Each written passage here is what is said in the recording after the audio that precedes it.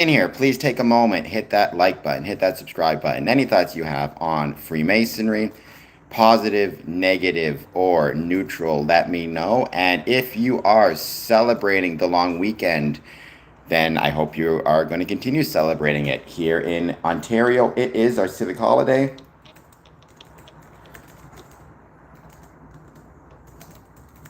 I hope that you are spending time with friends, with family, with your Masonic brothers, barbecues, whatever it might be. In British Columbia, it's British Columbia Day. In Alberta, it's Heritage Day. In Saskatchewan, it's Saskatchewan Day. In Ontario, it's Civic Holiday. I don't even think it has a name. Maritime provinces, New Brunswick Day or Natal Day. Quebec, it's regular working schedule. So there you go. Here in Ontario, though, we do have the civic holiday. We do have the break. I'm going to be celebrating by visiting some friends and Masonic brothers in Chicago, in Glenview, and I'm going to be going to some barbecues. It's going to be a lot of fun. I'm looking forward to it. I hope you guys are all doing well. Trenton, hello. Cheese. I don't know if we're best friends. You should be best friends with people in real life, not on stream, but still good to see you. Trenton, how's it going? Where in Chicago do you live? What part of Chicago do you find yourself in? Because I love Chicago. I've said it a million times. Greatest city in the world, in my humble opinion. Okay, cool.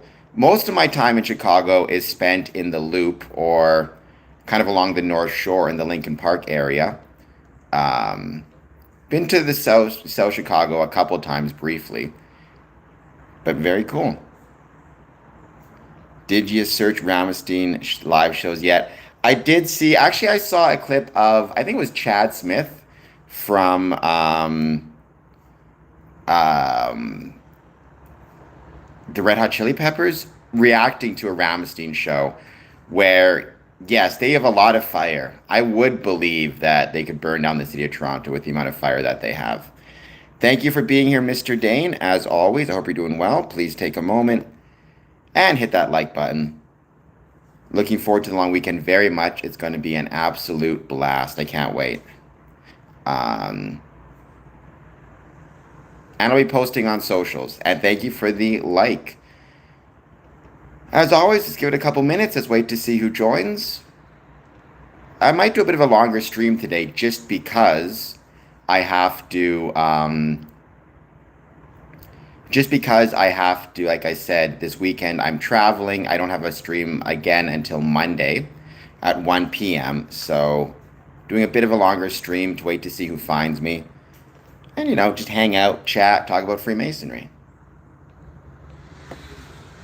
Today is International Friendship Day. So one question I had for people is, have you made any friends through Freemasonry? Which I'm going to make that a poll question in a second.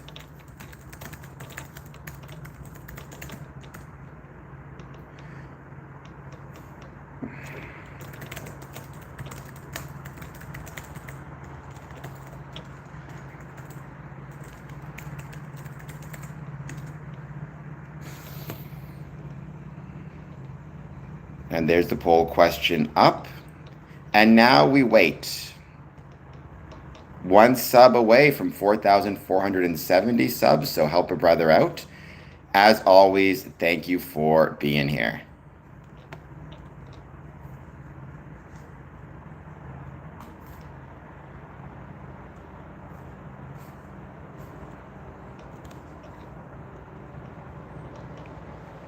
Mr. Dane says, I don't know. Like, you don't know if you made any friends through Freemasonry or...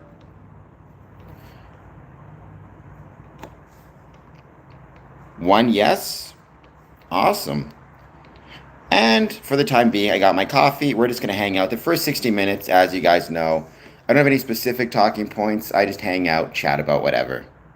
Oh, not even sure I know what Freemasonry is. It's a club. It's a civic club or a social club that has existed for over 300 years. So obviously it's got a lot of traditions and history to it, but at its core, it's a club. I mean, if you want to say you made friends through Freemasonry because you're part of this channel and we're your friends, I'm cool with that. Just keep in mind, you should also make friends in real life off of the computer screen. I would hope older than you. If you are 300 years old, then hey, you know what? More power to you. You are more impressive than I am. I'm 42 and I get exhausted. I can only imagine what you're like at over 300 years of age. It's older than a lot of things, to be honest. The really cool thing about Freemasonry, the beautiful thing about Freemasonry, is, in terms of organizations that still exist, it is one of the oldest, genuinely one of the oldest organizations in the world, if not the oldest fraternal organization in the world.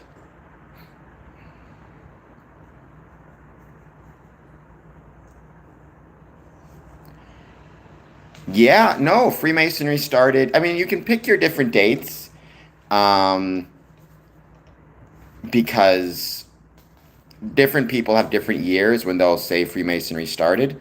I think, as a general rule, 1634 is a good date to start with. A lot of people would say 1717, but we here within, America, it's 1776. So yeah, a lot older than the United States of America. Freemasonry was actually involved in somewhat in the United States of America's formation. 9 of the signers of the Declaration of Independence were Freemasons, which is a cool little side note.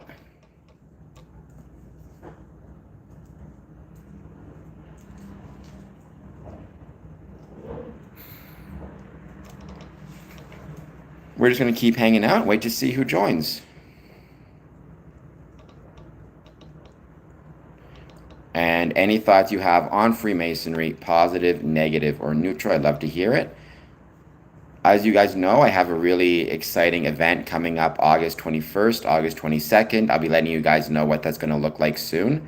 It involves supporting and celebrating the Masonic Medical Research Institute. And I'll let you guys know exactly what that's going to look like shortly.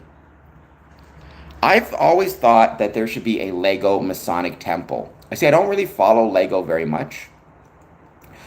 I'm not like when I was a kid, obviously I enjoyed playing with it, but it's been a long time. But I know that you can make custom Lego sets, and I always thought it'd be so cool to create a custom Lego set that is of a Masonic temple or Masonic building.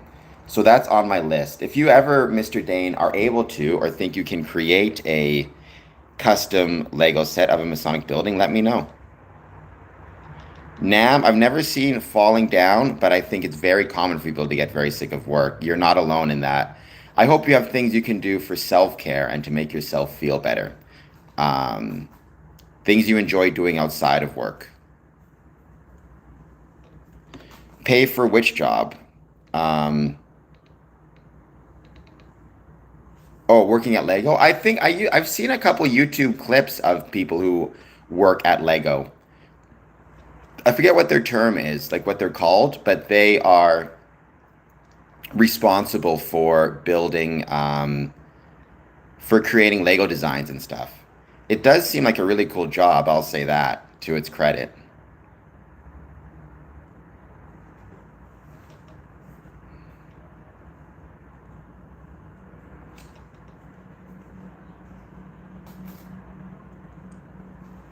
If anybody here knows anybody at Lego, please let me know.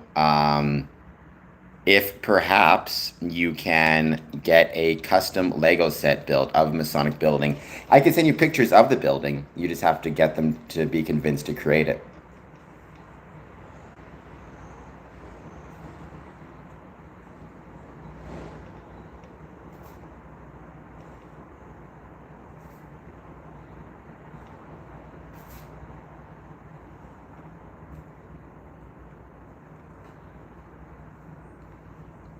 Why not, Mr. Dane? Is it like is that a rule in Lego that they can't create Lego designs out of real places, only fictional places?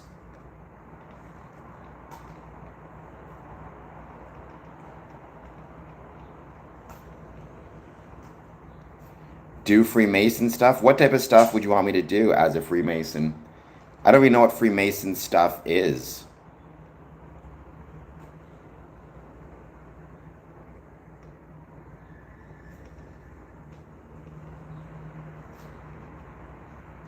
I can't do backflips. I have no legs.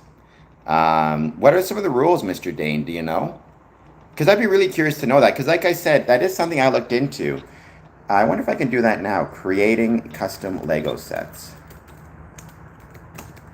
And what that would actually look like.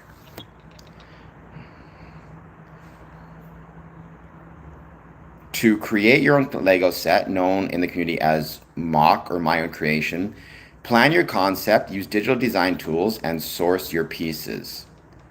So there's Mock Russ. That's interesting.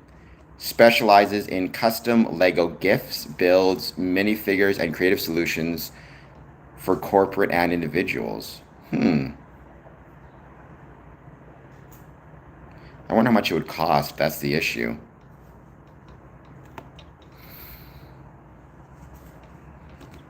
I'm just looking at their stuff right now on Instagram. I'm curious.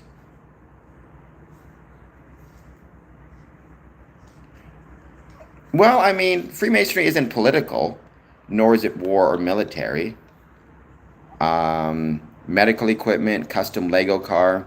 Oh, here it is. So custom Lego buildings. So they do have custom Lego buildings through mockruss.com. Now keep in mind, I'm just looking into this in more detail. So, and even custom individuals. You can make custom masons with the apron on and things like that. If I can start making a bit more money, I'm going to look into that because I think that'd be really cool. And I mean, from a Masonic perspective, right, kid sets would be really, really cool because if your dad is a Mason or your mom is a Mason or Eastern Star or even Order of Women Freemasons for that matter, whatever it might be, it would be really, really cool to give the kid a gift of or the gift of a Lego set of the Masonic building, of the lodge room. I think that'd be really fun. Oh, I mean, I'm sure Lego is incredibly expensive.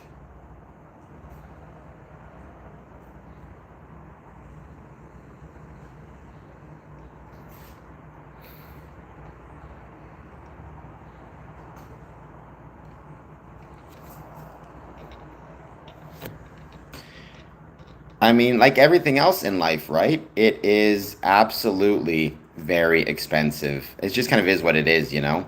I think also it's one of those things where very often in life,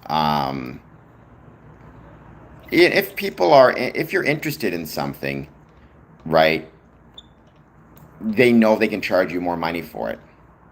You have the Titanic? That's awesome. I got a big nose. They're going to accept it. Leicester, I got my coffee. That's all I need. How's it going? I'd be curious if you guys have ever come across any interesting and unique Masonic things outside of the typical, outside of perhaps some of the more typical Masonic collections. Like there's obviously Masonic coins, Masonic pins, things of that nature. I'd be curious to know what the most unique Masonic item you've ever found is. That I think would be really fun to check out. Is that your favorite Lego set, Mr. Dane, the Titanic?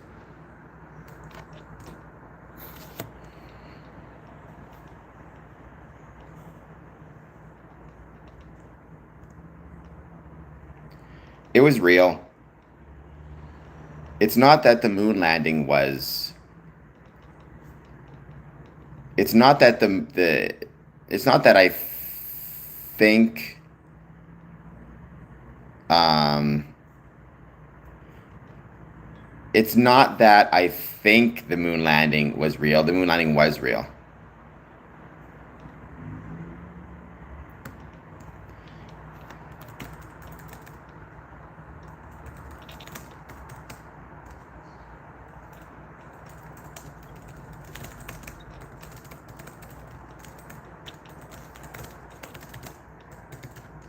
In fact, the second person to ever walk on the moon, uh, Buzz Aldrin, was a Freemason, and I'm a member of Tranquility Lodge, which is based on the moon landing.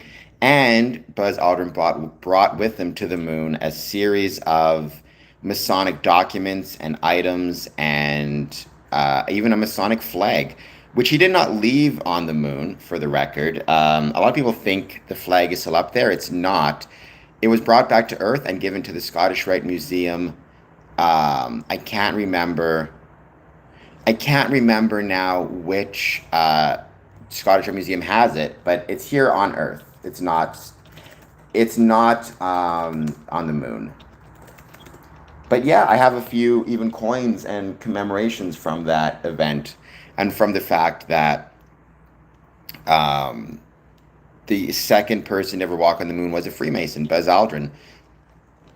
I think that's a really cool feather in our cap, and I don't think it gets enough appreciation for how cool it is and how special it is. The fact that Freemasonry was there at the moon landing from literally the start. I think it's really cool. I agree. It took 3 weeks to build and came in 3 boxes. Then good for you. Once you get it built, do you put any glue on it or anything like that to make sure that if it drops, heaven forbid, it doesn't fall apart?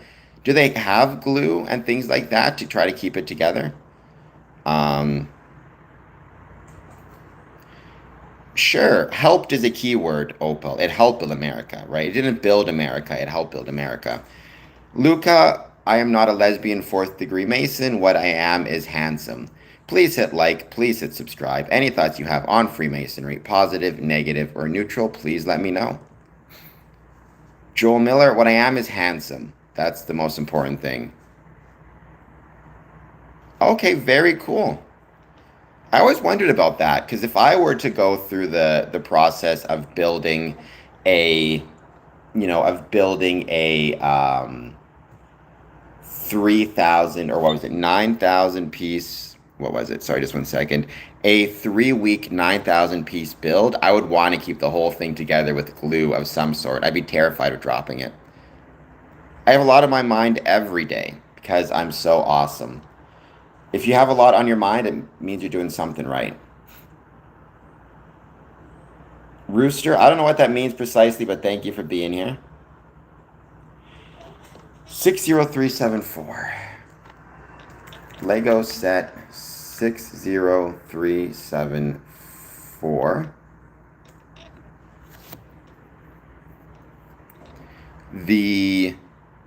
I don't know what that is. The Maersk dual fuel container.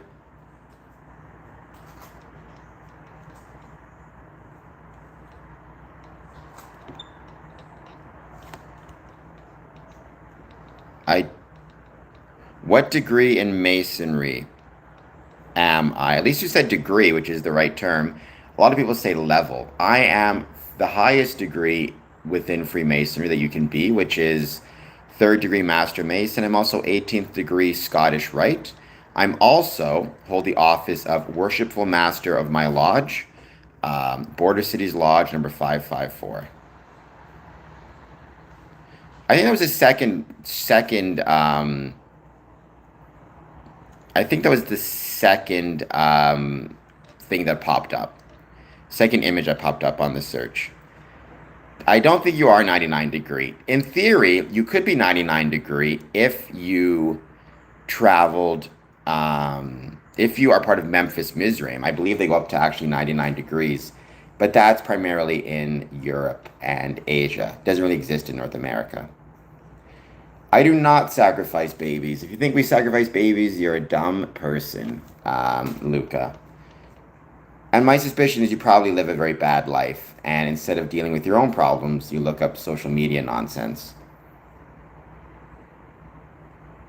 Oof, you're lucky. It's very warm here. I miss cold days, that's for sure. I cannot wait to return to winter. I'm not one of those people who likes summer very much, put it that way.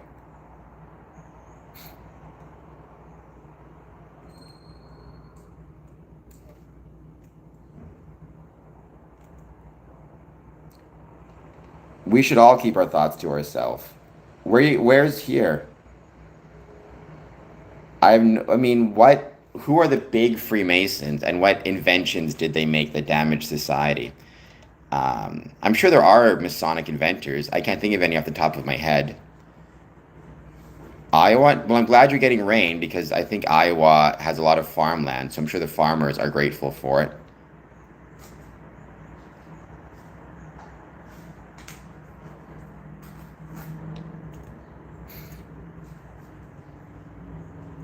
15 votes. Have any friends through Freemasonry? No, 73%. Yes, 27%. Benjamin Franklin was a Freemason. That is true, yes.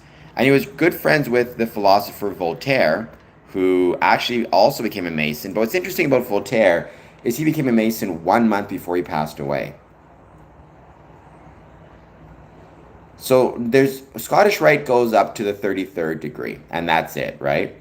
That's kind of as far as it goes. 99, there is, I've heard Memphis Mizraim, which goes to 99 degrees, but that's not recognized anywhere in North America, at least to my knowledge. I mean, basically, if somebody tells you they're 99-degree Mason, they're almost certainly lying.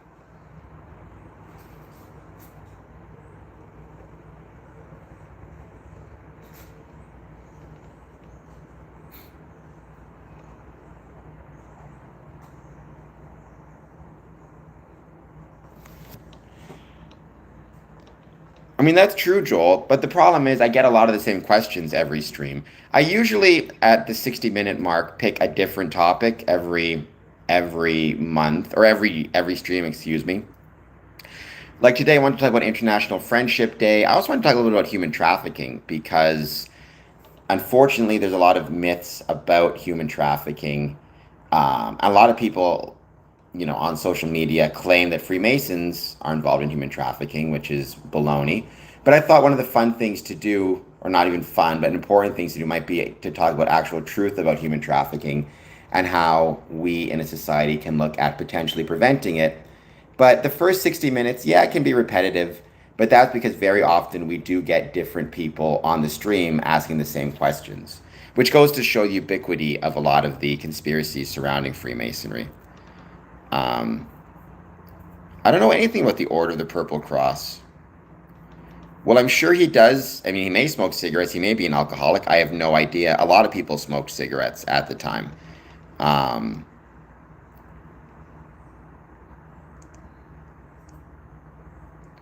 I did not know that, but having said that, it wouldn't shock me. Pol Pot was not a good dude based on my knowledge. Good afternoon, Namaste. How's it going? Buzz Aldrin has gone to infinity many times. In fact, he's gone infinity and beyond many times. I say that, don't ask me too many questions about Toy Story because I don't even think I've seen the original all the way through. I just seen a lot of clips of it.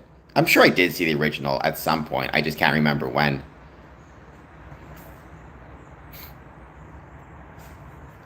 Good. I'm glad you're always good.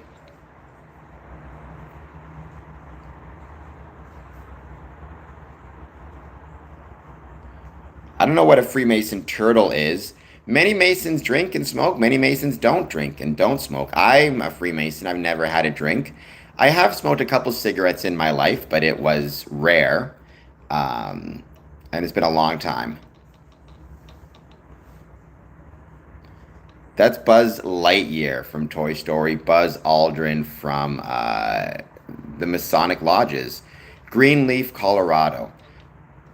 And then Texas. I used to know, I can't remember now, the name of the lodge he was a member of in Colorado. Or sorry, in Texas. I know it, I have it somewhere, but yeah, and he's still alive. I think he's 96, if I recall correctly. So nothing but respect to him. Nothing but respect to everybody, Mason or not, who helped make it possible and risk their lives in some cases, as well as their time with their families and everything else to get us to the moon, right? Advancing humanity into the stars, I think, is very important. As a Freemason, I should think it's important as well because it's based on, amongst other things, geometric principles. And geometry is necessary. for both space exploration and for engineering, and for a moral understanding of the universe, I would suggest. You're a 33rd degree Mason? Are you asking me if I am? I'm 18th degree Scottish Rite. I don't agree with that at all, Joel Miller. I mean, back in the day when human beings were living in caves and one of them suggested, let's go to the valley, or let's go over the mountains, or let's cross the river, people said it was a waste of time. Exploration is part of what makes life worth living. And also, we have no idea the potential resources that could exist by becoming a multiplanetary species.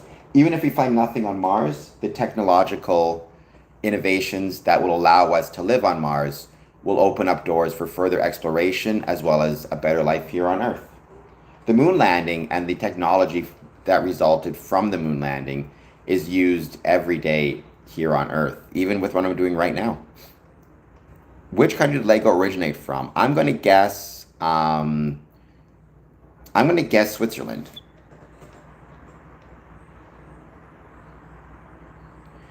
Milton, hello again. Good to see you. If it has been a long time, it may be because you don't have your notification bell turned on.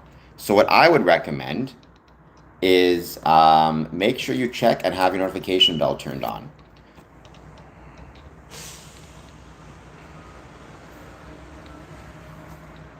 Denmark. Okay, I said Switzerland, so I think I was close.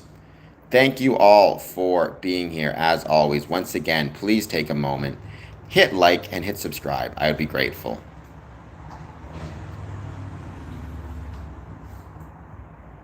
Joel, I mean, again, going to the moon is going to the moon, but the technological advancements that make it necessary to go to the moon help us here on Earth. Right? And that's really important, I think, to keep in mind. Well, I was thinking, it's funny, I was thinking Lego means, is the same as IKEA, so that's what made me think of Switzerland. It's all about trying to put things together.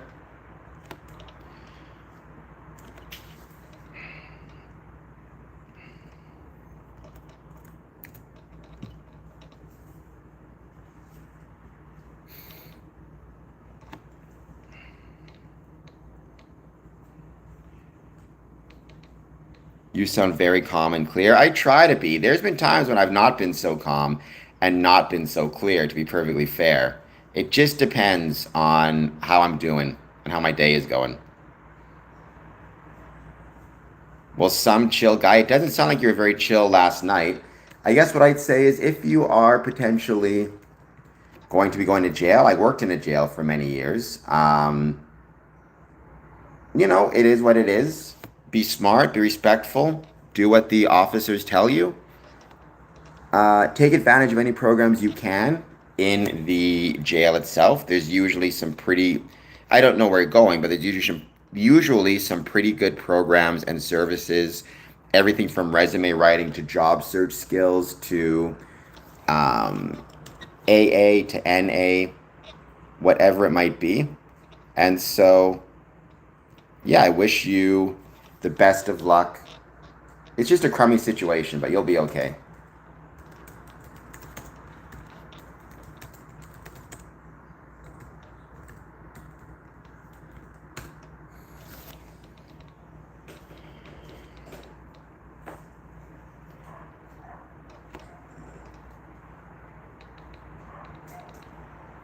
What is some chill guy's photo? I don't see it very well.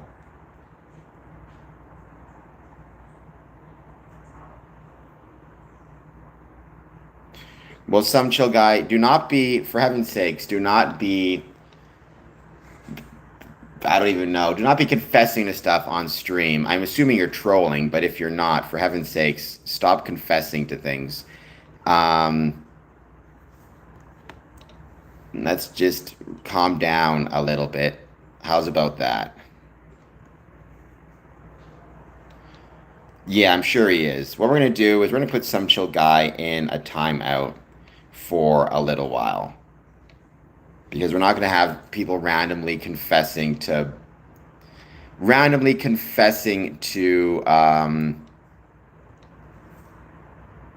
crimes on the channel. How's about that?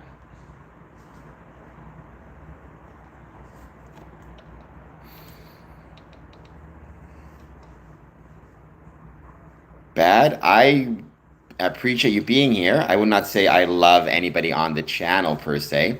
You should love the people around you, not on YouTube. Daniel, welcome. How's it going? Thank you for being here. I hope you're having a good weekend or a good end of the week. Hit that like button. Let me know how you're doing. Any thoughts you have, anything you want to hang out, talk about. Friday streams, normally I don't have any specific talking points. I just answer questions in the chat and chill out. But I do want to talk today about human trafficking because I think that's important. Yesterday was the day to eliminate human trafficking. The Windsor Police Services put out a list of myths versus facts, which I want to discuss because unfortunately, one of the myths that exist is that Freemasonry is involved with human trafficking, which is not. I want to talk about the truth about human trafficking and how we can, as anybody, but maybe in some ways, even as Freemasons, push against it.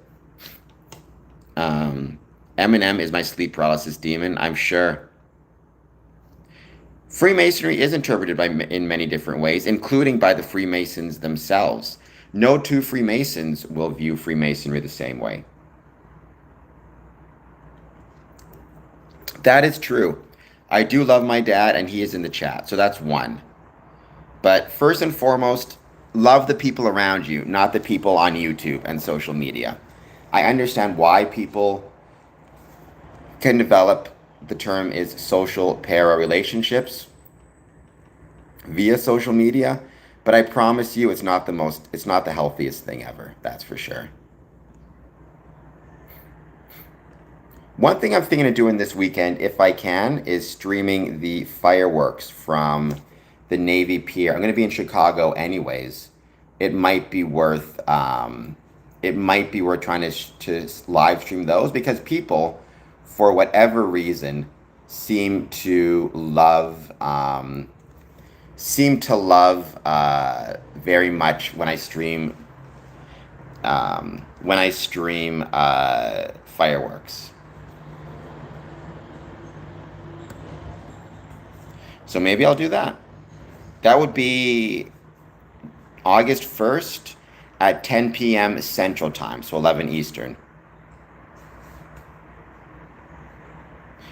Oh, there have been. I love none of those things, man, Oreos. There have been many. I've been part of some of those lively debates in lodges. And I've been grateful for every time I've done so.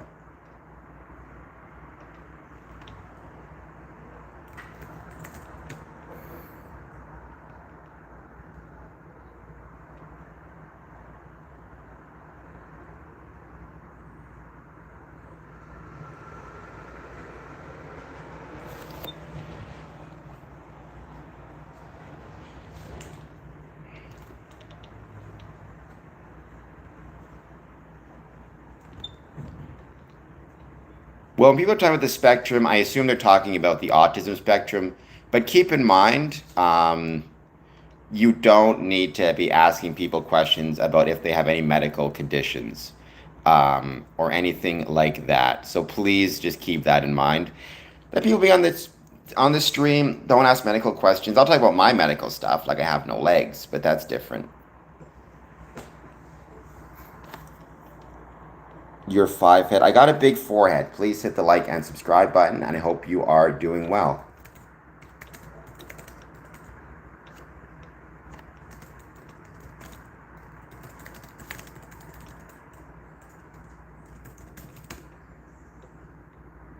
Connor, nice try. My name is Cameron. I am a Freemason, been one for 20 years, which is crazy.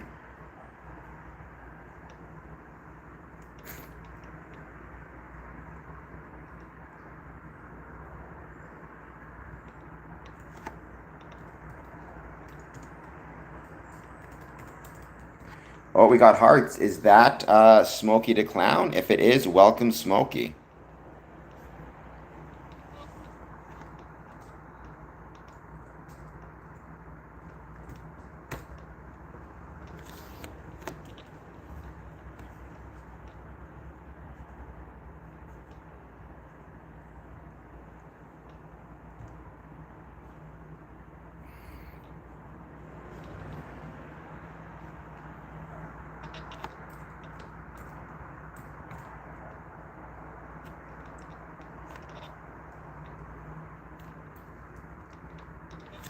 But how is your day going? Hope it's going well. Please take a moment. If you're new to the stream, hit like and subscribe. I love mustard on hot dogs. That's the best. Once again, the first 60 minutes, we just hang out, talk about whatever. The second 60 minutes, though, we're going to talk about and focus on International Human Trafficking Day and how we can potentially, as Freemasons, fight against human trafficking, but also some of the myths surrounding human trafficking. Because unfortunately, one of those myths very often is that Freemasons are engaged or involved with human trafficking, which is a pain in the butt to deal with. So the fact that that still exists.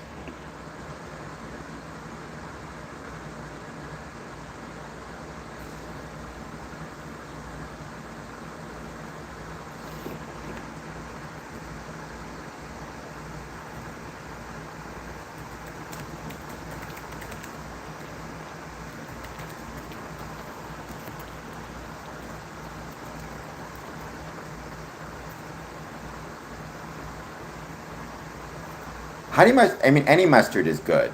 I would just say that for the record. Any mustard is good.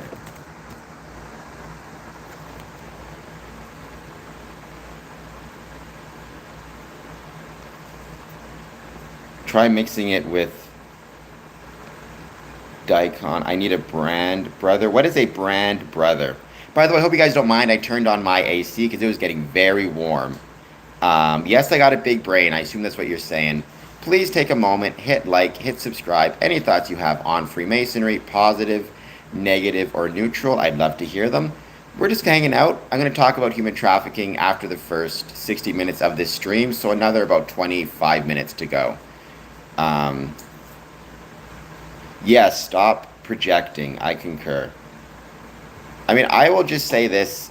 So long as you're not putting ketchup on your hot dogs, you're doing okay with me. If you are putting ketchup on your hot dogs, though, I have many issues and concerns with you. Hello, Dexter. I don't think you actually are Dexter, but welcome nonetheless. It takes your time. It takes your energy. It takes your dedication. But what it takes is voluntary, so it takes something different from everybody. It's no different than being it's no different than being a member of a gym. Right? The amount that it both gives you and takes from you is completely up to you. If you're a member of a gym but never show up to the gym to practice, to exercise, to train, it's not really taking much from you other than your yearly dues, but it's also not giving you much either.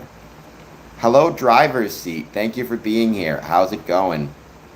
Or do you mean what it takes to be a Freemason? In the same way, if you want to be the worshipful master, it takes your time and your sacrifice and your dedication and commitment.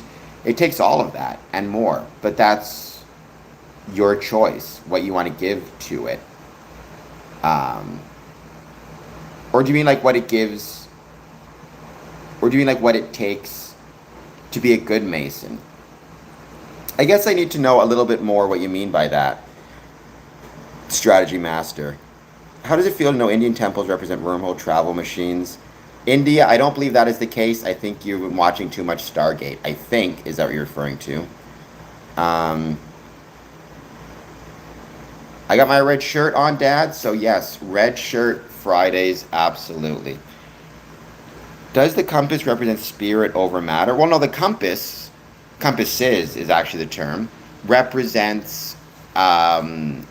it represents the stone mason tool of the compass, which was used to determine the limits and proportions of buildings in designs, used by the chief builder or the chief architect when creating designs and creating plans.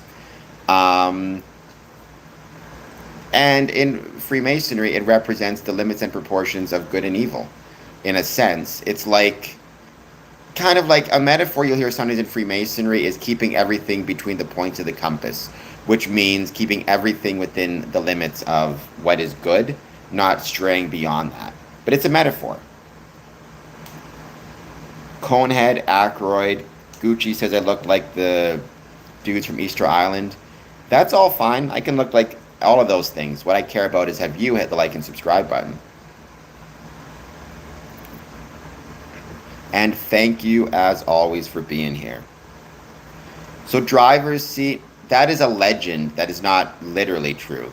That's a legend that helps us kind of better understand, but it's not literally the case. Literally, the case is Freemasonry started in Scotland and then moved to England in 1717. The connections to Egyptians and stonemasonry and Egyptian stonemasonry, that was kind of grafted onto Freemasonry after the fact. Which movie? Coneheads? I remember that movie. Sad I'm old. Mr. Dane, I've got to talk to people on this stream about things other than Lego.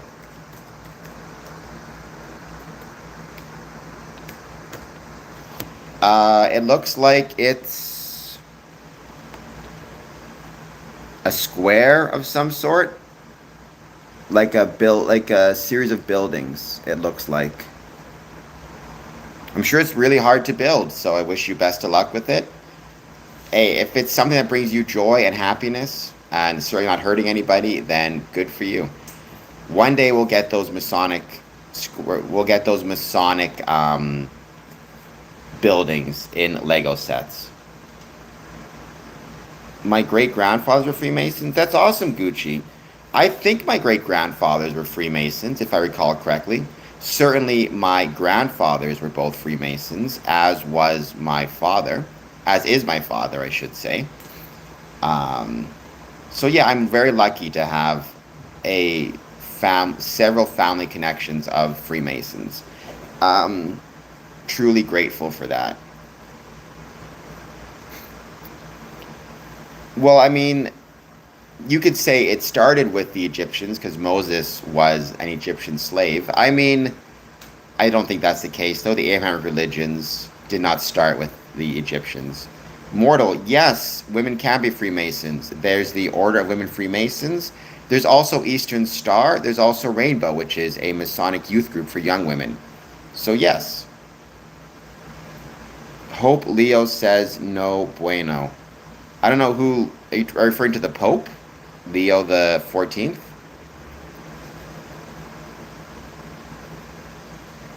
Every Mason will have his own religious or spiritual beliefs, flaws, right? There is no single Masonic religion. A lot of people think Freemasonry is a religion. It's not.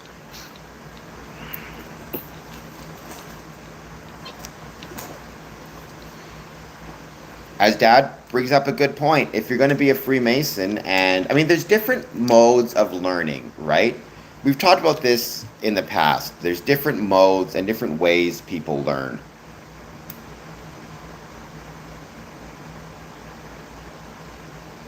Some people learn best by reading. Some people learn best by doing or by acting things out. Some people learn best by hearing things spoken to them. Some people learn best through repetition, through memorization. Like, people have different learning modes and ways they learn best. The beautiful thing about Freemasonry is it kind of incorporates all different learning styles into a singular or into a single ritual or ceremony. So if you learn best through hearing something, you hear things during a ritual. If you learn best by doing something, the role play puts it into your mind. If you learn best by reading, we have our ritual books and memorization books. So there's a lot of different ways through which Freemasonry will help you acquire you will find the best type of learning for yourself personally. And role play is one of them. In fact, I think most of the evidence shows that most people learn best through physical action of doing something. And they understand things better through doing things.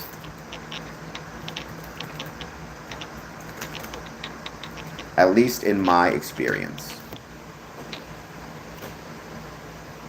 What is Freemasonry? Freemasonry, many people ask that question. Ultimately, what Freemasonry is, it's a club or it's an organization that has existed for over 300 years. But think of it like a very formalized club or formal kind of guys' night out. Just one with many traditions dating back centuries.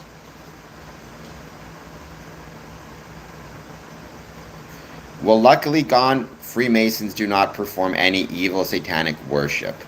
Um, what was the motivation of its founders? Well, so the founders of Freemasonry, right? Freemasonry ultimately evolved from stonemasonry and stone Masonic guilds.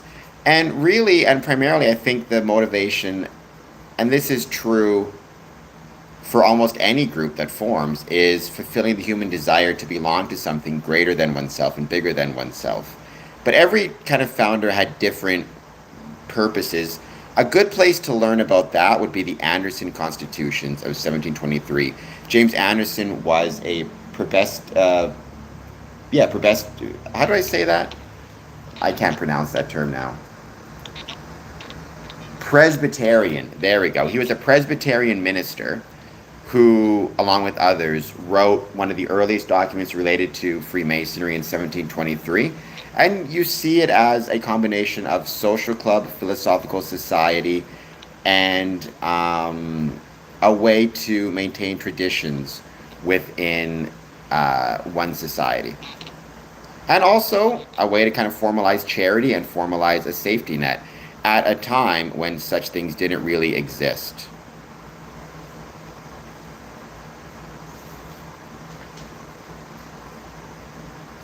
Well, Freemasonry is not, well, when you say Freemasonry is present in every country, I mean, in one form or another, sure, but the extent to which it's official depends. So, like, for example, there is no Freemasonry in, like, let's say,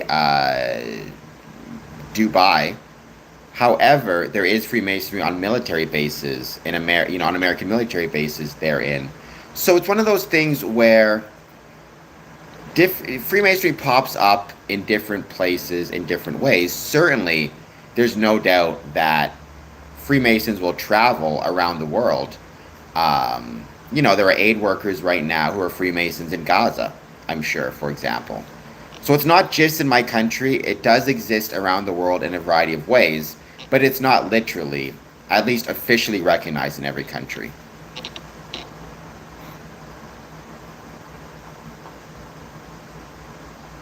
Harry, I would agree with that. I'm sure being a school teacher is a very tough job. I come from a family of school teachers. How many people in my family are school teachers? 2 of my aunts, 2 of my cousins, at least. So,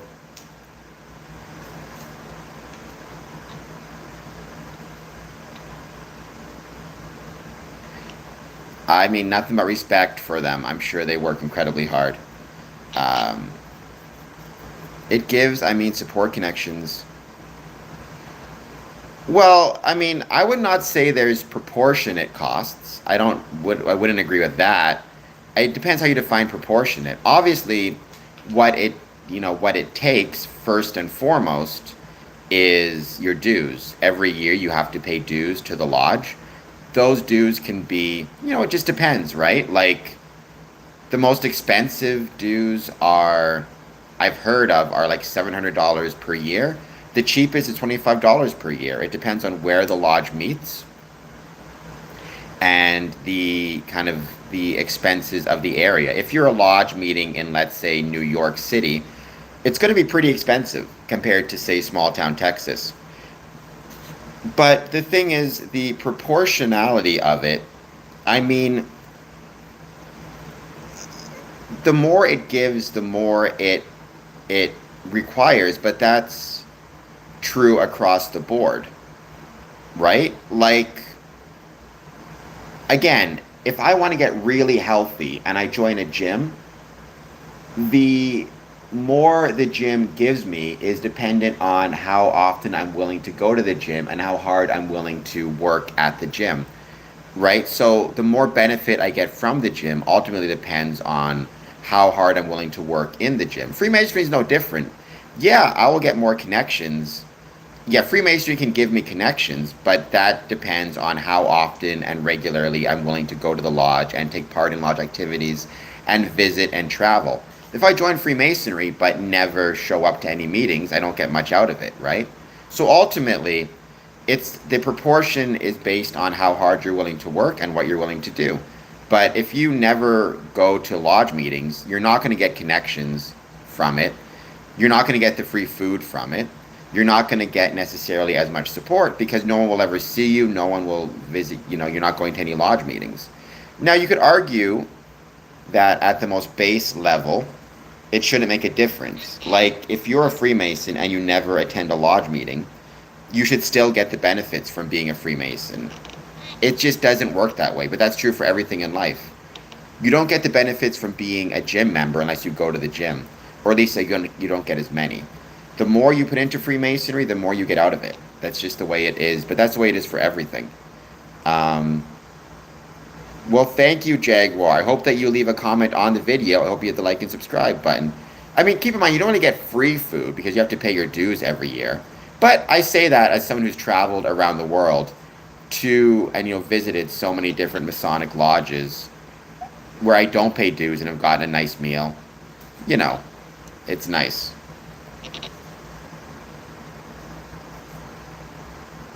I don't know what the truth is. Flaws. Define truth. They reveal more information about Freemasonry, right? But again, the information you need, all of which is contained within the first 3 degrees. Entered Apprentice, Fellow Craft, Master Mason. Those are the most important degrees within Freemasonry. Everything else, while it's useful, it can help people better understand their Masonic journey, it's not truth, at least not in a spiritual sense.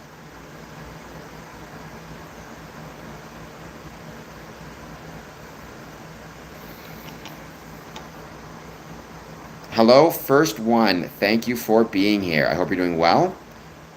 Hit that like button. Let me know, have you made any friends through Freemasonry?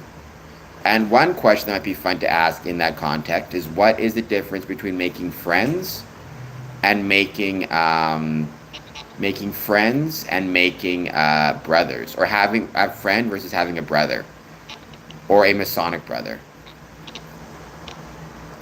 Why is Freemasonry making you crazy? I hope it's not making you crazy. That's not fun.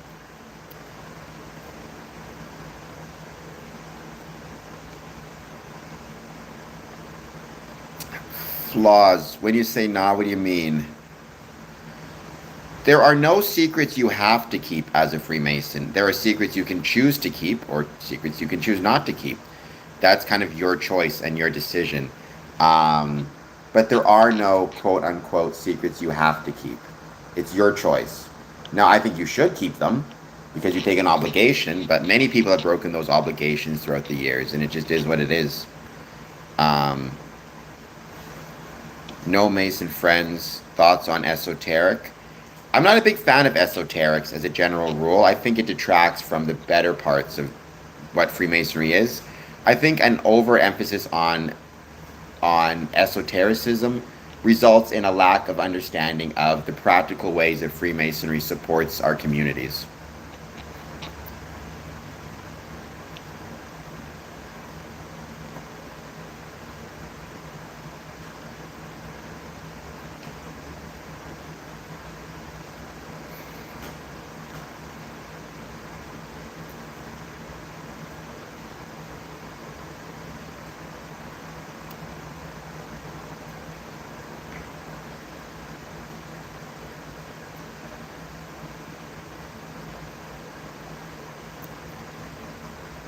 In a gym, I work out. What does a brother do in Freemasonry? Well, hopefully you work out in a gym. A lot of people go just to look at themselves in the mirror. I mean, again, it's a social club. So what do you do when you go out with your friends on a Friday night? It's going to change depending on, I guess, whose turn it is to pick where you're going and kind of what the purpose of the get-together is. You may be going to a restaurant. You may be going out for dinner. You may be going to a sports game. You may be going to a special event. Within Freemasonry, I mean, we do have sometimes set and scheduled things. We have our rituals and our ceremonies that initiate new candidates and bring them through Freemasonry. Rituals, ceremonies, degrees, they're called. We also have our administrative meetings where we focus on all of the administrative tasks that are necessary to maintain a group or an order. paying of bills, accounts, whatever it might be, answering correspondence, talking about brothers who might be sick or ill. And then on top of that, we have, special events, special nights. We may go out to the bar, may go out to a restaurant, may have a banquet, may have some type of celebratory event. Just depends. Somebody's birthday.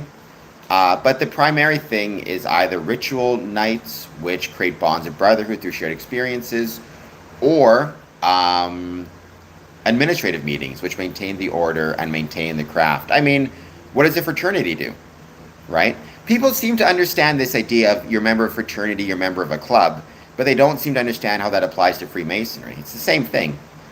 It's a club. I do not believe in reincarnation. Like, what does a brother do in a fraternity strategy? Same difference. Curs, I mean, probably not, but perhaps they sold the building. I would be surprised if your local Masonic building had a lot of strippers.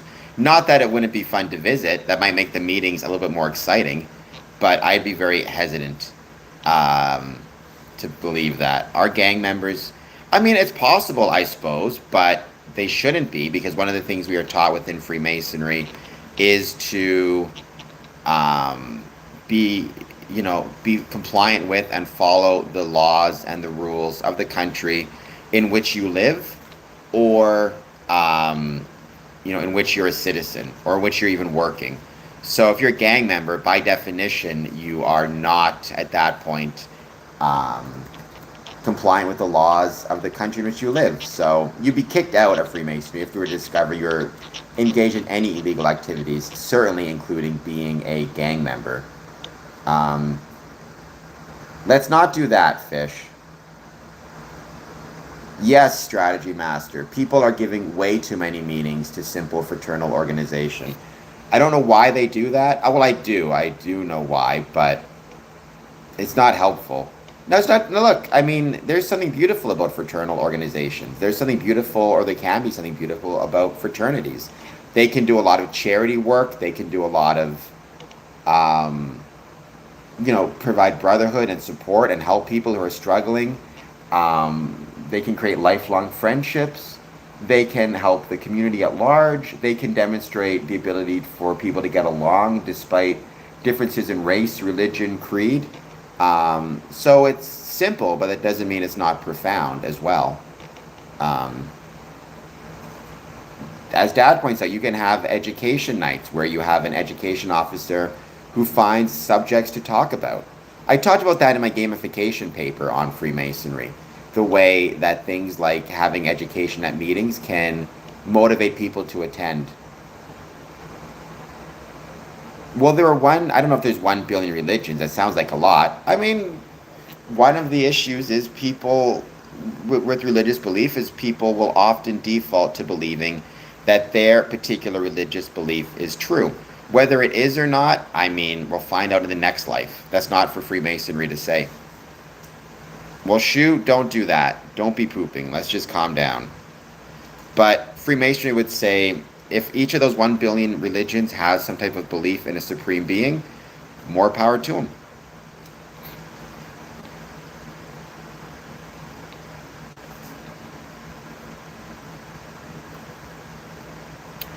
I don't think they tell the same story precisely. They definitely tell advancements on the same story, or they tell continuations of the same story.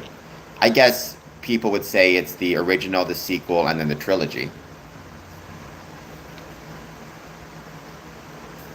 Jesus Gang for Life, Rutro, fair enough.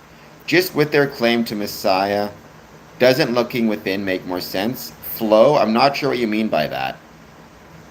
Make more sense as compared to what? You probably need to do a little bit of both. But I think when it comes to your religious beliefs, I think it's fair to say that, yeah, first and foremost, there are a lot of different religions out there, and I think ultimately you need to look within yourself to figure out which religious belief means the most to you or makes the most sense to you. I think that's fair.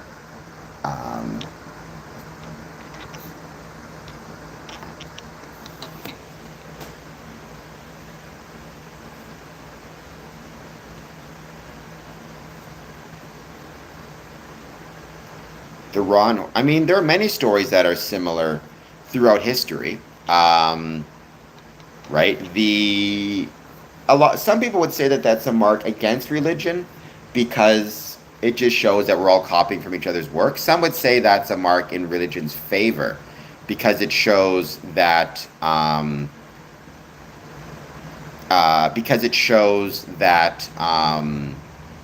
there may be some universal truth to these stories, and we are just not interpreting them correctly, or there's one correct interpretation.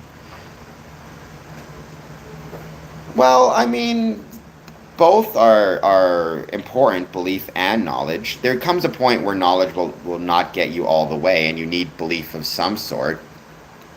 I mean, I believe I'm going to be okay. I don't know I'm going to be okay, but I believe I'm going to be okay. I don't know. You can argue whether that's the extent to which that belief is based on knowledge. I can't have knowledge of the future. I can just say believing I'm going to be okay probably is a more healthy approach to go through life than otherwise.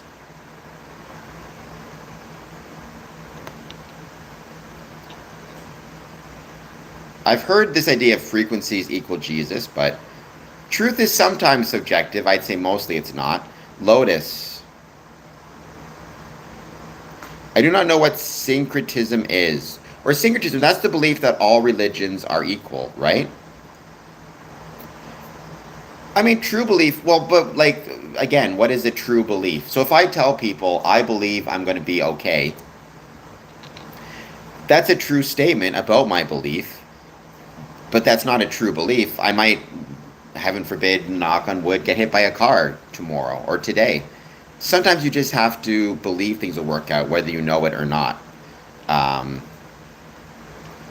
Flo, now we're getting weird. I mean, I do not know the ethnicity or the race of Jesus or the skin color. My assumption is because he was Middle Eastern,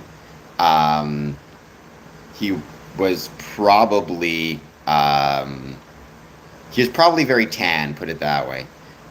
He would be of Middle Eastern descent, though, right?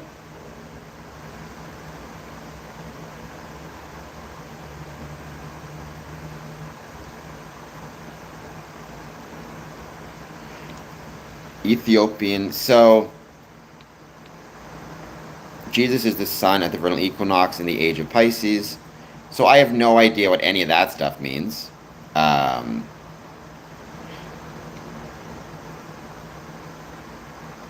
I mean, again, I am not a biblical scholar. I am not a biblical expert. I am not the best person to ask any of these questions about. Believe me on that one.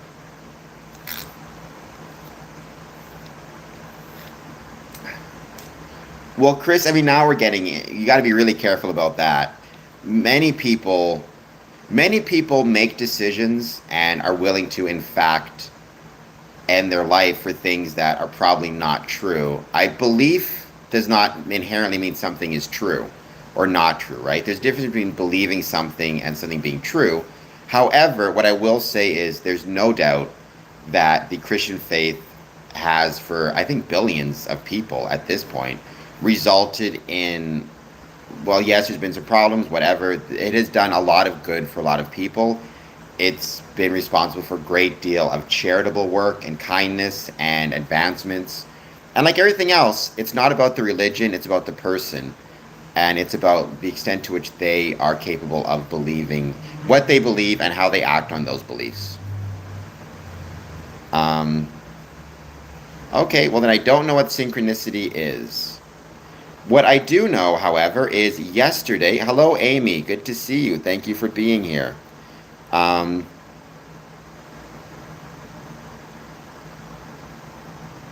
okay, Chris, the topic today is human trafficking. Because unfortunately, there are many myths about human trafficking. In fact, yesterday was International Day to End Human Trafficking. Unfortunately, one of the very common and very often myths you see about Freemasonry is that this goes to a lot of different people, believe that we're involved in human trafficking. A lot of just nonsense in general. And it's unfortunate. I worked in a jail for many years. I was a probation officer for many years. And unfortunately, human trafficking is something that I saw a fair bit of. No, the Shriners don't do that either. I mean, I think you're talking about the Order of Jesters, which unfortunately, human beings were Masons. Masons are human beings. Some of them mess up and make mistakes, and they should go to jail if they do. Um, and Freemasonry is not a satanic death cult at the top level or any level. So what I wanted to talk about was some of the myths regarding human trafficking, and then briefly what we can do, and I'm going to say we as Freemasons can do potentially to push against human trafficking. First myth, human trafficking always involves physical force. Fact, it isn't always physical force. Traffickers use manipulation, threats, emotional abuse, and isolation to exploit victims of trafficking. You don't need to physically force someone to traffic them if you can threaten their kids, if you can hold economic, economic coercion. Like, for example, you get control of their bank cards, you get control of their money, you get control of, their ID or their financial documents. You can emotionally abuse them. They can join a cult and become isolated and then be trafficked for the cult leader.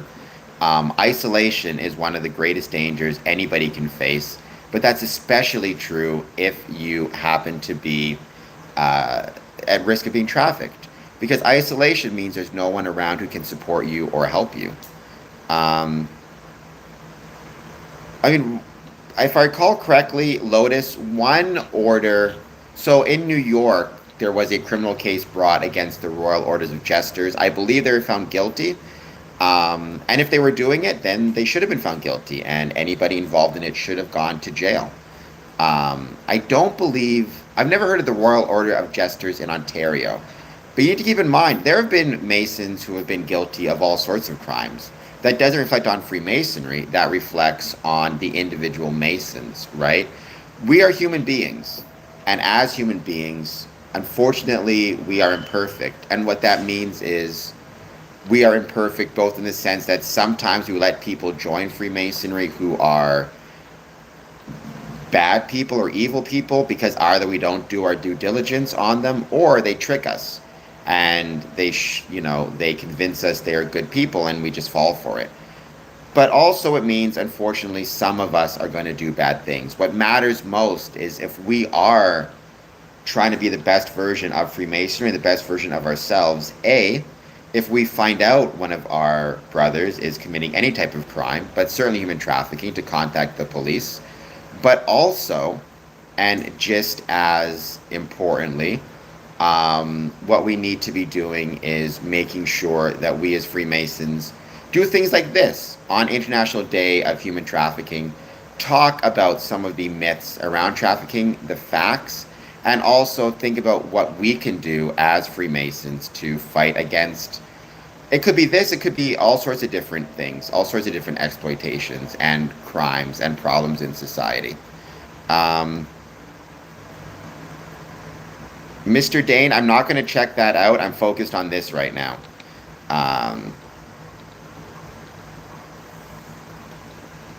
Oh, Foz, let's just calm down with that type of nonsense.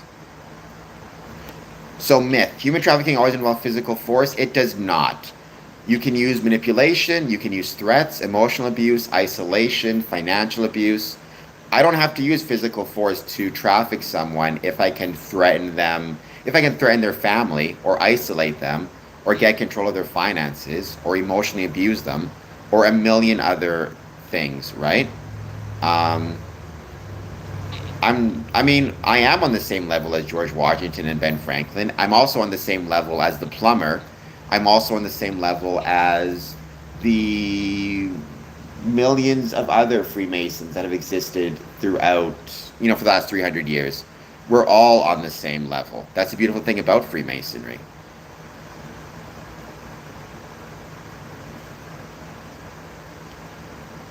Come on. So, myth, human trafficking victims would seek help or report to the police if they were in danger. The fact is, victims of human trafficking may not recognize they are being trafficked, which again, that's a type of emotional abuse where it's very easy, unfortunately, for some types of people, especially if they are um, charismatic or manipulative or they have certain skill set, to to convince people that they're making their own decisions, type of thing. Or again, they may be too afraid to get help. Why isn't it that this woman who's being trafficked seeks help? Well, it's because they're being threatened, or they were told if they seek help their family will be targeted, or they don't think they'll be believed, or maybe they did seek help in the past and it didn't work out. There's a lot of reasons why people who are being trafficked don't seek help. It's not a reflection on the idea that, quote unquote, it's not real, right? It's no different than people who are victims of abuse. When you say, why didn't you inform the police? There's a lot of valid reasons to be afraid to inform the police. Threats of violence, manipulation, financial abuse, financial isolation, threatening the kids, etc., right? Human trafficking is absolutely real. Here it is, sorry. Traffickers will only traffic people they don't know. Traffickers aren't always strangers. Human trafficking can happen anywhere, including homes, workplaces, and online. In fact, I would say, if I recall the stat correctly, 90% of people who are trafficked know their trafficker, know their abuser in some way. Yeah, well, it's true. It's not always forceful, but that doesn't mean, just because it's not forceful doesn't mean it's not a problem and doesn't mean it's not a crime, right? Myth, um, people must be forced into sex acts for being considered human trafficking. It's not always just prostitution, things like that. It can include labor trafficking. Very often what we see is, in many places, human beings being trafficked to work on farms, to work in construction sites, where they are getting basically paid no money, or below legal wages. Their employers keep all of their documents, they file their taxes for them, they do a million different things in a million different ways to keep laborers working in unsafe, dangerous, and low paid environments. One of the biggest things you see with that is very often keeping their ID. Or another trick that you see with labor traffickers is they'll tell somebody, they'll traffic somebody in, say, work for me, we'll pay you $20 an hour. But then when they get the paycheck, they actually were making $4 an hour. But what they will say is, well, we, had to recoup the cost of transportation, and we put you up in a house with 10 other people, and we're charging you rent at the house, and we're taking the money off for uniforms, whatever it is, right? So that's another way that they can affect you. And again, or they will tell these people that they're paying their taxes for them, pocket the money themselves, not pay their taxes, and give them a much lower lower wage than agreed to. Strategy: you gotta be calm about it, because you will drive yourself crazy if you take it seriously. If you want to be on YouTube, that's kind of the price you pay. So those are some of the myths around human trafficking. In Canada,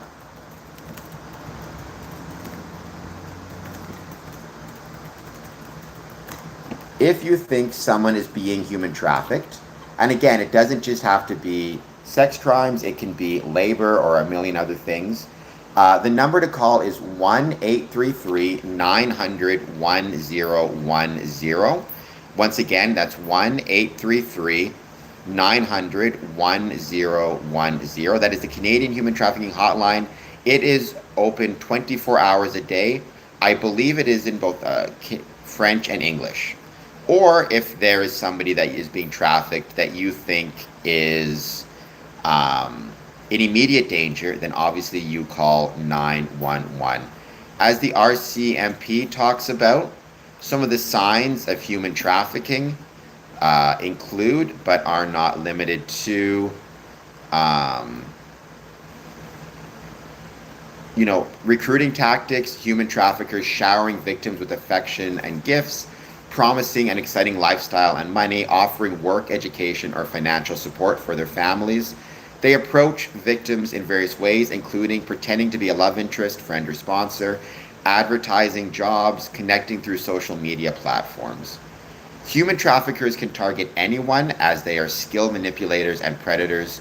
They exploit the vulnerabilities of potential victims, such as the desire for love or belonging, substance addiction, financial struggles, and language barriers. Certain groups face higher risks due to factors beyond their control, including migrant workers, new immigrants, youth, indigenous individuals, women and girls, people living in poverty, people with substance use disorders, survivors of abuse, trauma, the LGBT community, or people facing cultural or social inequities. I am reading from the Human Trafficking Recognizing and Reporting Report by the Royal Canadian Mounted Police. Warning signs, victims of human trafficking. And by the way, these warning signs that someone is a victim of human trafficking may also be, and very often overlap with, warning signs for potential victims of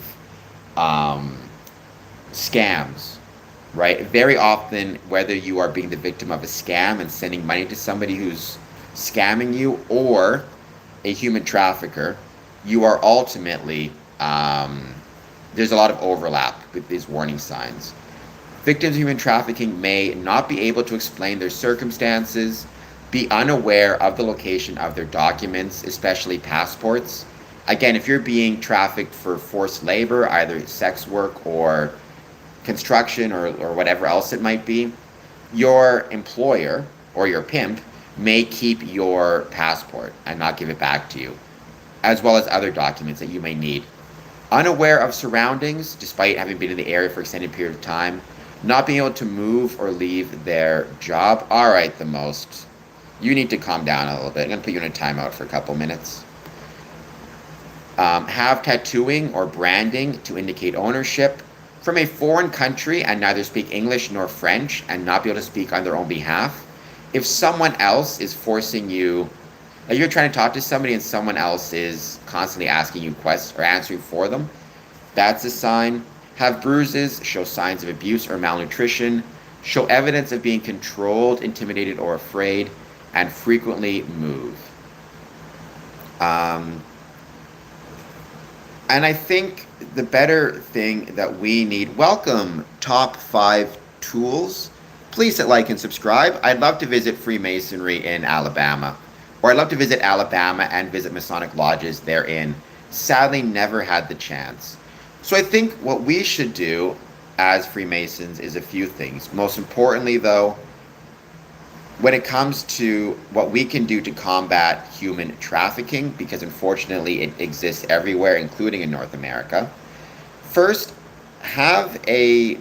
recognize and understand that it's very possible that Freemasons may be at risk of human trafficking, especially labor trafficking. I've known some Freemasons who are independent contractors, who are laborers, and who did, I'm not saying they were trafficked, but did end up in some very shady workplace situations where the employer was cutting corners, was not, using proper employment, was maybe not paying them proper amounts.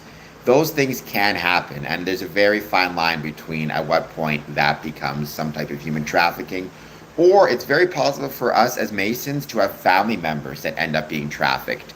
It's incredibly easy for human traffickers to meet people online, to meet people through social media, to meet people in a variety of ways and then traffic them. And I'm sure there have been Masons who've had daughters, children, who knows what it is, who've ended up being trafficked. So the first thing I think we should do as Freemasons is know the number to call if you suspect someone is being trafficked, and let other Masons know about it as well. Once again, the number is 1-833-900-1010 in Canada. That is a 24-hour-a-day hotline, Canadian Human Trafficking hotline. It's in English and French. I don't know the number in the States, but I'm sure that there is one. Know that phone number and let your lodge brothers know. If a lodge brother comes to you and says they're concerned that either they, might be at risk, they think they're going to be called onto a job that's unsafe, or they think their family member is being trafficked, take it seriously, give them the number, know about labor protections in your area, and contact the list. Well, no, you should not be trafficking humans anywhere. The point is anybody is at risk of human trafficking. I think one of the mistakes that we make sometimes in society is we imagine it's just a certain type of person that's at risk of being the victim of a crime, including human trafficking, right? We'll picture drug addicts or young women or people with mental health issues or who knows what. It's like it always happens to other people or people we don't know. One of the hardest things for people to realize is everybody is at risk of being human trafficked. In the same way, very often we think other people are at risk of being victims of scams. Masons could be at risk of being scammed. People you know in your life, you could be the victim of a scam. It's not always about other people. Anybody can have, the desire for love and belonging, the desire, dangers with substance abuse, financial struggles, or language barriers. Now, one of the beautiful things about Freemasonry is it can provide a protective factor against some of those risk factors. Human traffickers can target anyone. They are skilled manipulators and predators. They exploit the vulnerabilities of potential victims. If someone is a potential victim but joins Freemasonry, they are less likely to have those same vulnerabilities, right? For example, through Freemasonry, they may find belonging, they may find support system, and therefore no longer have that desire, no longer have that vulnerability that can be exploited by a human trafficker. They may find financial support through benevolence. And again, that is one less vulnerability that the human trafficker can manipulate or attempt to manipulate. Sometimes it can help them remain out of poverty. It can help them with societal inequities. Even going to Masonic Lodge, if you struggle with the language, and I've known Masons who do this, who have struggles with language, who join a Masonic Lodge and end up becoming better and more skilled at their second language. I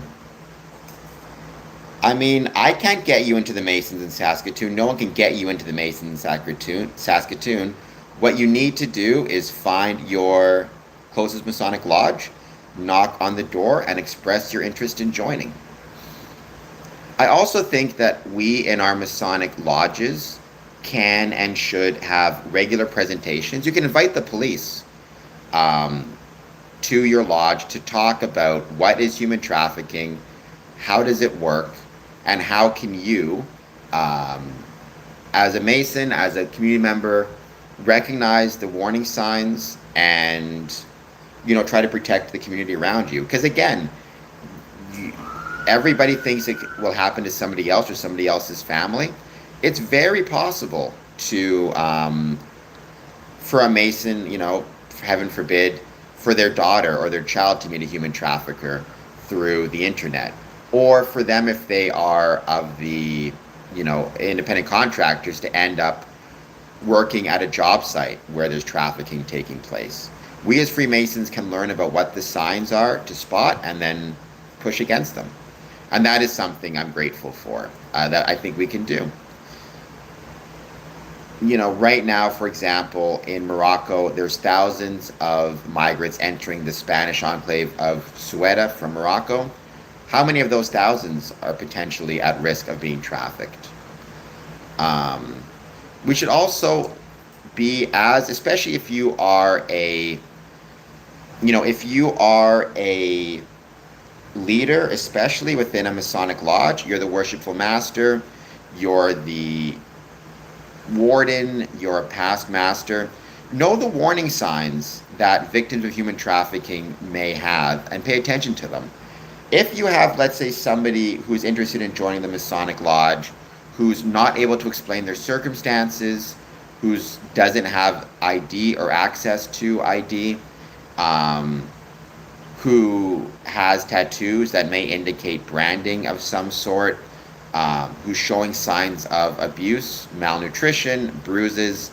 First of all, double check to make sure they're trying to join the Masonic Lodge out of their own free will and accord and not because they're being forced by somebody else, which used to happen back in the day, especially during, slave owners would try to force slaves to join lodges, or human traffickers would try to force people to join lodges to learn about Freemasonry because they thought it was some type of secret, powerful group.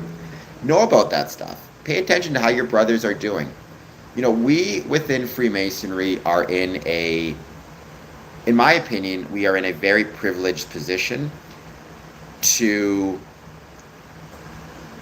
pay attention to the people around us, to know the people around us, to know our brothers, and to try to support them as much as we can and our communities. And I think giving out information, taking a stand against human trafficking, knowing what to look for and knowing the risks and the signs, I think is incredibly important. So I would hope that maybe, and even, if you are doing an education night at a Masonic lodge, talk about this. One thing I've done in the past, and I'm going to do this again, at my Masonic lodge, I had a, what's called a community services expo. I brought police, fire, kidney foundation, blood donation. I brought a variety of community services to the Masonic lodge to hold, basically to put up displays about what they do, how they support people, how they help people.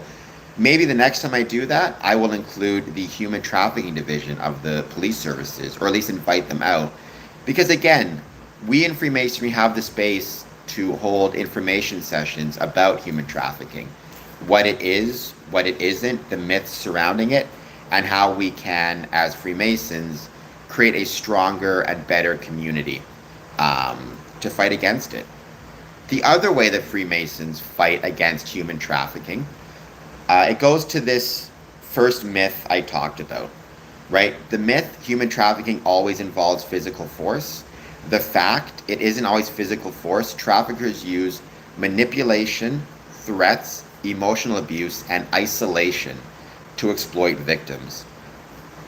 Not just human trafficking, but human trafficking is one of the things that absolutely thrives with isolation, as does abuse of all sorts and scams of all sorts. Freemasonry, one of its greatest benefits to the world at large and the communities in which it's located is it reduces the amount of isolation people experience. And therefore it reduces the likelihood of human trafficking being able to take place. If you have people to talk to, if you have support systems, if you have financial and emotional support systems, you as an individual and the people around you are less likely to fall into traps around human trafficking. Ultimately, it is a case of the stronger the community is, the weaker crimes like this are.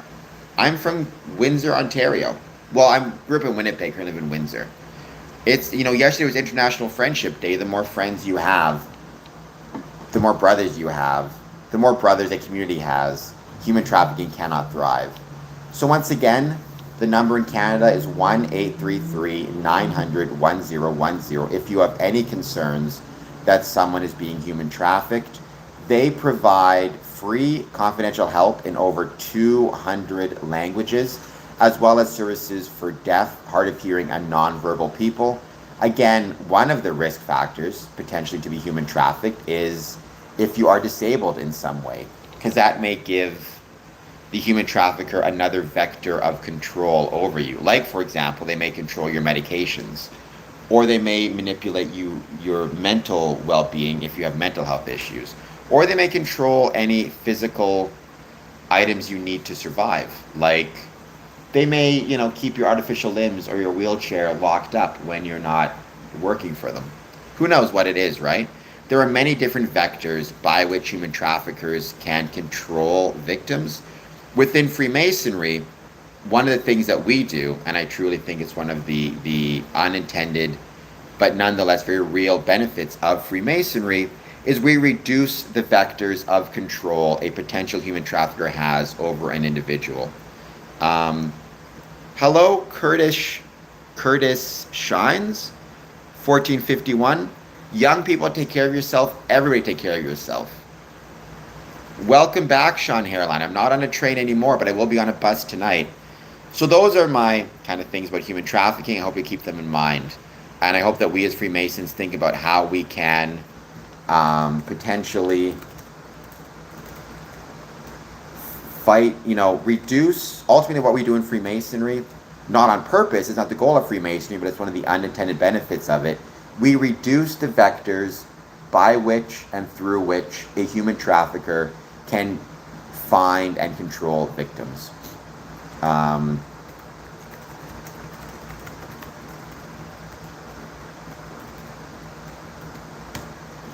Yes, going to Chicago. As you know, Chicago is my favorite country in the world. Favorite country, geez. Favorite city in the world. And I've been blessed to visit cities all around the world. And Chicago is my favorite. So I'm going to be in Chicago briefly, and then I'm going to be in Glenview. I was thinking, though, one thing I may do is stream the fireworks from the Chicago Navy Pier. Just because people, for whatever reason, seem to really love it when I stream fireworks. So maybe that's what I'll do, just for fun. It's about supporting the community. I don't know for sure. I haven't decided yet, but that's something I'm considering doing without a doubt. But yes, I'm going to Chicago. I'll be there tomorrow morning. Going to see some friends. It's going to be awesome. Richard, I haven't got any money on this stream yet other than my advertisements through the YouTube algorithm. So help me out. Give me a super chat. So as it relates to human trafficking, yes, as I said, connection and a lack of isolation means less human trafficking. More friends you have means less human trafficking. And the more involved you are with Freemasonry, the more friends you will have. The International Day of Friendship was observed on July 30th, 2026. The core focus centers on embracing diversity and fostering unity, using human connection to bridge cultural gaps, support global peace, and inspire a shared culture of peace. The key benefits of friendship are mental health, good friends lower stress, ease anxiety, and boosting overall mood. Emotional support, friends help you get through hard times, like loss or job changes. Physical health, people with strong social ties live longer and stay healthier. Personal growth, friends give honest advice and help you try new things. Community, strong social bonds build trust and safety in neighborhoods and groups. All of those things are not just key benefits of friendship, they're key benefits of brotherhood. Good Masonic brothers lower stress, ease anxiety, and boost your overall mood. Good brothers help you get through hard times like loss or job changes. They help with living longer and staying healthier. All the evidence shows that if you are a Freemason, your life expectancy is at least 10 years longer than if you are not a Freemason. Good brothers will give you honest advice and help you try new things. And good brothers will provide strong social bonds to build trust and safety in groups. Yes, second guesser. That was from a study done by Zachary Haston out of Texas, which is a cool little note.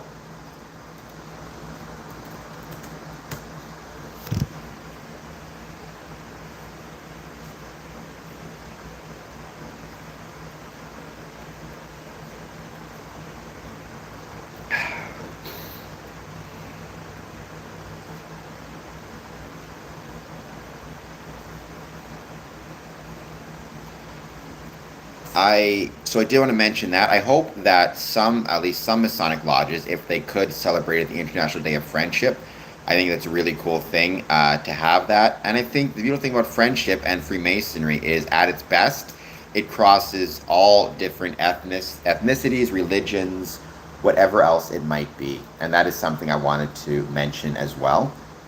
Dire Straits. Oh, I love that song. All right, here we go.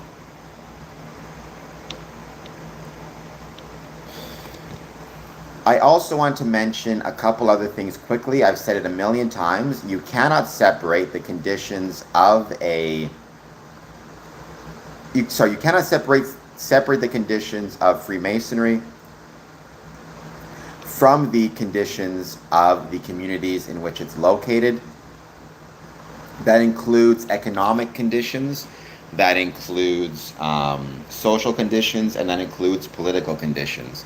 And unfortunately, there are a lot of conditions in the world right now, economic and otherwise, that are going to be impacting Freemasonry. For example, right now, gas in Ontario, gas in Canada is 3 cents more expensive per liter. I don't know what it is in the States, but it's going up as well. That's going to affect our ability to travel Masonically.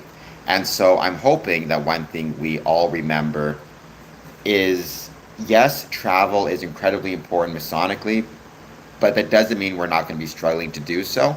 If you can't travel to a Masonic lodge in person, that doesn't stop you from signing up for their events, for their newsletters or publications, things of that nature. Find a way to take part in virtual events. Find a way to take part in social media events. Do what you can, but certainly travel is getting more expensive. That means Freemasonry is getting more expensive. And I do want to do a bit of research. It's just something I'm reading about now. The refugee crisis happening in Spain. The Forgive me if I pronounce this correctly, Ceuta migrant crisis. At least 57 migrants dead after thousands breach border into Spain's Ceuta enclave. Morocco is is a country that actually has a pretty decent Masonic presence. Spain as well. We just talked about World Trafficking Day. Migrants are very often at greater risk of human trafficking than others.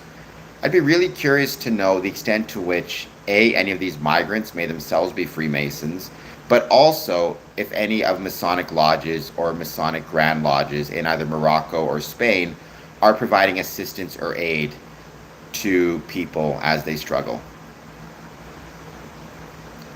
Well, why did you piss off your local lodge? There's a lot of different factors, Sean Hairline. There's not a single factor, but the Iran war is not helping anything. I don't know a lot. I try to keep up to date, again, because you cannot separate the political condition from the Masonic conditions, right? Like, as things are better or worse geopolitically, Freemasonry will either rise or fall.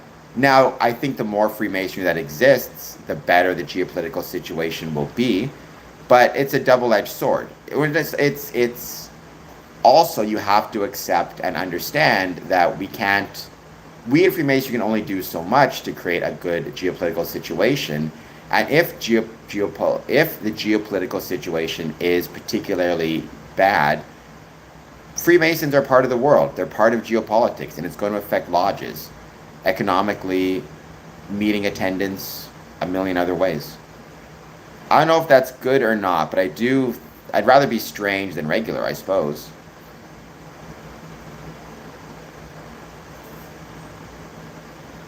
Well, if anybody hurts you, Masons or otherwise, you should report it to the state. They usually don't have open meetings in Masonic lodges. Some of them do. Just don't go to open meeting, though. Go and just knock on the door and ask them about possibly joining.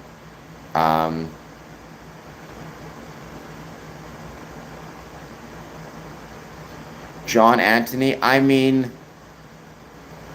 so first of all, keep in mind, within Freemasonry, we do not talk about religion or politics in a lodge. So Every Mason's view on the Iran war and the conflict would not be discussed in a lodge.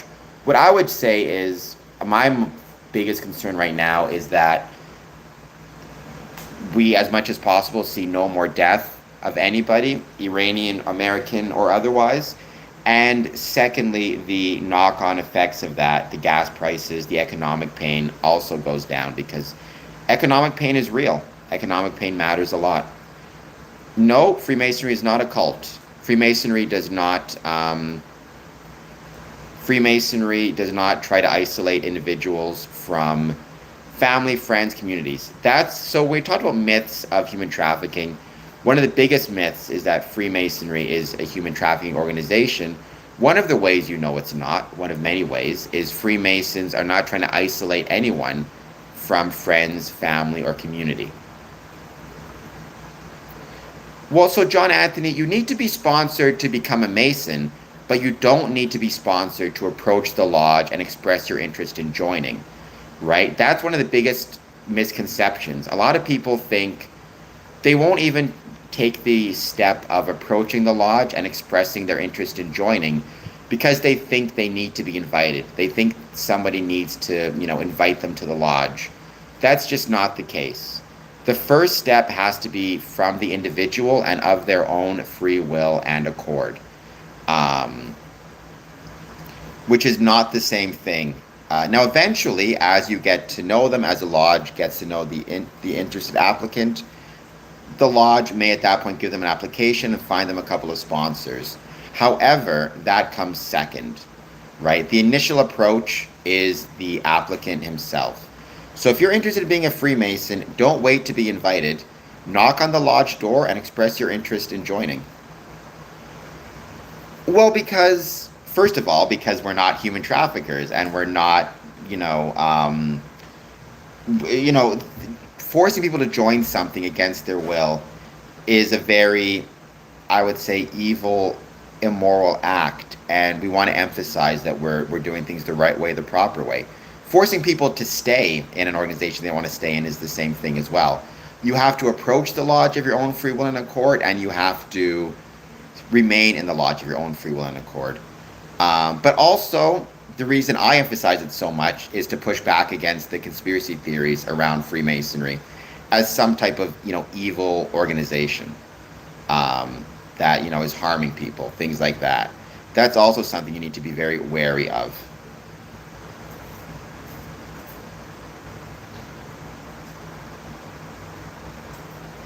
Well, lodges will do things like they'll have open houses, or they'll have, public events or public celebrations. There's nothing wrong with any of that stuff, right? I don't think there's anything wrong with anything like that by any means. But I think you need to be really careful. Like, I think Freemasonry, I'm trying to think how to put this. I think it went too far in both directions. So for a while, there was this idea that we don't even talk about being a Freemason. We don't even mention that we're Freemasons. No, we're not going to tell anybody. No one needs to know. That, to me, is insane. We should be proud of being Freemasons, and we should talk about being Freemasons. That is something I'd be grateful to do, and I do it all the time. And we should have open houses, and we should invite the public to our events. And we should have public events and special events. All that stuff matters a lot, and we should do more of it. At the same time, we want to leave some mystery to people. We don't want to be constantly haranguing people. You need to find that balance. But this idea of waiting to be invited, no, you don't need to do that. Just show up, express your interest in joining. Yes, I got a big head. Well, you don't have to get your vaccine stuff ready. To my knowledge, there's no Masonic lodge that checks if you're vaccinated. I think you should be vaccinated, don't get me wrong, but you don't have to be. I think every Mason should, though. Nice, Jamie. By the way, Jamie, please hit the like button. I think that's awesome. I hope that you had a great time. Raising 4, that's a very long night, so good for you. Well, Crowley was probably a clandestine Mason. Um, Unfortunately, though, human nature is such that people sometimes do bad things. All we can do is our best to, all we can do is our best to um, treat people well, treat the world well, and show what Freemasonry truly is, and try to guard the West Gate as much as we can.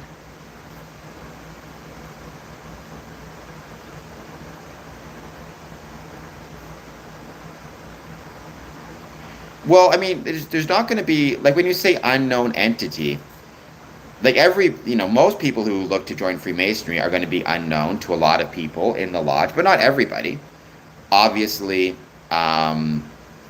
very often the most common way that people end up joining Freemasonry is they know someone who's a Freemason already, and you hear him talking about it, whatever it is, and you decide you want to join. That happens.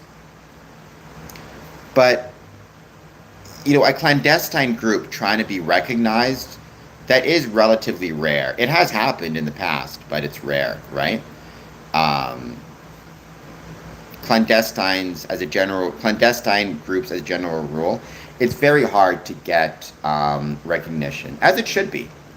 I don't think we should make recognition an easy thing. Once again, though, please hit the like button, please hit the subscribe button. Any thoughts you have on Freemasonry, positive, negative, or neutral, I'd love to hear it. There should never be a slave Mason, because Freemasonry is about your own free will and accord. If you want to become a Freemason, though, you approach the lodge and you express your interest in joining.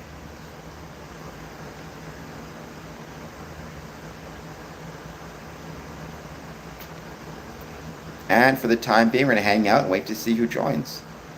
Any thoughts you have on Freemasonry, positive, negative, or neutral, let me know. Jamie, thank you for being here. 85 votes, by the way. Have you made any friends through Freemasonry? Yes at 28%. No at 72. Good day, positive. Probably not, Mike. I mean, Freemasonry, the number of Masons in America right now is 850,000, if that. My suspicion is closer to 800,000. So for that reason, I would be highly suspect. I would very much say probably not. I mean, you should not be joining Freemasonry for the sake of networking. If you end up meeting a lot of people and there's networking benefits, that's great, but that should always be an added bonus. That should not be the reason to be a Freemason. Well, yeah, I mean, paying for advertising will always be the best.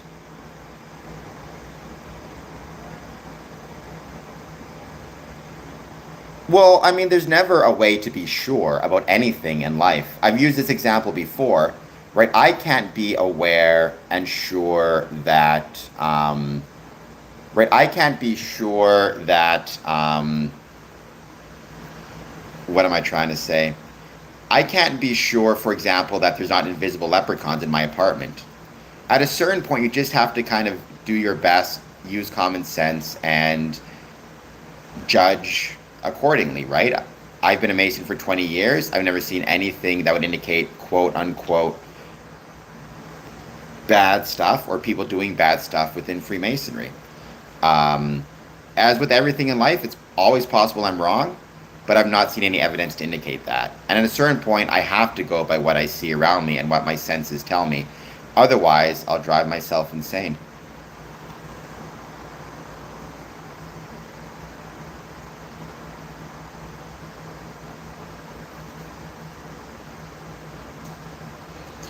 So there's always big-headed folks, and like everything else in life, Freemasonry, it has its seasons, right? What I would say, though, generally speaking, even if you're struggling within Freemasonry, if you're willing to just keep it going and keep attending, usually you can re-find that spark. Though there have been times when I've been absolutely burnt out of Freemasonry and did not want to continue with it. It just depends. This channel, in a lot of ways, helps me. By the way, if you're not done so yet, please hit the like button and please hit the subscribe button. I'm one subscriber away from 4,470 subs, so let's help a brother out. See if we can get there. And thank you all for being here. Also, super chats, Patreon, likes, subscribe, comment. It helps out big time. Don't give a damn about what, Light Warrior? I was just about to say I have to go to the washroom, so maybe you don't give a damn about that, but, you know, you'd have to be a mind reader to know I was going to say that. Freemasonry doesn't fit into any categories like woke or left. It doesn't fit well into any political category because it's not political. I believe it, Robert. I mean, I don't know what the order of free gardeners is like, but it's probably pretty low at the moment, which really does suck. So I did want to read this. Again, there's a lot of Freemasonry in Morocco and Spain. At least 57 migrants dead after thousands breach border into Spain's Ceuta enclave. This is from July 31st. Spain and Morocco reinforced the border fence of a Spanish enclave on Friday and appeared to have largely halted mass crossings after tens of thousands of people arrived by sea and land in a day. At least 57 people have died, officials say, after some 60,000 crossed into Ceuta in the past few days. The leader of the Spanish enclave in North Africa, Juan, told reporters on Friday, an estimated 48,300 migrants voluntarily returned to Morocco by 6 p.m. local time. The mass crossing into Ceuta, a tiny Spanish-held spit jutting into the Mediterranean, caused shock and division in Europe. France said it was increasing checks on its border with Spain, and Italy threatened to suspend Spain from the European Union's internal open border scheme. At the gates into Ceuta, Moroccan authorities, by the way, if I'm pronouncing this correctly, I apologize. Moroccan authorities deployed water cannon trucks and pushed people back. They also beat crowds with batons and tear gas, trying to prevent more storming across the border.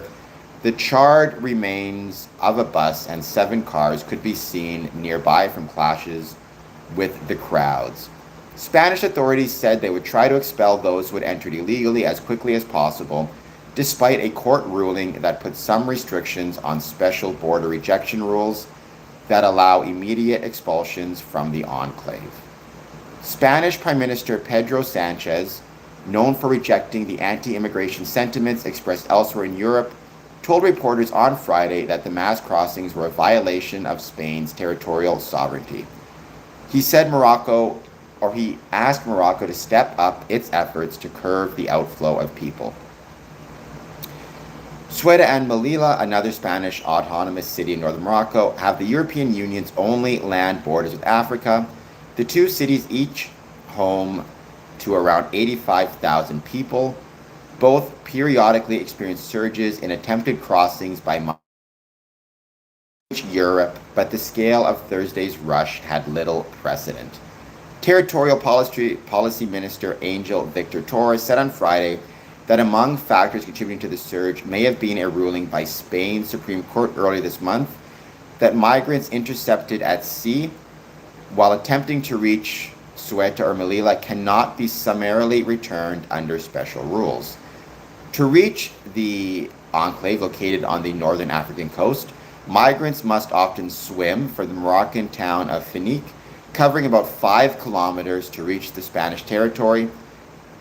I cannot imagine having to swim 5 kilometers and then going through the process. Others attempt the crossing from nearby town of Belionic, where the distance is shorter. On the Moroccan side, thousands of migrants streamed into the town of Findek overnight, despite reinforced deployment of security that foiled most attempts to cross. Although the crossing appeared blocked, groups moved along the seacoast, seeking routes and fence, some prepared to swim. It was late, said Brahim, who gave only one name. He said he arrived in Tangier hoping to cross through the gate, but found it effectively shut. Among those hoping to cross were women and children from both Morocco and sub-Saharan African countries further south. In a post on X, Spain's Civil Police Association said there had been too few police in place to monitor the fence during the surge. making them unable to stop it. Migration is a sensitive issue across Europe, where right-wing parties have surged in the decade since 2015 crisis, when more than 1 million people crossed the continent mainly on foot and sought asylum, most fleeing war in Syria. French Interior Minister Laurent Nunez said police presence on the Spanish border would be quintupled by Saturday while reinforcing aerial surveillance and patrols on trains. I don't think the UN is trash. I think the UN does some things well and some things poorly. There are normally no checks at the borders. So many people on the right wing in France are using this to make political hay, as is Donald Trump.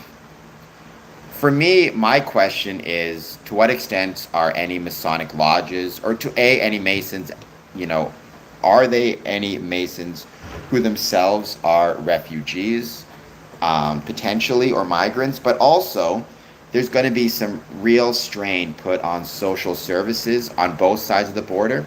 My suspicion is you may see some Masonic lodge providing assistance to charitable and social groups. At least I would hope that would be the case. And if I can find any, I will let you guys know.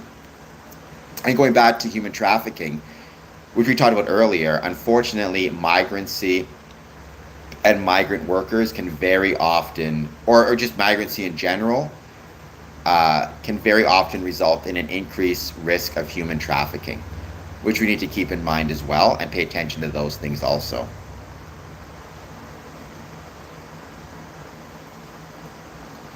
I mean, John, there's a lot of different causes. I don't think you can pinpoint one single cause. I think the better question is not what's causing it, it's what can we do as Freemasons, as civic groups, as citizens to create the best possible outcome, right? I did not earn being Canadian. I was lucky to be born. Being a Canadian is not a reflection of any, effort or work I put in. It's purely a reflection of luck that I was born here. And I'm grateful for that. You could argue it's a reflection of the hard work of my family, but even them, my mom didn't ask to be born here. She just got really lucky as well. I feel very lucky to be Canadian. My dad emigrated here from England. The point is, because I was lucky, I want to be able to share that luck with others. I don't want to turn people away who need help and need support. But I want to think how I, as a Freemason, can support a civic and a civil infrastructure that gives the best possible outcome to all involved, if that makes sense. Well, I mean, sure, if our places were terrible to live, then less people want to live there. But I don't think the solution is to make our places terrible, right? Why not? And I definitely don't agree with that, Mike. Most of these are children and young people. They're not invading anything. Or sorry, children and women. They're not invading anyone. Well, Mike, I feel lucky to be a Canadian. I also feel lucky to have my neighbor be the States. I've said it a million times. Canada is the greatest country in the world, in part because we have the greatest neighbors in the world. And I still believe that to be the case. Maybe with people like Mike, I feel less lucky to have America as a neighbor, but that's a different story. As of, let's see if there's a most recent note about this.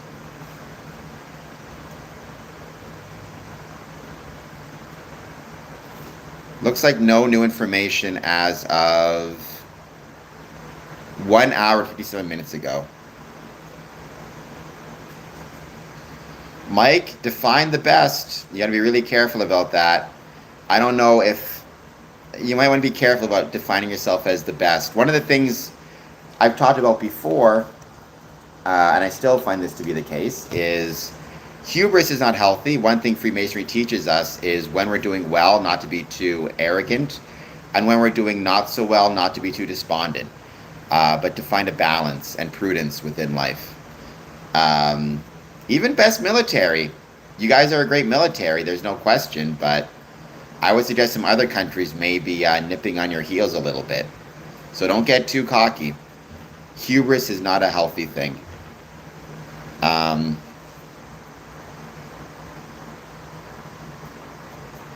All right, for heaven's sakes, we're going to put this guy in a bit of a timeout. He needs to calm down a little bit.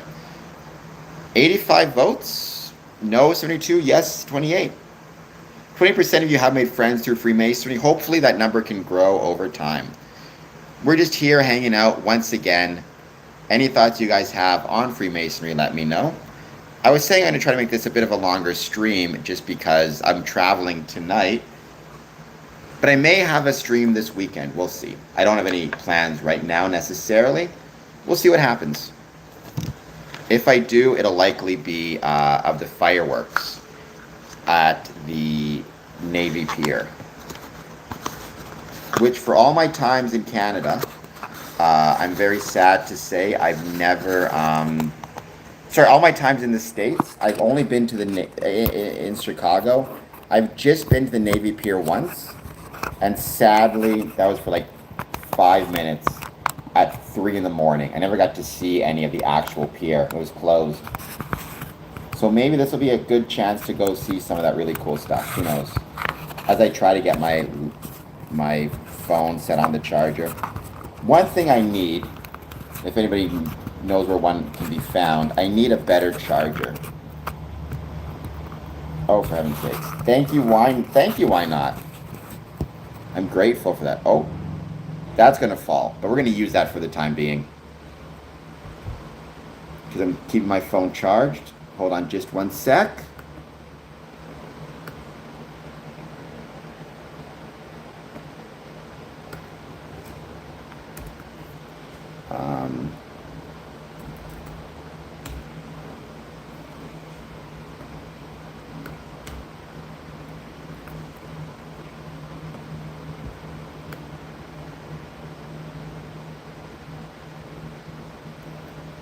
Going to be an incredible trip. It's going to be an incredible weekend. There we go. At ENOD 00720 United States dollars, I hope you have a wonderful day, brother. I hope you guys heard that well. Let me see if I can... No, it's up as high as it can go. Hope you guys heard that. Every super chat I get, that's at least $2 or more, gets a super chat read out text-to-speech app. And thank you, why not? I will have, I'm sure, a great day. You just made it better. A wonderful day, in fact. You just made it better. So thank you so much for that.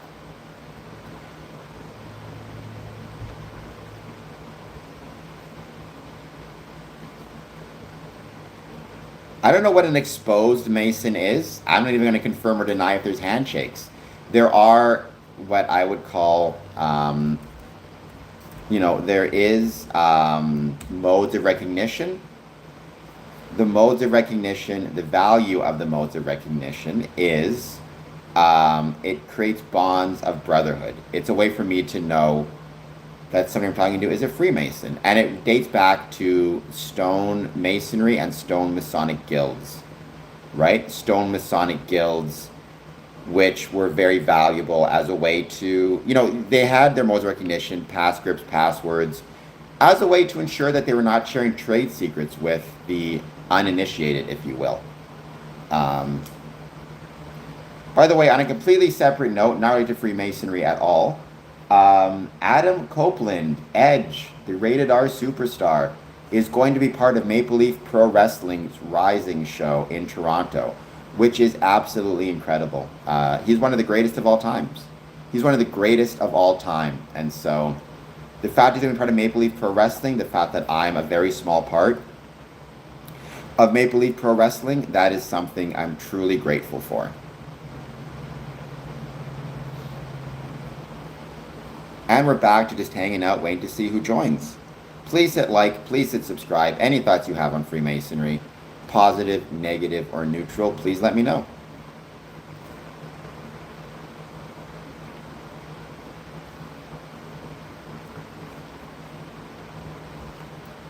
And we're going to give it a bit more time. I just said I was going to do a longer stream today, just going to try something a little bit different. Hang out, chat with people. I thought it'd be kind of fun.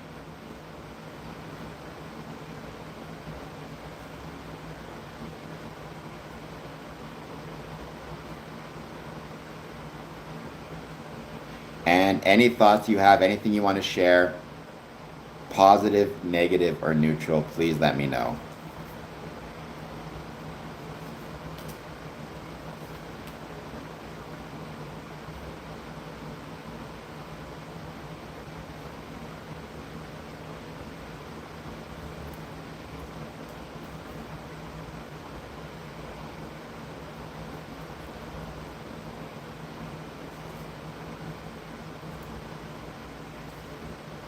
Yes, why not? I mean, geometry, right? One of the most valuable secrets that operative masons, excuse me, got to get some water. I'm slushing my essence.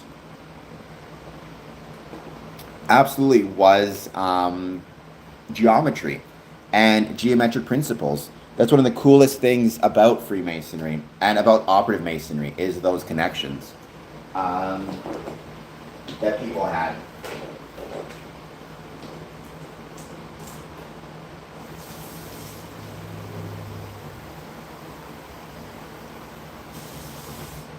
And we talked about that yesterday with the Libra book, the Spanish Compendium of Stonemason Designs from the Spanish Renaissance, which much of it was about geometric, the value and necessity of knowing geometry.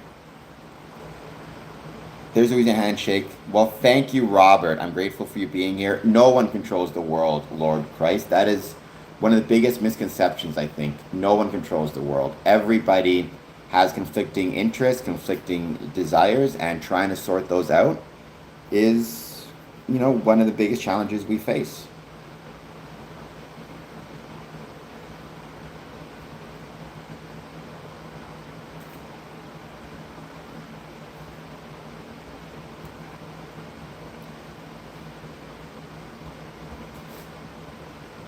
What's going on, icosahedron? I'm doing well. How are you doing? Thank you for being here. I did have breakfast. I didn't have breakfast actually. I lied. I had, which you should have breakfast. So do as I say, not as I do. I had lunch though. I had some pop, some chips, and a tuna sandwich for lunch, along with some water. And then for breakfast, I had some orange juice and coffee, which obviously not the best. I should be better. But I'm really bad about having breakfast. I rarely do. Do I like capitalism? Yes. I would define myself as a capitalist, but I do think that capitalism needs to be significantly protected by a strong social safety net. So I'm certainly moved more to the left on my economics than previous years.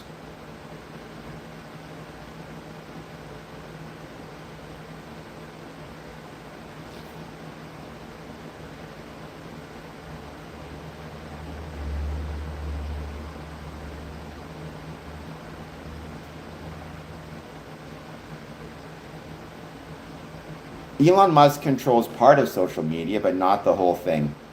Um, no one controls all of anything. Now, you want to argue that some people have outpaced control. I think that's true. But our responsibility is to make sure that we pay attention to who we think might be controlling things and not allow them to influence us without our knowledge or influence us at all.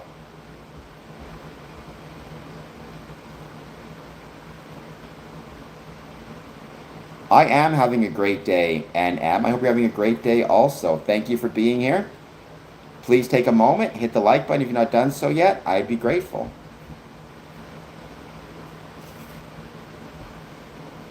And we just need one more person to hit subscribe to get me to 4,470 subs. I'm right underneath that number, so.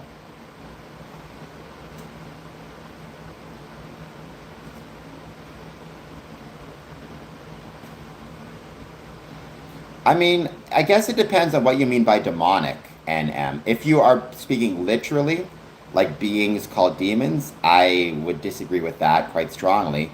But if you're using it metaphorically, simply to mean bad or harmful, honestly, you might be onto something. I think everything is a trade off. Look at me right now using my phone to talk to everybody, and I'm so grateful for that. But without a doubt, there's a trade off, and very often it can be very harmful. Um, Social media and phones. Um, even within Freemasonry, the more time people are spending on their phones, the less time people are spending at Masonic lodges. So it kind of just is what it is. I mean, I capitalism and theism are different ideologies. Well, one is a political ideology, one is a religious belief or religious doctrine. Even I'm not sure the extent to which they overlap. Um, Tawny, Montana? Shoot. NM, you're not wrong. I mean, I know I lost my phone for 12, actually my phone was stolen, I should say, for 24 hours before I got a new one. And it's crazy how much of my life was dedicated to watching things on my phone and interacting via the phone. It was it was what it was, you know? You, it's tough because you become just so, unfortunately, you become so enamored by it and you need it. And that's kind of dangerous, I think. So you're not wrong. I've told you that in the past, how and why Freemasonry struggles with new technology sometimes. That, I mean, that's even something as simple as the TV, right? As soon as the television was invented, it's one more thing to keep people at home and away from, to keep people at home and away from, um, away from the lodge.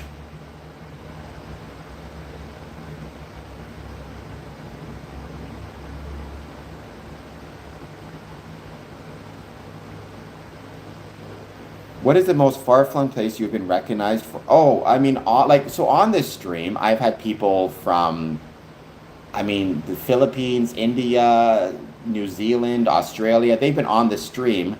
The furthest I've traveled for this stream would be probably South Africa, or maybe, yeah, I'd say South Africa, or maybe Manila. I don't know which would be further. Um, Either way, though, I've been lucky to travel around the world. I'm grateful for that. Literally around the world. Oh, it was incredible. I loved it. And I was there during the I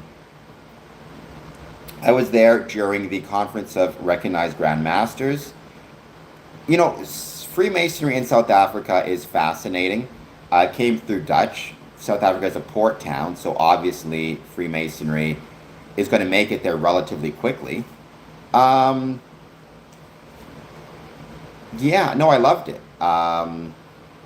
The things I'm trying to think of the things I most remember about being in South Africa. I was staying at the Moho Hotel, which was next to the Moho Market. So I remember, I'm going to pronounce this incorrectly, so please forgive me. Biltong, I believe, um, is Biltong. It's like a South African jerky that they sold at the market. The people were incredibly friendly, and I got to do some stand-up open mic as well as interview a few South African Masons, visit the Lodge of Good Hope, the Masonic building, which was absolutely stunning, like genuinely the most beautiful place ever. It was my longest plane ride ever at 13 hours. Um, we're back to 4,470. Somebody else subscribed, so I'm at 4,471. No, cheese, because I'm going to be too busy. I'm going to be traveling to Chicago very soon.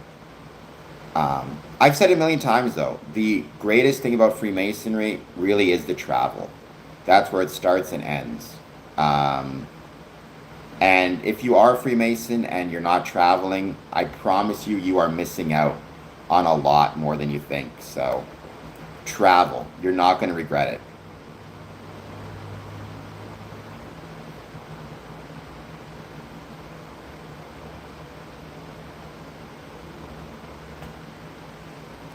And a beautiful place. Like the everything there was so beautiful, like genuinely, one of the most beautiful places ever. I cannot. I would not sneak anybody into any Masonic meetings. So no.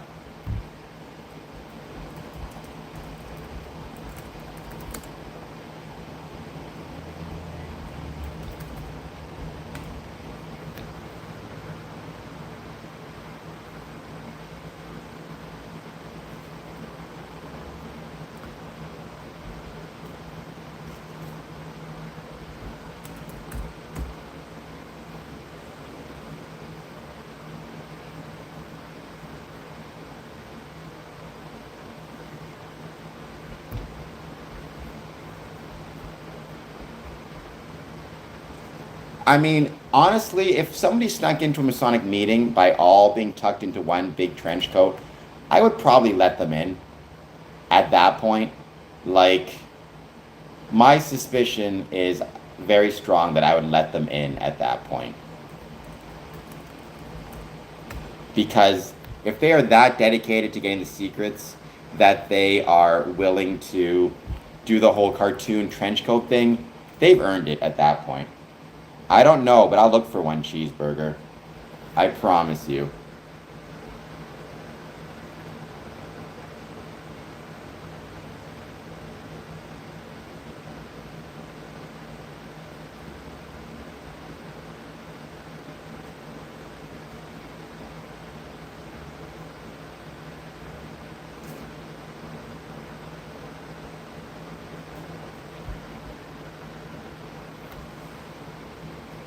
So there you go. You have my word. If I ever find anybody sneaking into Masonic Lodge in a big trench coat, congratulations. Now you have to get in.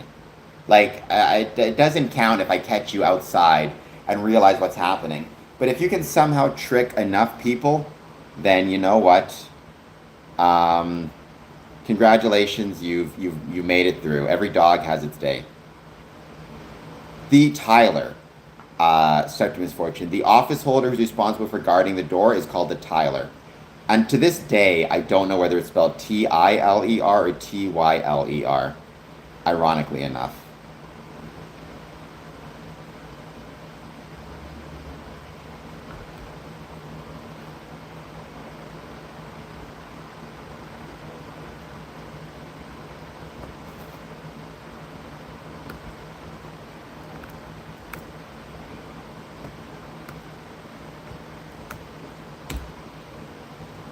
But yeah, the Tyler, and then he has an assist with the inner guard,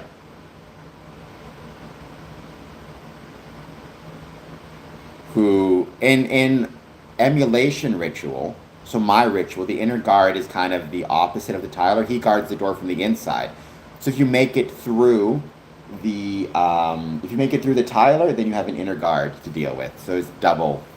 In York or Preston Webb, usually in those situations, it's not the case. You just have the Tyler, and then you have a deacon who checks on the Tyler.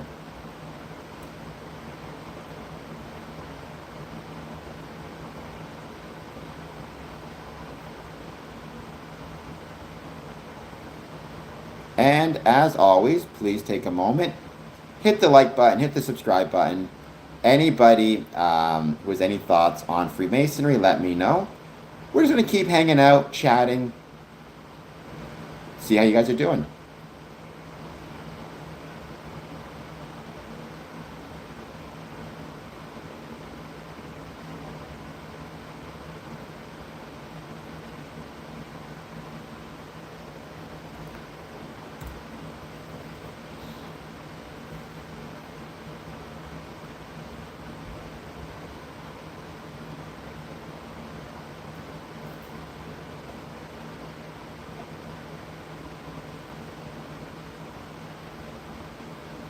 We already finished a special topic, Septimus. It was about human trafficking, because yesterday was Day to Eliminate Human Trafficking and how we as Freemasons can help that cause. International Friendship Day. We also talked a little bit about the current crisis in Morocco and Sueta, Spain,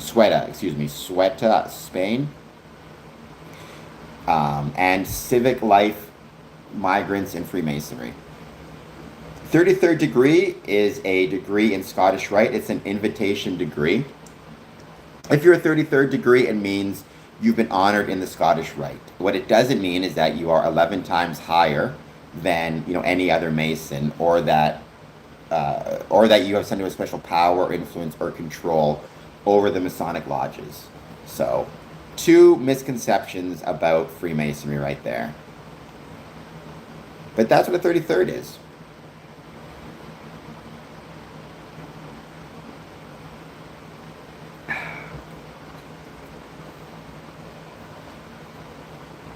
No worries.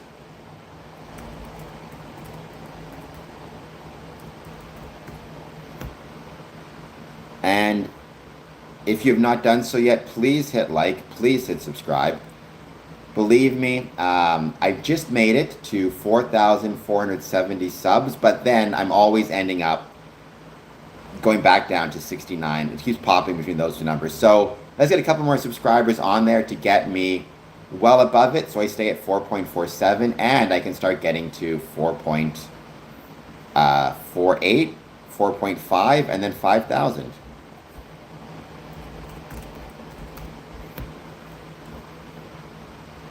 I don't think you are a Grandmaster Master Mason. First of all, or Grandmaster Mason. I have my doubts. I have my doubts.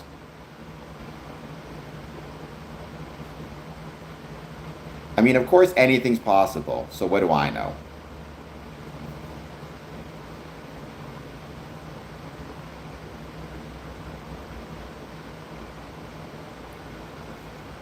Oh, and sometimes YouTube does it as well, right? Which is fine. I mean, I understand sometimes accounts go inactive, sometimes accounts are bots, sometimes people just choose to unsubscribe to things, and all that's perfectly fine. That's why, though, whenever I get to a milestone, I never really feel completely comfortable until I get a couple above it, right? So, like, if I'm at 4,000, if I'm at 5,000, I'm not going to be comfortable till I'm really at 5,010 subs or something to that effect. Because ultimately, yeah, part of it, and bots is an issue. So Louis the Fly, please hit like and subscribe. I am a Freemason. I've been a Freemason for just about 20 years. What it means to be a Freemason ultimately is it's a designation of membership in a club or designation of membership in a group. That's what Freemasonry is. And it's something for which I'm grateful to be a part of. I love potatoes. So, I mean, being a Freemason, honestly, it doesn't tell you much about a person. What is more important is how active they are in Freemasonry. Because if I were to say, for example, I'm a member of a gym, that doesn't really mean anything. But the better question is, do I attend the gym regularly? How active am I in the gym? Stuff like that is what matters a lot more than quote unquote, just the membership in and of itself.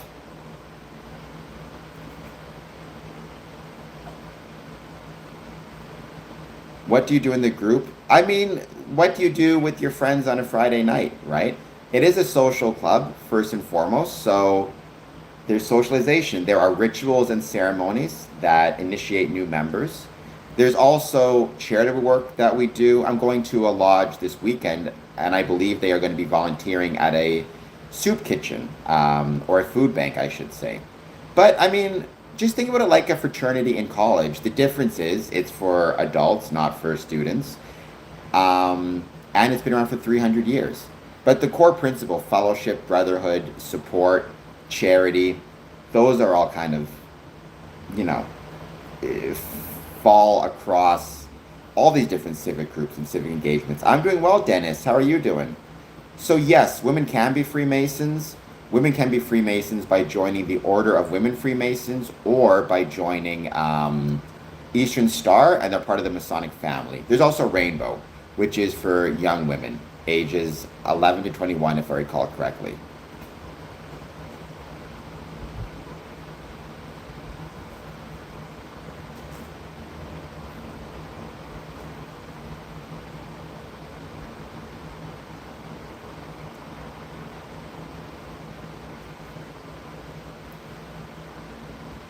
I'm just going to keep hanging out, answering questions as they come. Help out with the super chat if you can. Even $1 helps out big time, and I'd be grateful. I'm currently at $28.05 Canadian from the super chats. So if we get $1.95, I'll be at $30 for the stream.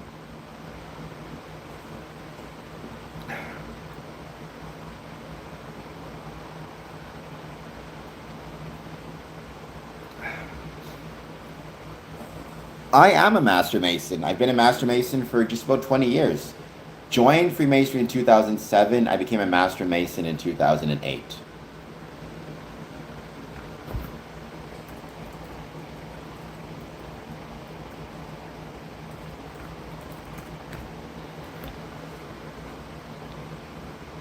When you say the three trials, I don't know what that means precisely. My assumption is you're referring to Hiram Abiff.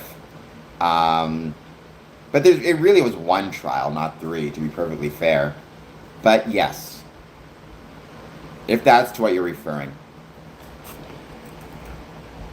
And once again, please take a moment, hit like, hit subscribe, follow me on Patreon, follow me on Instagram, follow me across all these different channels. I'd be much obliged as I try to get this thing a little bit better set up. There we go. And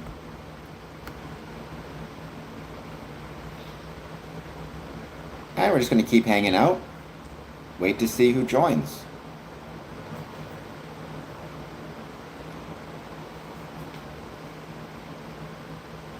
I will say all this talking is thirsty work.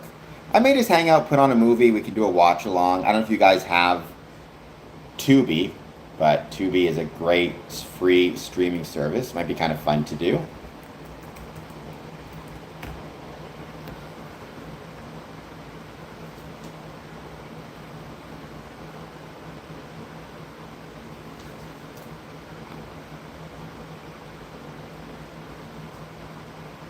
I got to sign in first. And we'll just hang out. I'm happy to talk about Freemasonry, obviously, all the time. So anybody who has any questions about Freemasonry, jump them in the chat. Put them in the chat, I should say. But anything else you want to talk about as well, just let me know.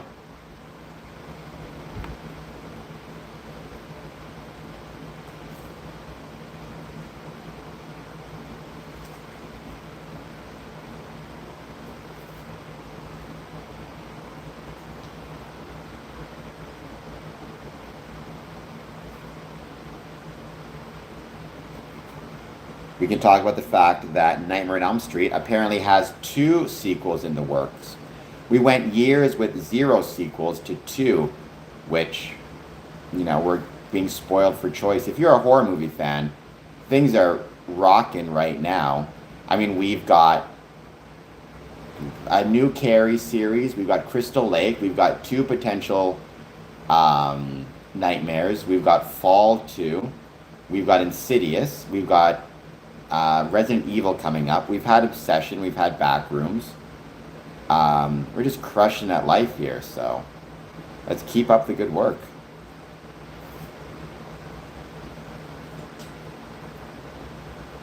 Yeah, I know. I recognize the character of Dave Chappelle. So many events happen within the Freemasons, but Louis, I do have to run to the washroom. When I'm back, I promise you I'll answer your question ASAP. Just give me 2 minutes. I'll be back in a moment.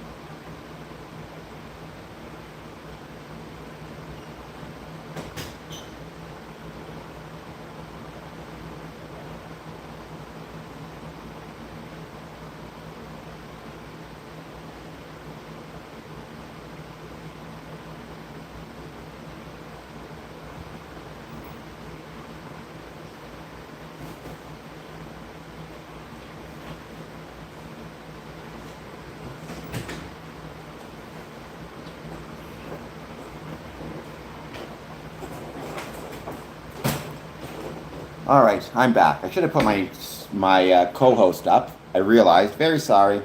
This is my co-host. Okay, I do have a wheelchair. I've been in a wheelchair since I was born missing my legs. So, level of confidentiality. I appreciate you using the term confidentiality. I find so many people, and it drives me crazy, will say, use the term secret. I don't really like that term because unfortunately people, for whatever reason, impute or think that the term secret means nefarious or whatever it is. There are obligations within Freemasonry. One of the obligations is to maintain the secrecy of the Masonic rituals and Masonic ceremonies. Um, it's not enforced in any way other than with your conscience. I mean, all the secrets are out there and they've been out there forever. So if you decide to tell people the Masonic modes of recognition, so be it. It's between you and your conscience. Within Freemasonry, however, the reason we maintain the privacy of our ceremonies or the confidentiality of our ceremonies is because, amongst other things, is because doing so maintains the bonds of brotherhood between past, present, and future generations. It's no different than having a family recipe. If your grandmother passes down a recipe to your mother, to you, you pass it down to your family, to your kids, I should say, right? It's not like there's anything wrong with having that family recipe. Rather, by maintaining its secrecy, you help to ensure that that recipe continues to bond your family together. There's two ways to create bonds between people: shared experiences or shared knowledge. Masonic ritual provides both. If we start to share the secrets, the shared knowledge is no longer shared knowledge. Or at least it's shared with everybody, which means we no longer have that bond of brotherhood. I hope that made sense. Within the Masonic Brotherhood, I mean, most of the events are dinners after lodge meetings and social functions. There's ritual and ceremony and other meetings. But certainly I think most people would say the thing that has the most effect on them, ultimately, is the Masonic ritual. Though I would say for me, it's the travel that I'm most grateful for. Maybe we do, maybe we don't. You got to join to find out. Welcome, member of PA Lodge, Pennsylvania, right? Youngsville. Currently, I am the Worshipful Master of Border Cities Lodge number 554, past master of Harmony 579, and Windsor 403, all out of beautiful Windsor, Ontario, Canada. Thank you for being here, Charles. Please hit like, please hit subscribe. Let me know if what I said made sense to you, if you have any thoughts about what I said, if there's anything you would add to it, one way or the other. Thank you, though, for being here. I really appreciate it. I would push back against the term stuck in a wheelchair. I'm grateful for my wheelchair. I was born with no legs. So, I used to use artificial limbs, but I preferred wheelchair. I found it's just a little bit more convenient, easier to get around in. So, maybe you did, maybe you didn't. Unless you actually joined, there's no way to know.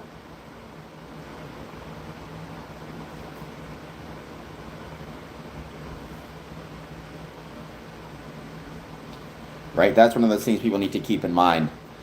The internet will tell you true things and false things. The problem is, unless you're a Freemason, you're not going to know which is which. I'm doing well, Wasif. How are you doing?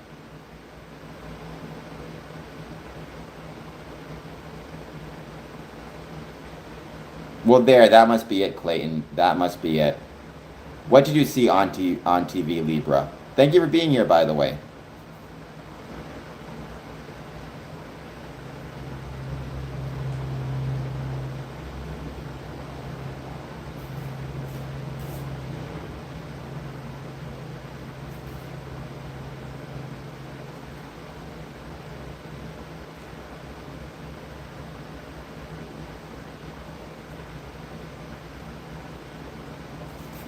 Saw what on TV?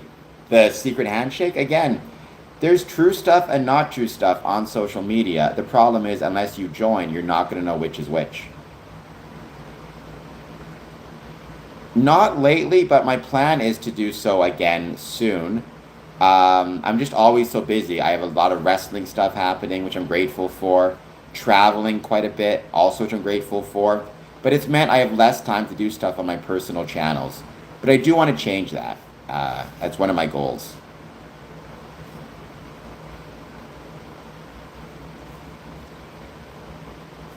Knowledgehood, I mean, you can use the term earned. I would say maybe revealed in some way.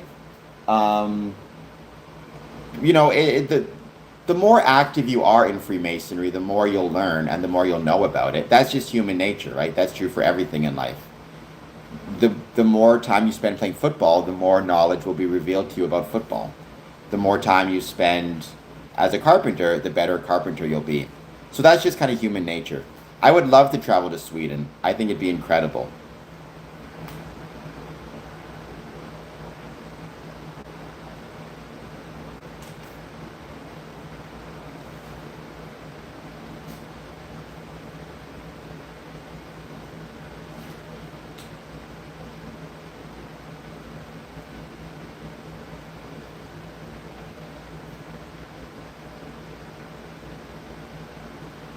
Messages are retracted.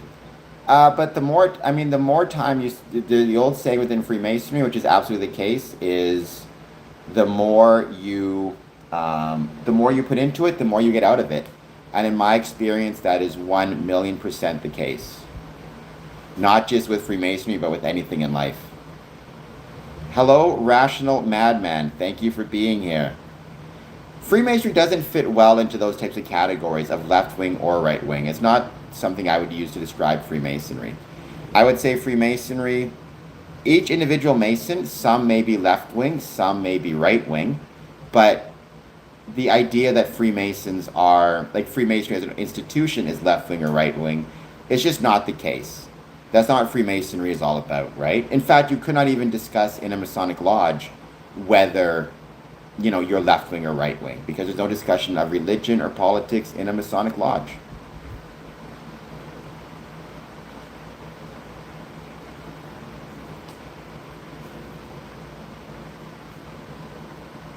I mean, and there are certainly the idea of community good, communal good, everybody paying into something to support one another.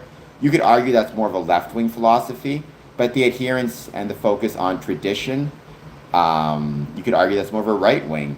The focus on democracy and democratic institutions, you could argue that's more left wing.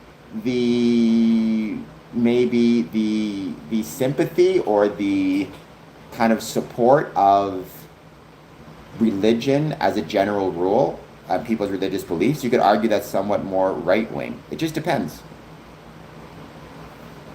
What do I get? I mean, what I get out of Freemasonry, amongst other things, it makes me feel closer to my grandfather.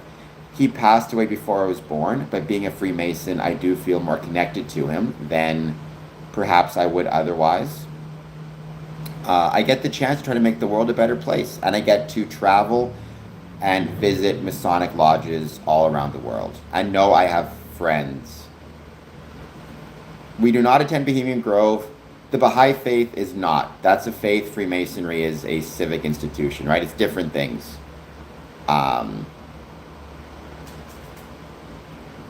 So they're not gate kept from younger generations. They're gate kept from lower degrees. So I cannot learn the knowledge or the secrets of the second degree until when I'm a first degree. Nor can I learn the secrets of the third degree until I'm a member of the second degree, right? That Freemasonry is a progressive science. I have been to England, or progressive art, pick your term. I have been to England. I've been to England a couple times and I've loved it. I'm very grateful for my most recent visit, which was in November.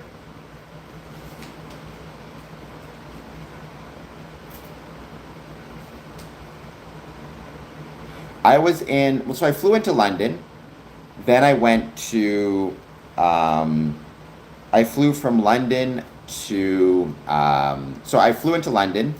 Then I went to Newcastle where I stayed with some family, and then I visited Edinburgh for the day and took the train up and took the train back. Edinburgh is a beautiful city.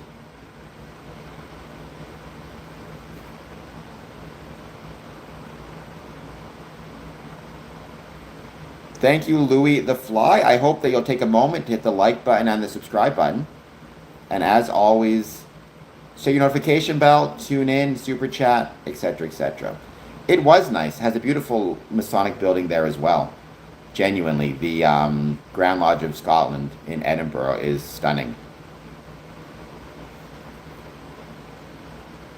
Nice.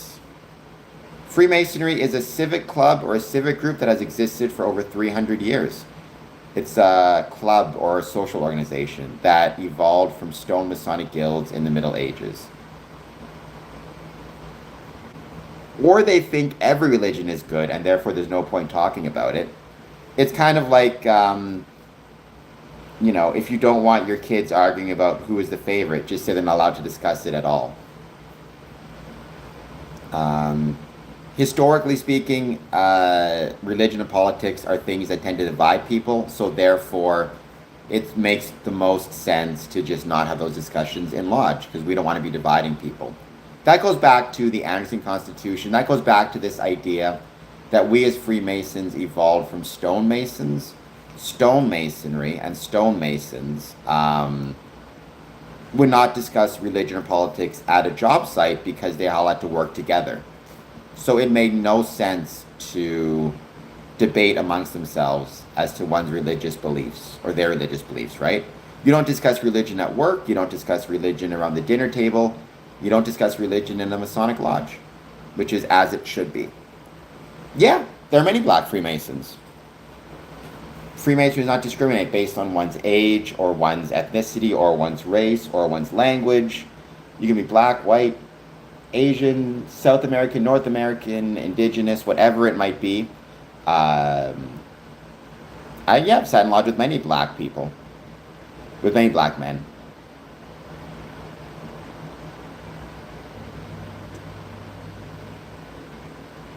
It did. It was a lot of fun. It's going to be released in September. As soon as it is, I will let you guys know. You'll find out on this channel, and you'll find out on my personal channel.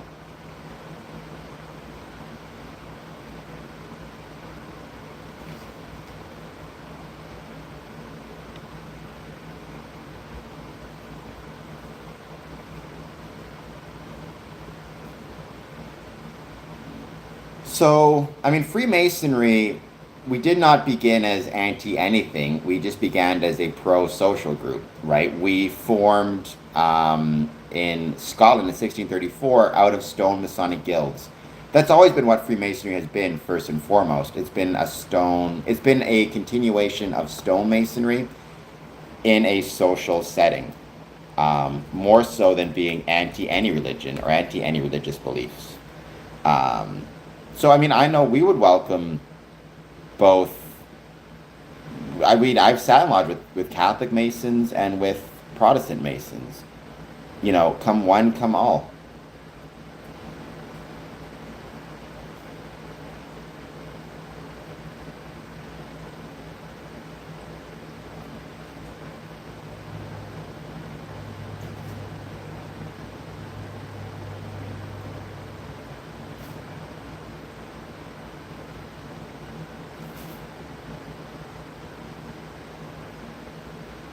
Well, so, I can't think of it now. St. Mary's Chapel, I think it is. So, Prince Hall Masonry, that actually, it was started because there was discrimination of black men, including a gentleman named Prince Hall. He attempted to join Freemasonry in Boston, was initially denied, eventually joined a lodge, first out of Ireland and then chartered out of England. And he started African Lodge Number 1, which eventually became Prince Hall Freemasonry, to ensure that black men would be welcomed into Freemasonry and welcomed into the craft. Now, it's one of those things where it's not actually, and it was never exclusive to black men. White men could join Freemasonry. White men could join Prince Hall, in fact. And there are many lodges where black men could join without facing discrimination. But Prince Hall was started specifically to ensure that if any black men were to experience discrimination, they would be able to, they would know there was a place they could go and a group they could join. And Prince Hall, since that time, has been a wonderful part of the Masonic family. In fact, they were a very important part of the civil rights movement. Martin Luther King Jr., his headquarters was located in a Masonic, was located in a Prince Hall Masonic building.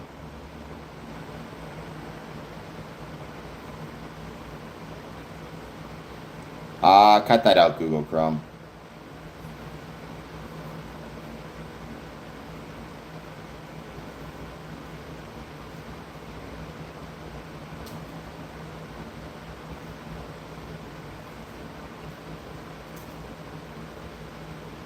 And we're just going to keep hanging out. We're going to wait to see who joins. I'm just chatting, talking about whatever, right? We're at the point now where anything you guys want to talk about, let me know.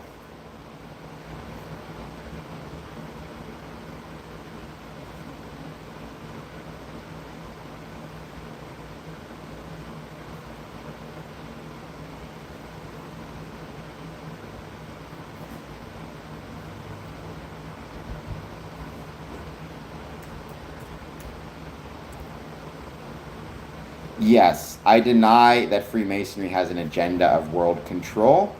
The reason I deny that Freemasonry has an agenda of world control is because Freemasonry does not have an agenda of world control. And no, we are not the New World Order. We couldn't be the New World Order. We are ultimately, we are a decentralized organization.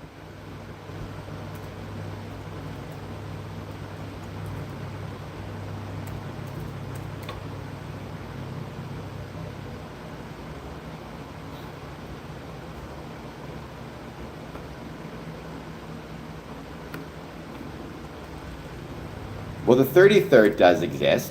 It doesn't exist as some all-powerful, all-controlling organization. That is not what it exists as. But certainly the 33rd degree is a honorary degree in Scottish Rite. What people get mistaken, though, is they think that the 33rd degree equals some type of controlling power or controlling group within Freemasonry. Which boats? I don't know what you're referring to, Boiling Frog.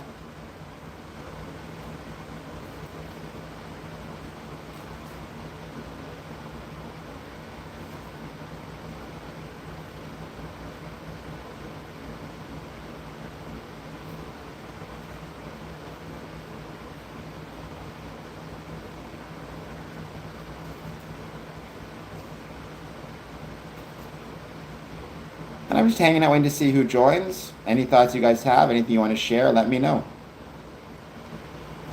Well, the 3rd degree exists as well, but the 3rd degree is the highest degree in Freemasonry, not the 33rd degree.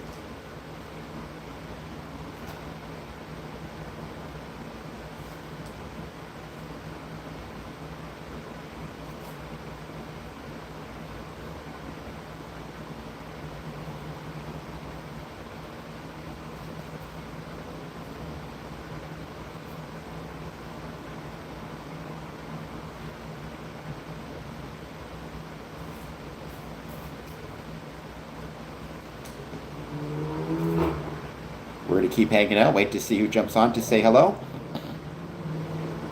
We're just at a chill out, relax stream, so any thoughts you guys have, let me know. But yeah, just talking. Got through the main talking points. I'm going to leave all the information I shared in the description to this video.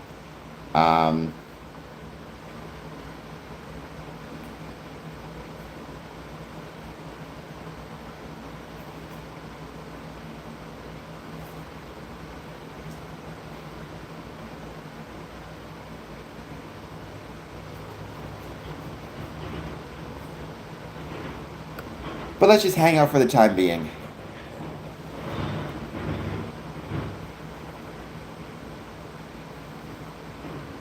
I mean, so how? Sorry, what does what mean? Like what race rational said? Like, I don't know what that means either. Like, Freemasons cannot compromise Prince Charles. To my knowledge, Prince Charles is not a Freemason. But even if he was, his beliefs as to whom he leads, that's his issue. It's not a Masonic issue. Freemasonry is not seen to be the leader of anyone's faith, right? Your faith and your Masonic commitments are separate. I don't know. I've never met the guy. I've never heard of him doing anything wrong or illegal or immoral. Seems like a pretty decent dude, but I don't know.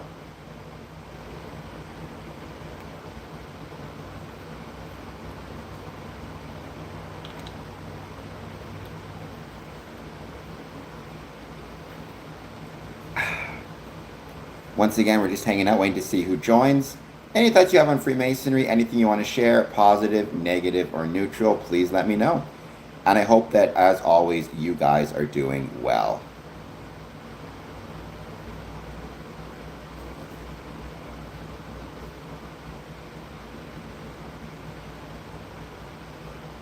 Christopher coming in hot with that one.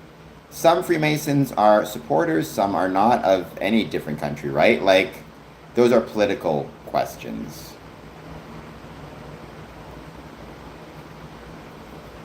And for the time being, we're just going to wait to see who jumps on, who wants to say hello. It's been an enjoyable stream. It's always fun. This is a bit of a longer stream because I have the weekend, like, where I'm not going to be streaming as much. So I may still try to do some stuff. So they made a women's version in 1905, if I recall correctly, and they made Eastern Star even earlier than that. I would say society in 1717 was misogynistic, not just the Freemasons. So I don't think it's fair to put that on Freemasonry instead of focusing on society in general. Well, I mean, Jimmy Savile was a monster. Unfortunately, he was also a Freemason. That just means we need to do a better job when it comes to guarding the West Gate. Although, no matter how hard we try, it's very possible that, unfortunately, people will sometimes get in who shouldn't get in. We can only do our best, but every time someone joins, there's a leap of faith, right? It's a leap of faith on both our side and their side. They're taking a leap of faith that they're going to enjoy Freemasonry, and we're taking a leap of faith that they're going to turn out to be good people. It's one of those things where we can't always know for sure.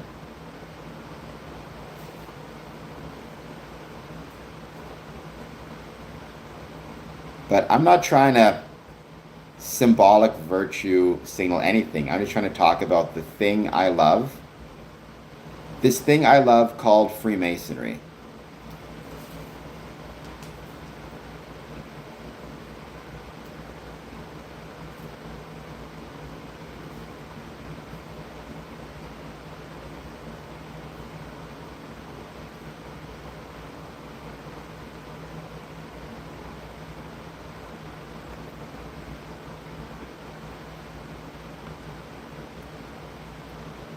So to be a Freemason, you have to believe in a supreme being. However, that nature of the supreme being is up to you. So some are, some may be Christian, some may be Muslim, some may be Jewish. To the extent that you can describe Freemasonry as a faith, I mean, I don't think you can, because ultimately, faith, I think faith still implies some type of organized religion, and every Freemason will have different faiths and different beliefs. I mean, again, you may have, let's say, majority may be Christian, but there will be some Muslim or Jewish members as well. So ultimately, it is secular, right? At its core, at its most basic level. It is secular, requiring simply the belief in a supreme being, not any specifics as to what that is. We do not utilize captured souls to power any unholy, as to capture any unholy engines of misery. That seems miserable, though. I would not want to do that. That's true. If you want to describe faith in a non-religious sense, there's a type of secular faith. Every time I leave my house, I'm acting on at least some level of faith that it will be there when I come back.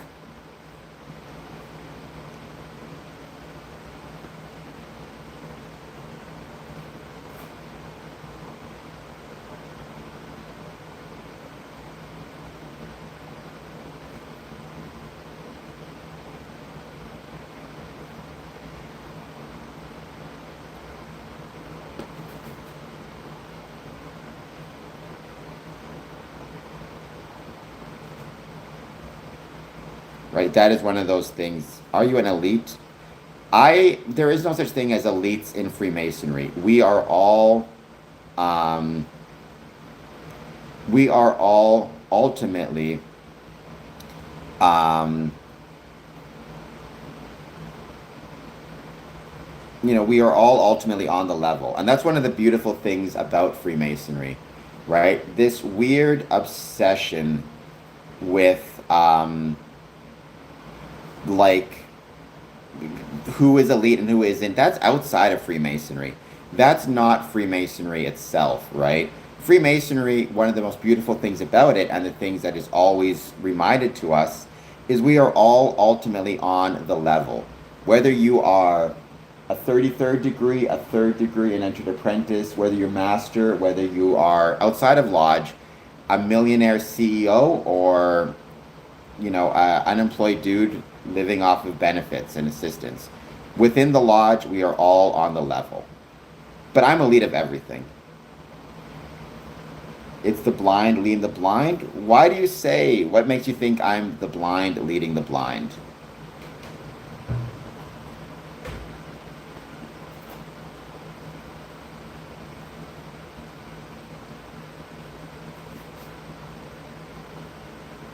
And as always, we're going to keep hanging out and wait to see who joins. Any thoughts on Freemasonry, positive, negative, or neutral, or just anything else you want to talk about? I'm just hanging out, chatting, talking about whatever. We're going to have, less streaming this weekend, obviously, so I figured I'd use this as an opportunity to try to get more in. More streaming, more hours in, more reps in. We'll just wait to see who jumps on and who wants to say hello.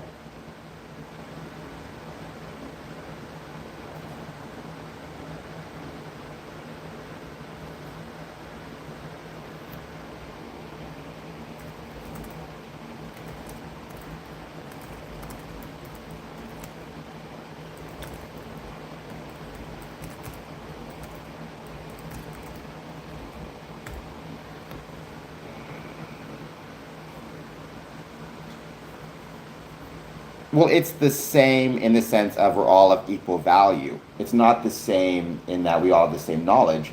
But, for example, if I work at Pepsi, I will have knowledge of the recipe of how they make Pepsi. If I work at Coke, I will have knowledge of how they make Coke. I won't be allowed to share one with the other because they are kind of separate, but that doesn't mean that anybody is more or less equal than anybody else, right? If that makes any sense. Um,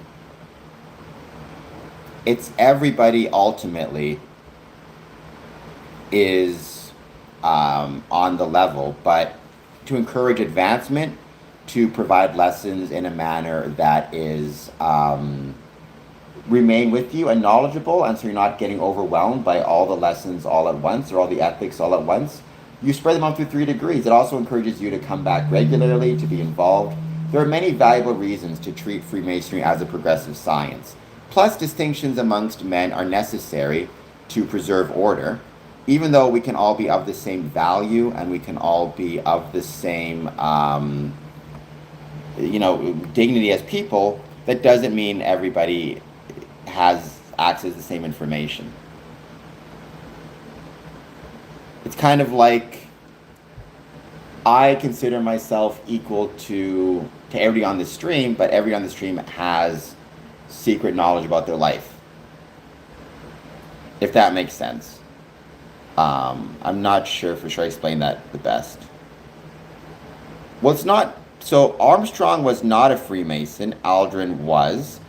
it's not banned to be a it's not banned to be a moon landing denier and be a Freemason. Having said that, if you denied the moon landing, I would be very concerned as to your mental health and your mental well-being or your intelligence. I mean, define faith in people, right? Like, I need to know more about what you mean by that.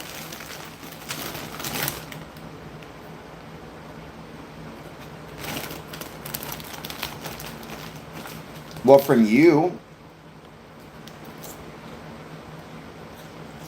in the case of Mason, like there's different reasons to hold secrets, right? So, in some cases, the reason I'm holding secrets from you is because it's a safety issue. I'm not going to give out my address on stream. I'm not going to give you my bank account information. But for Masonic secrets, the reason I keep them secret from non-Masons is because I want to maintain the bonds of brotherhood. There's two ways to maintain the bonds of brotherhood between people. There's shared experiences and shared knowledge. If I start to share the secrets of Freemasonry with everyone, then that knowledge is no longer shared exclusively amongst Freemasons, and I've affected the bonds of brotherhood. Plus, they're not my secrets to give out. They don't belong to me. They belong to the order. In the same way, a family recipe does not belong to me. It belongs to the family. And it's not right of me to share that family recipe without permission of every other member of the family. Plus, it gives spoilers to people who might be interested in joining. And ultimately, you're going to enjoy the Masonic experience a lot more if you go into it without having the experience spoiled by somebody sharing secrets on social media.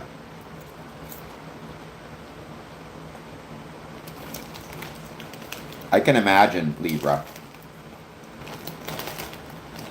Who's got a... Congratulations.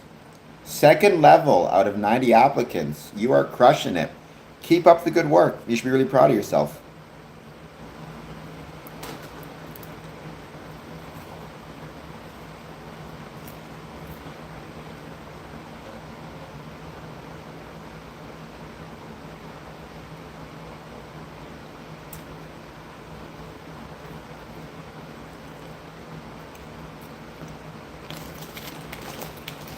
No, I do not like conspiracy theories at all. I think that they are poisonous. They're poisonous to society, and they're poisonous to individuals.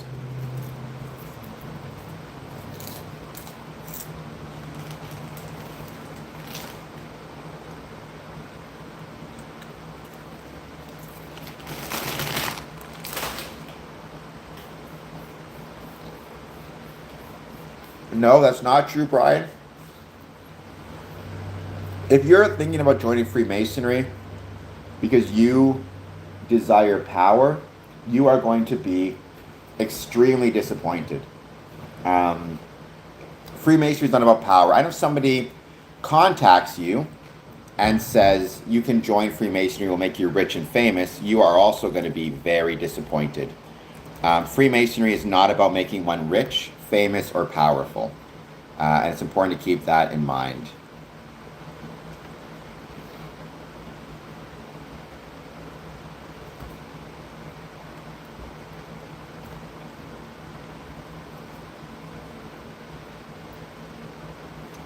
I did not, but that doesn't shock me. I'm not often. I mean, sometimes I attend churches. It does happen. These are, yes. Actually, these are no-name brand chips. They're good, and they're ketchup. I like ketchup on chips. I don't like ketchup on hot dogs. Just for the record.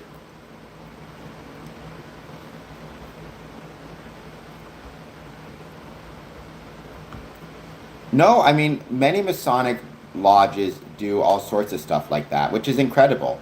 And I think they should be really proud of the work that they do. The charitable work of Freemasonry, it's unfortunate. It's something that we very rarely talk about. At least, in my opinion, it's not talked about near as enough as we should. I mean, the Masonic Charities Foundation, for example, does a ton of excellent charitable work. They're out of London. I'm guessing the fire truck was done through Masonic Charities Foundation. But individual lodges do a lot of great stuff as well.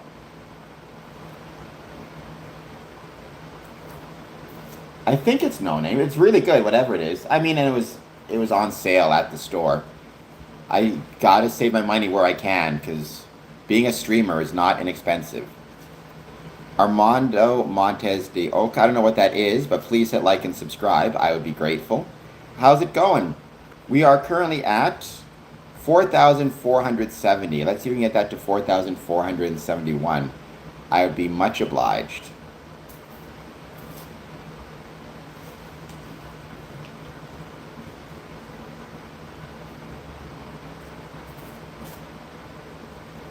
Really? I did not hear about that. I mean, great. I mean, it's advertising for us. I have no issue with it. I'll have to look into it. But I would love to, again, I would love to see us spend more time celebrating the incredible work that our Masonic lodges do. Because they do a lot of incredible work that doesn't get near the love or respect it deserves.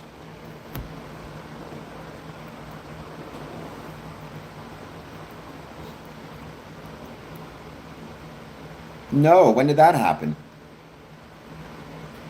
It's why building code and compliance is important. I have no idea what the cause of the fire was, but you want to make sure you have decent compliance with these things.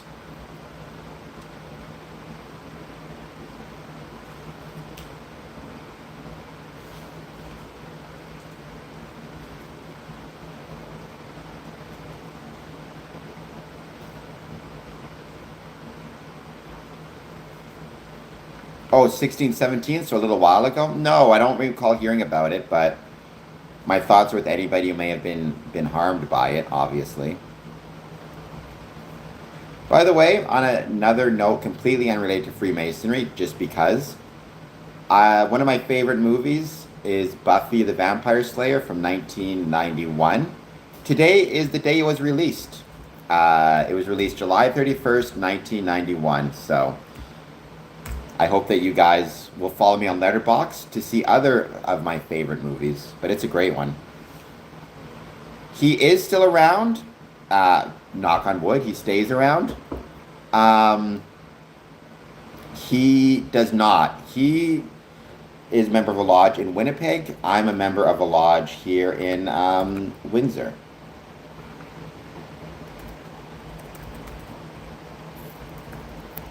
Very often you see family members, fathers and sons will join the same lodge, but not always.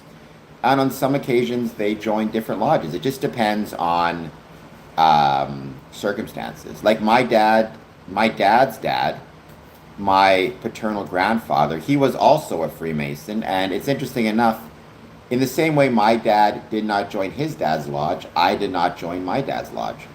I think that can sometimes create a more interesting Masonic experience for us, you know? Something that's really cool and interesting.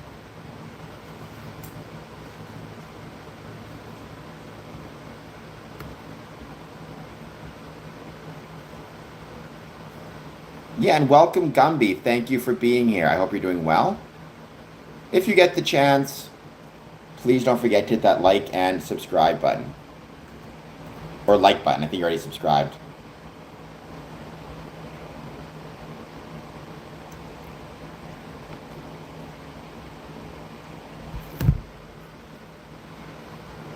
And if you guys have a Letterboxd account, you can find me there. If you guys have a Discord account, Instagram, I'm on a lot of different channels, a lot of different accounts.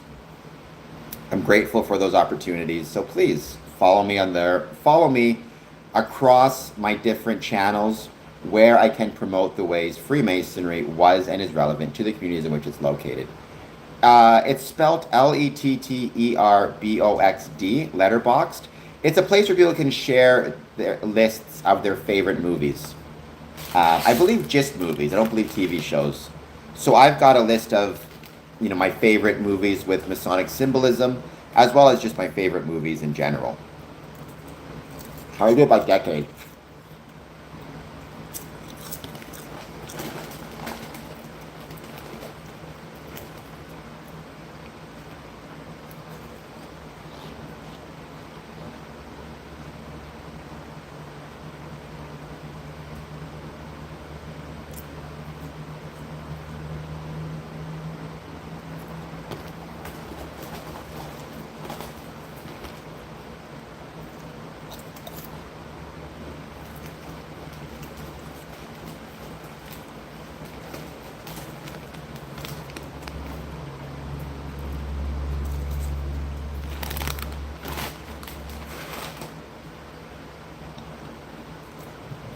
Libra, welcome once again. I know the start of your name means book. What's the rest of your name mean? I like turtles. My favorite sport is professional wrestling. I am actually a professional wrestling referee. And I've actually talked in the past about how professional wrestling relates to Freemasonry. There's some really interesting ways that it does.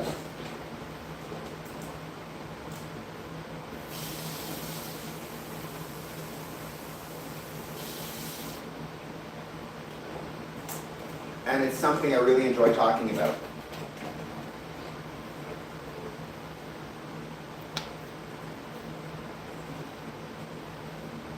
I've been a professional wrestling referee. I started training in 2007. 2017. Which is, the fact that it's been just about 10 years is absolutely insane to me. It's been that long. Oh, okay. I thought your first part of your name, Libra, meant book, like as in library. Yeah, born missing my legs. So I use my wheelchair. A lot of people don't know because obviously the way I got the camera set up, it's not obvious that I'm missing my legs.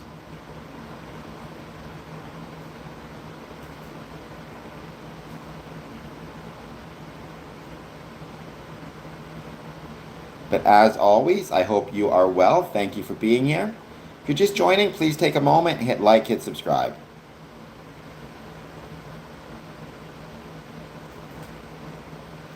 I used to. My car that I used to have had hand controls, which made it easy to drive. But I found I prefer using transit. It's easy. It's convenient. It's all you need, at least in my experience.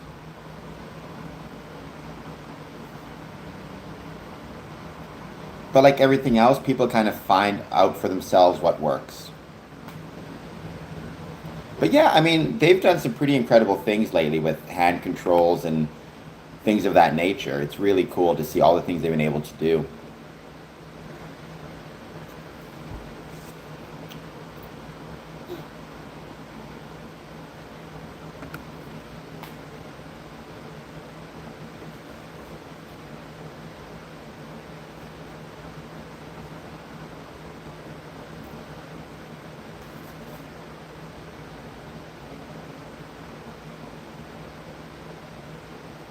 We're just going to keep hanging out, wait to see who jumps on to say hello. We're done with the main topics. We're just hanging out, answering questions as they come. Let me know. I mean, we don't even have to talk about Freemasonry. Anything you guys want to talk about, jump in the chat, let me know. All the fun of trying to force the algorithm.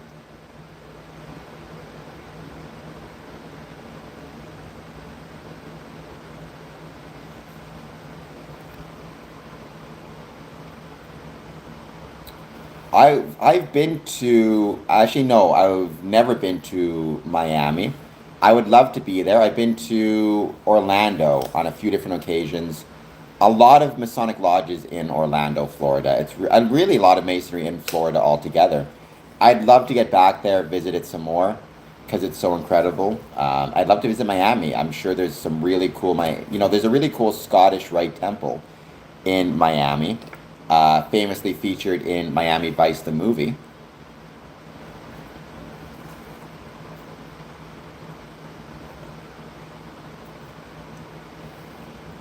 Okay, it's a good name, and honoring your grandfather and your father is awesome. So good on you, Librido. So I learn something new every day. In Spanish, right? I'm assuming Spanish.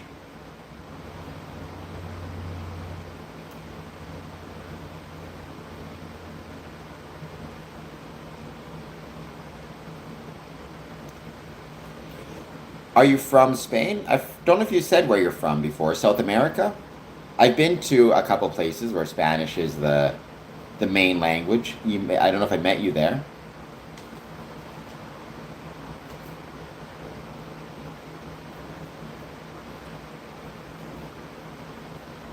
Mexican Spanish. I was born in California. Okay, cool. I've been to Mexico a few times, Puerto Vallarta. And I've been to California a few times as well. Primarily, I spent 3 weeks in Los Angeles. actually less than that. Well, about 3 weeks in Los Angeles, and I also visited San Francisco. Patriot was raised to the degree of Master Mason in Michigan. Where in Michigan, Patriot? I live in Windsor. So I may very well have visited the Masonic Lodge that that you were raised in.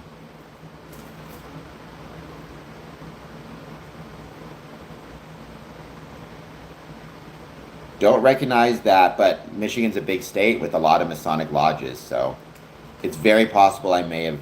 Mount Pleasant. Okay, Mount Pleasant. I think I've been to Mount Pleasant. Let me see.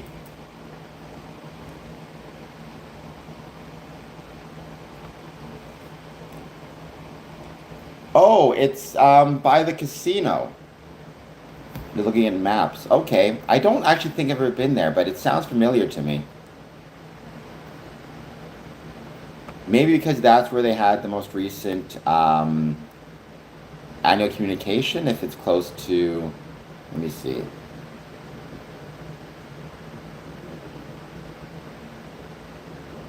It's basically like right in the middle, right? Right in the middle of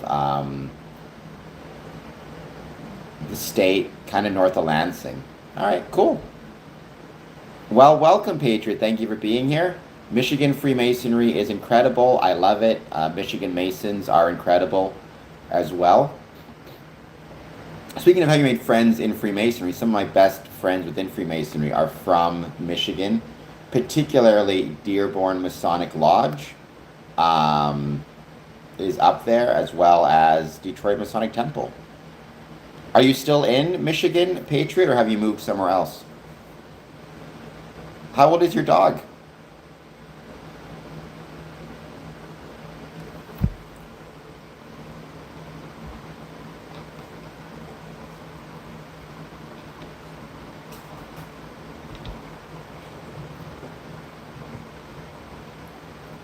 And maybe one day you'll get the chance to swing by, Patriot, and visit, if you're still in Michigan, visit the Windsor Masonic Temple. But the fact that you say I was raised in Michigan makes me think you may have moved somewhere else.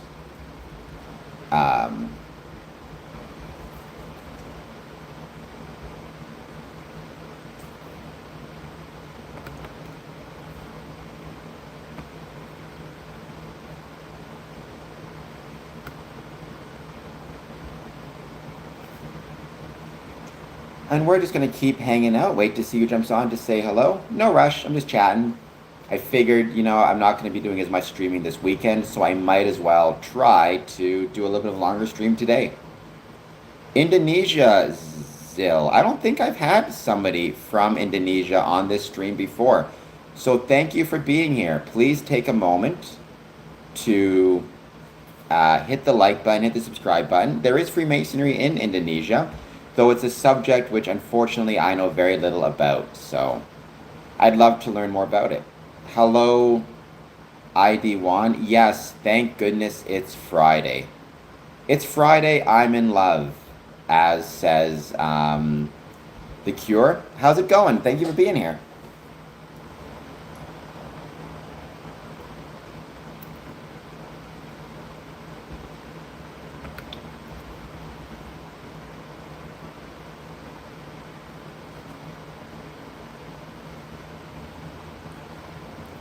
We're just hanging out, chatting. I already finished my main talking points, so now it's just whatever people want to talk about. Don't forget, you can still do a super chat. Even $1 helps out big time.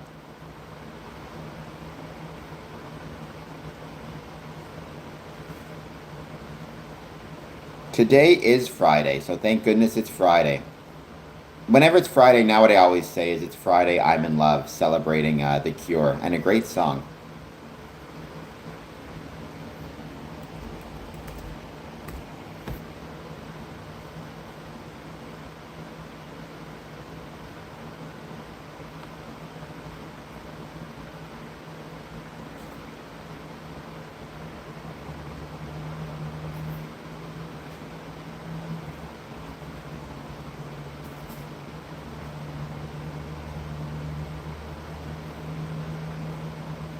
Just hanging out, waiting to see who jumps on to say hello.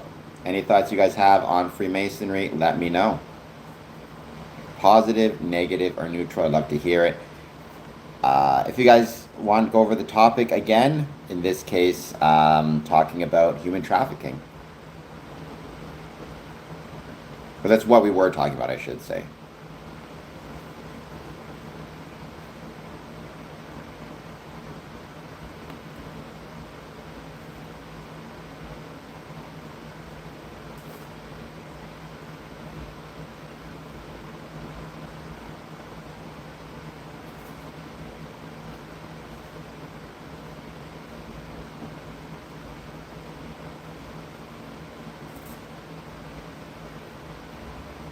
Lillian, well, welcome. How about you hit the like and subscribe button and let's just take it down a notch.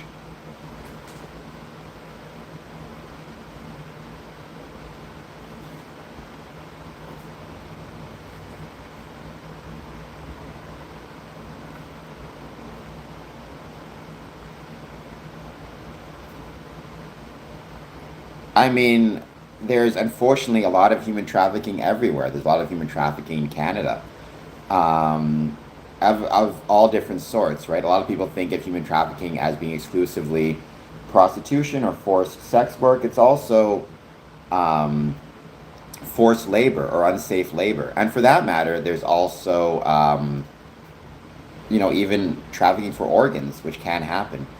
Uh, but we within Freemasonry are privileged to be in a position to make our communities better and safer. And that includes by knowing the warning signs for human trafficking, knowing who to call if there's any risk or danger, and also creating environments that reduce the vulnerabilities that human traffickers prey on, giving people a sense of belonging, a sense of support, even a safety net to fall into if they start to struggle. It is very hot, Armand. I agree. And as someone who much prefers winter to summer, I do not like this heat.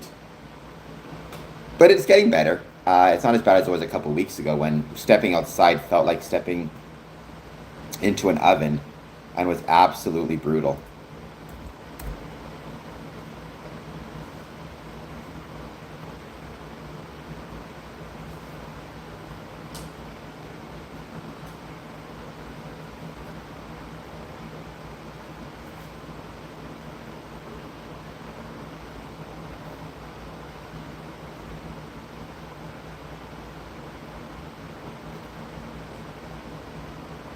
We're just going to keep hanging out, wait to see who joins. There's also, by the way, Freemasonry in Cambodia, I believe.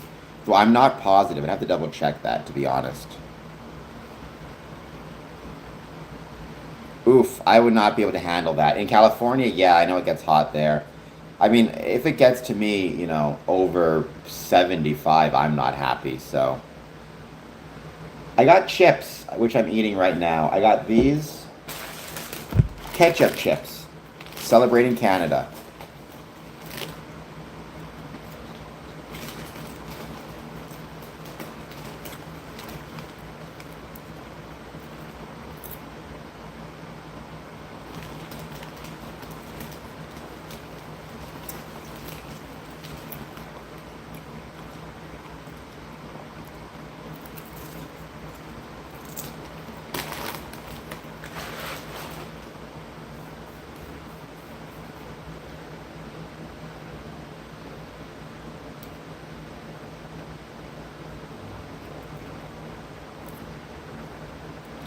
Having said all of that, do not put ketchup on your hot dog because that's wrong. Just put ketchup on chips. But also, when we bring up heat, let's make sure we remember um, that some of our brethren in Freemasonry, especially those who are older, who may be struggling with pre-existing conditions, the heat may really get to them, and it could be dangerous to them. So make sure your brothers have air conditioning. If they don't, maybe invite them to your place if they need to cool off. Make sure they have bottled water. Let them know about cooling centers, and just give them a call to check on them, see how they're doing.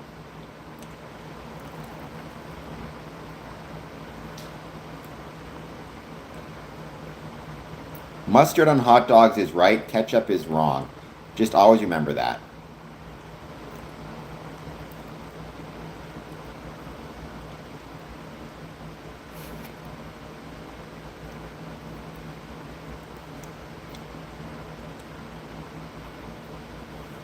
So yeah, hot dogs and onions, that's the best, just for the record. Victor, obviously, I'm just kidding. If you want to put ketchup on your hot dogs, you do you. You rock it out. More power to you. Um, and I wish you all the best. However, for me, ketchup and hot dogs is not cool. It's all about, because I consider Chicago to be one of my homes, a place that I love greatly, and because of that, you know, I want to celebrate Chicago culture by not putting ketchup on a hot dog. Chili hot dogs are really good. At this point, yeah, we're all doing the ALS ice bucket challenge just to keep ourselves, alive at this point.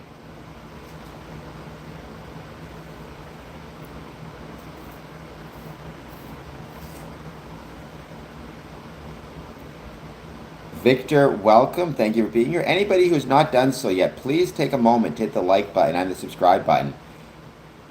Help this channel grow. We are at 4,471 subs. I'm really hoping to get to 5,000 this year.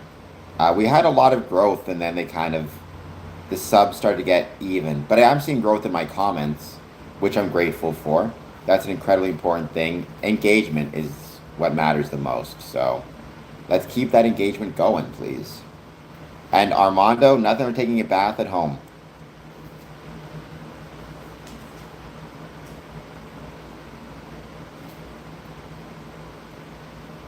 Once again, we're just going to hang out, wait to see who jumps on, who waits to say hello.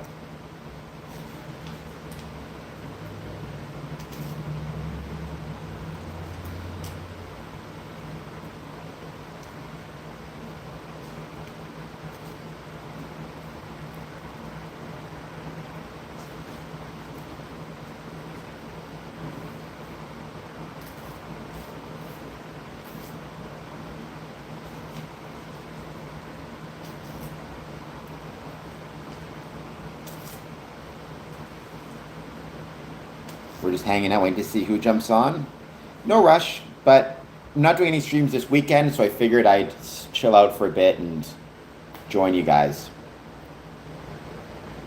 Unless I'm missing, hold on just one sec. Let me try something here.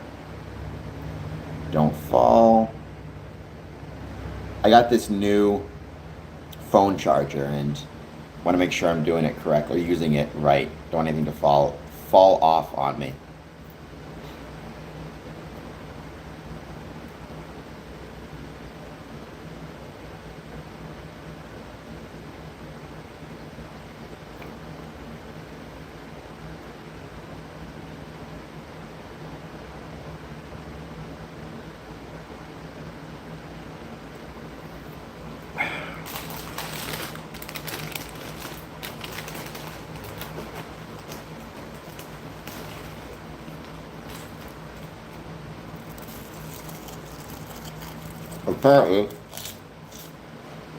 Apparently, yeah.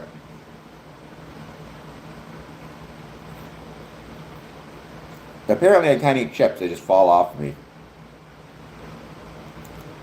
I got a hole in my chin.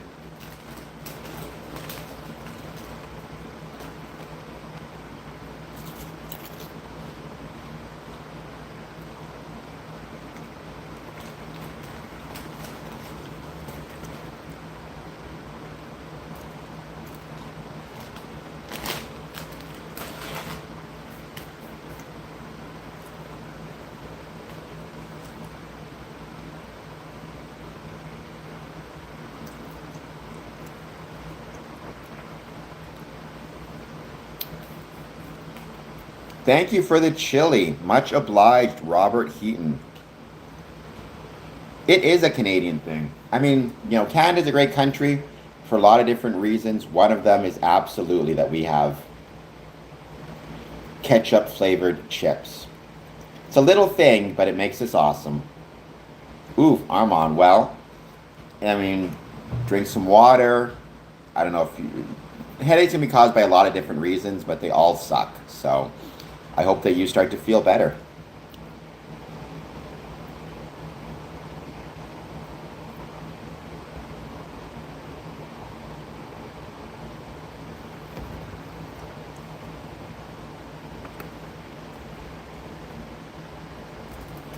Oops.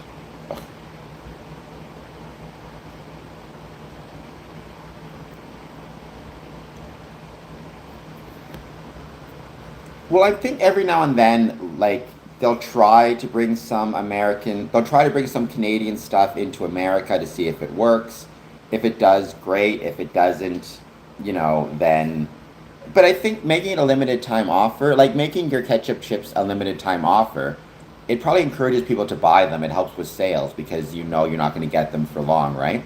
And so, in that sense, it's kind of like Freemasonry in some ways. Like when we're advertising ourselves or promoting ourselves, one of the dangers is there's this idea of like you can always go to lodge tomorrow, you can always join masonry tomorrow. How do we encourage people to not wait till tomorrow? Unfortunately, we live in a world where that type of procrastination is really, really common. Almost what you need to do is have like the lodge itself hopefully lasts forever, but they have like special one-time events where if you don't go to this meeting, you miss out on this opportunity, a special type of education or a special banquet or who knows what it is.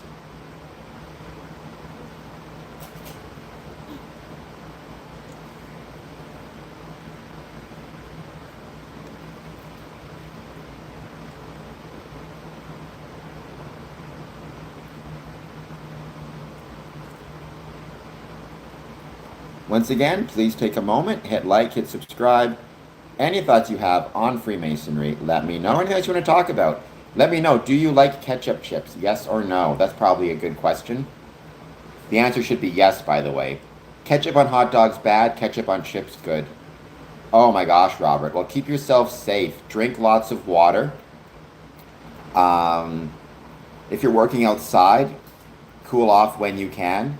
Pay attention to how you're feeling. Pay attention to your electrolytes as well. We want you to be okay. So just be safe. They're good. I mean, Libra, send me your address. I'll send you some. In exchange for becoming a Patreon. I do not know what 107x75xp is.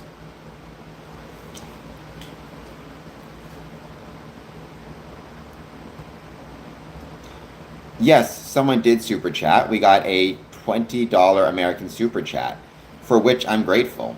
If anybody else wants to help me out as well, super chat, even $1, believe me, it helps out big time. And humidity actually does make things even more dangerous because the humidity means you're not able to sweat as much as you'd like or as safely as you'd like. Like, sweating is normally how you cool off. When it's really humid, the sweat has a harder time evaporating and cooling you off, and so it ends up just sticking to you. So just be extra careful. I mean, obviously, if you have a lot of headaches, it might be worth talking to a doctor. Armando might be one possible suggestion. I always going to recommend, if you can talk to a doctor, I think you should. Better to be safe than sorry. And I think a lot of people worry about going to the doctor because they feel like if it's nothing, it's going to be embarrassing. Better you go to the doctor and it turns out nothing's wrong than you don't go to the doctor and it turns out better you go to the doctor and it turns out nothing's wrong than you don't go to the doctor and it turns out something is wrong. Well, so yeah, dry heat, to my understanding, is safer, relatively speaking, than humidity. However, at the end of the day, you have to just pay attention to yourself and how you're feeling and not take any risks that you don't have to. Hydrate, electrolytes, all that jazz. It's really important.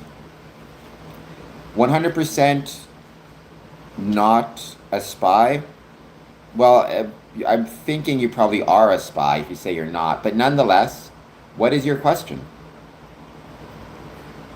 Either way, Librado, let's just make sure that you keep yourself well hydrated and as safe as you can. Because we want you to be okay. And showing up on the stream and all that good jazz.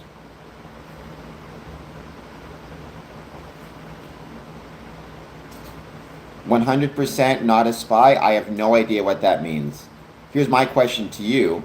Do you know how to hit the like and subscribe button?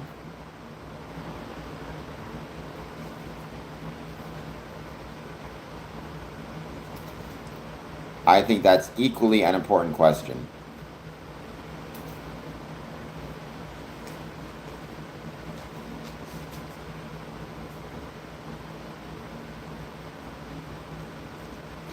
And if you do, then can you please hit the like and subscribe button?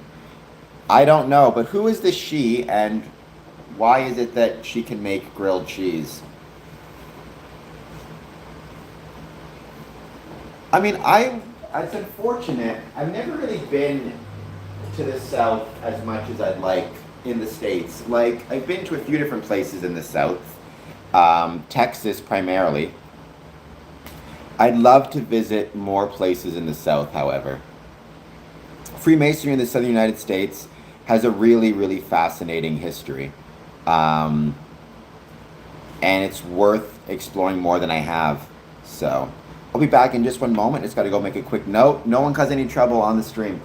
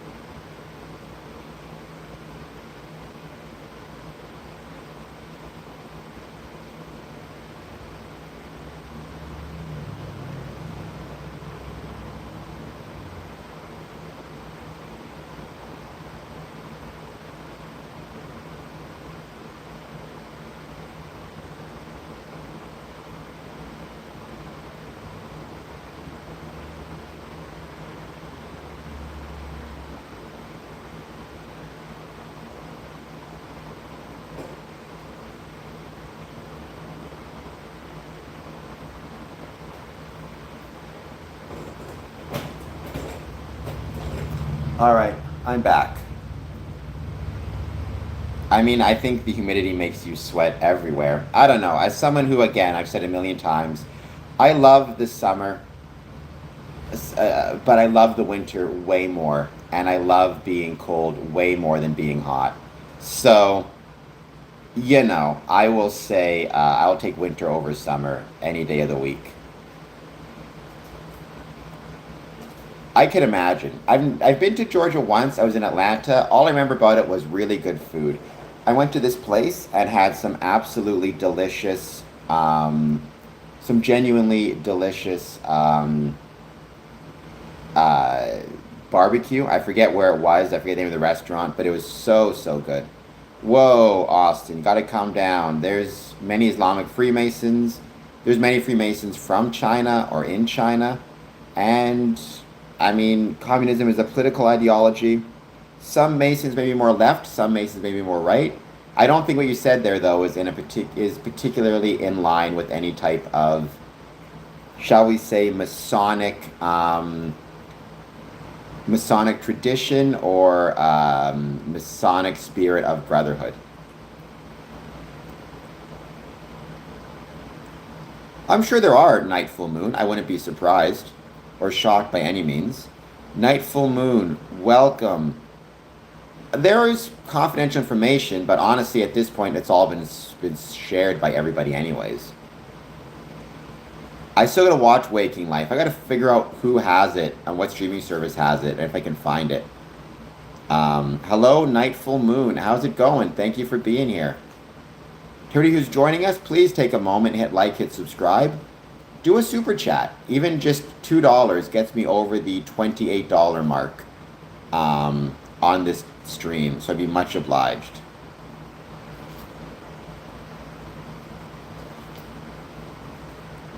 Chicken, are you saying I look like Jimmy Neutron? Most people say I look ugly, so I don't know if Jimmy Neutron is handsome or not, but I'm going to choose to believe he's a handsome fella. And Maverick, I'll take that, because again, most people say I'm ugly, so if you think I look like Matt Damon's stunt double, I'm much obliged.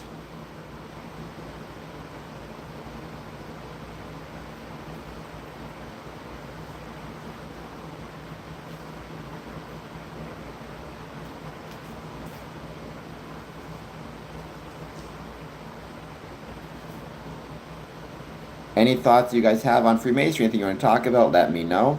As you guys can tell, I'm doing a little bit of a longer stream because this weekend I'm going to be running around Chicago, beautiful, wonderful Chicago, and I may not have time to, I won't be streaming. You know, on my weekends I normally take a break anyways, so I want to do a longer stream today. I think I'm okay, night full moon. How are you doing?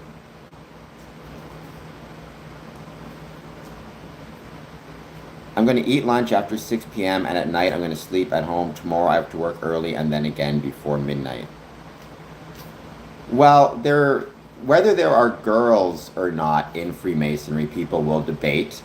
Because a lot of people will say Freemasonry is a fraternity. That's not correct. We have the Order of Women Freemasons. We also have Eastern Star. We also have Rainbow, which is for girls aged 9 to 21. It is a Masonic youth group. And I'm sure some of them are goth. I don't know. I've never met any goth people in Freemasonry, male or female, but I'm sure there's a couple. You're never happy? Well, hopefully that can change at some point, night full moon. Thank you as always for joining.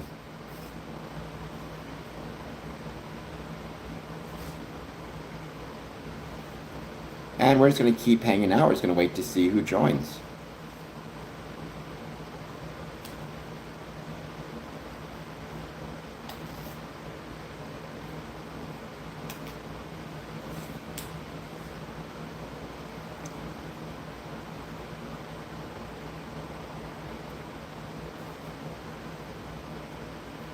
Dath, I think you're going to be on your own with that one. So I wish you best of luck. But I think you're going to be on your own with that particular request.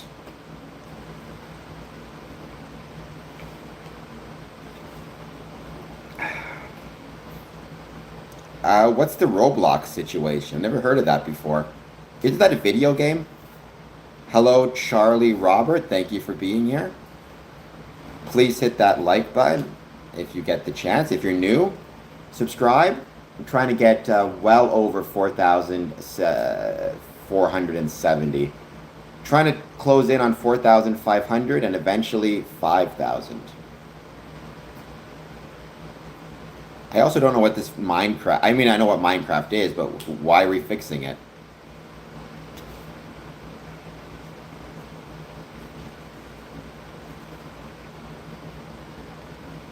Night full moon, you have no idea. You don't know the half of it.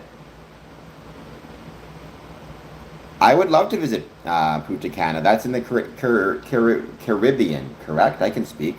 I've been to Puerto Vallarta. I've been to Colombia, and I've been to Brazil, which I think would all be in and around the Punta Cana area, I think. I don't know who the Lucas Sims guy is either. I mean, I'm not a huge video game guy. Certainly not like PC video games. I play Dead Space. I really like it. I also really enjoy Assassin's Creed Part 3 because it's got the Masonic connections. Honestly, one of my goals is to one day get on this stream somebody from Ubisoft Montreal to talk about how they created Assassin's Creed Part 3 and you know, why they included so much Masonic symbolism therein. I mean, I'm curious now. Let me see. Was he a Mason? Did he have anything to do with it, or is it just a separate topic?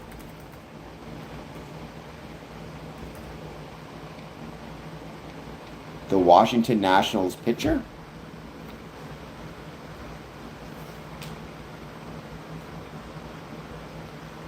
Yeah, I love Assassin's Creed 3 because it has so many really incredible Masonic references to it. Many of which I've posted on this channel, and you can find them if you are so interested. I need to get myself a snack. I'll be back in a moment.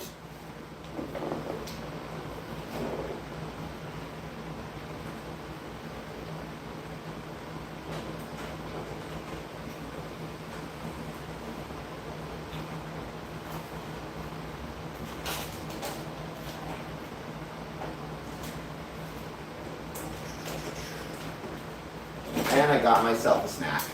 A oatmeal banana bread bar. I want to go to Cuba as well. Cuba is supposed to have some really incredible Masonic buildings. Check them out.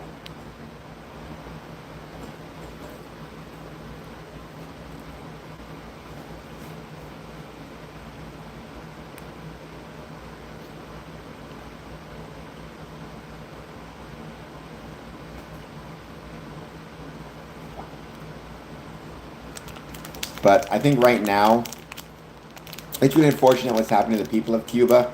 This isn't meant to get political, blah, blah, blah. This is just meant to say, there's a lot of people in Cuba, a lot of Masons in Cuba. I know a lot of them are struggling. It makes me very sad, and I hope everybody's going to be okay. And I'd love one day, maybe when things settle a bit, to visit Cuba and visit some Masonic lodges there. Mr. Dane, I have no idea what the Roblox drama is.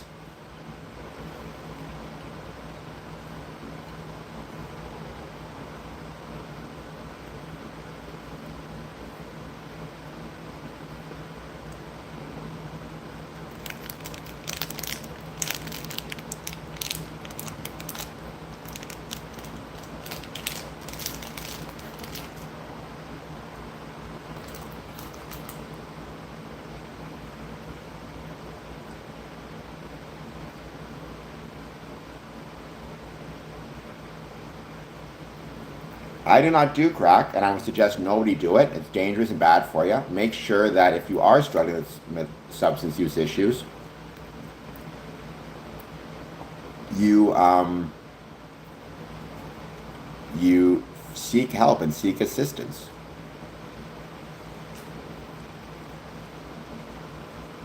Well, the world's most powerful hobo, then you're going to be disappointed because no Freemasons are going to join or recognize you because Freemasonry is not a religion and does not worship anything, including Satan. So it's not going to work out so well for you. But hey, you do you, and I wish you the best of luck.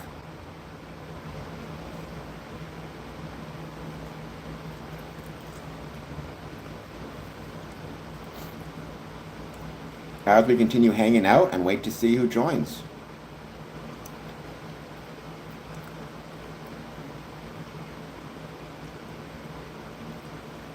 And any thoughts you have on Freemasonry, positive, negative, or neutral, let me know. So obviously, first and foremost, I am still Blue Lodge. And even if, I joined every other appendant body I could, I am and always will be Blue Lodge. I did join Scottish Rite, primarily because many of my Masonic brothers were themselves Scottish Rite. And I've enjoyed Scottish Rite, but my heart will always stay at the craft or Blue Lodge level.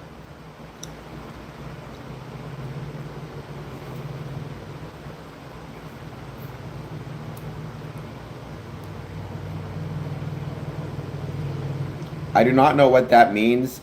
If you are the Taco Bell boy, I worry about your stomach and your toilet and your plumbing capabilities. So please make sure you have decent plumbing and decent toilets, because if you are the Taco Bell boy, your stomach is going through some stuff right now. Having said that, to my knowledge, I actually have done a pretty good job at trying to deal with the current cyclosporin outbreak going on in the States. Well, Blue Lodge is also called Craft Lodge. What sets it apart is it's the first 3 degrees within Freemasonry, right? So it's the degree structure. Scottish Rite, York Rite, Shrine, they're appendant bodies. They are things you join after you become a Master Mason. However, if the foundation, the basic, to be a craft member, you are a Craft Lodge member. To be a Shrine, a York Rite, Scottish Rite, you first and foremost need to join the first 3 degrees of the Blue Lodge. Blue Lodge is the foundation upon which all else and everything else within Freemasonry rests.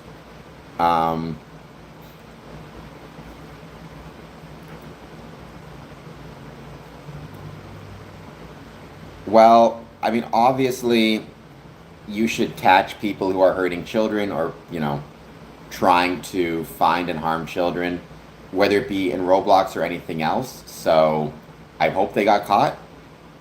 Regarding terrible updates, no idea. Don't play Roblox, so I can't speak to the updates. And if they're getting sued, I mean, if they're getting sued because they were not doing their job in protecting children, then I think more power to the people suing them, right? As I try to get my thing set up once again, I think we obviously have a responsibility. Oh, for heaven's sakes, I'm just going to go like this. I think, on the online space, it's really tough because as somebody who's in this space, on the one hand, like, there is so much money. Not that I'm making that much money, but just for people in general, for these companies, there is so much money at play here at the moment. YouTube's revenues were greater than Disney's revenues. And the online gaming world, I can only imagine what the actual income is for some of these games like Roblox. That probably, and a desire to keep your revenues up, I think sometimes that can be dangerous. That can encourage companies to cut corners, to do whatever they can to keep, finances doing better and better. And that can sometimes lead to, especially if it's a game for children, children being put at risk and children being put at danger. I guess what I'd say is this should be a lesson to everybody. Be safe when you're online. Pay attention to what's going on, and don't allow the online world to become your real life. The world, I mean, groups are doing that. I debate back and forth how I feel about it as someone who is online, but I believe it was both. So Canada has passed a bill, but I don't believe it's law yet. It's going through the process to ban children under 16 from having social media accounts unless basically what it does is it puts the onus on the social media provider to prove that they are a safe space. So the assumption is anyone under 16 cannot have, let's say, a YouTube account. And then YouTube has to demonstrate to the government that it has sufficient safeguards in place to protect children from exploitation and predators and the dangers of gaming. The dangers of being online. In the United Kingdom, I believe they just went with a straight ban for anybody under 16. Period. I know America's going a different route. As someone who, again, makes a living online, I'm not sure how I feel about it. But I think there's no question and there's no doubt that internet is a double-edged sword. Social media is a double-edged sword. And it can have very negative effects for children if it's not being properly monitored and properly checked out.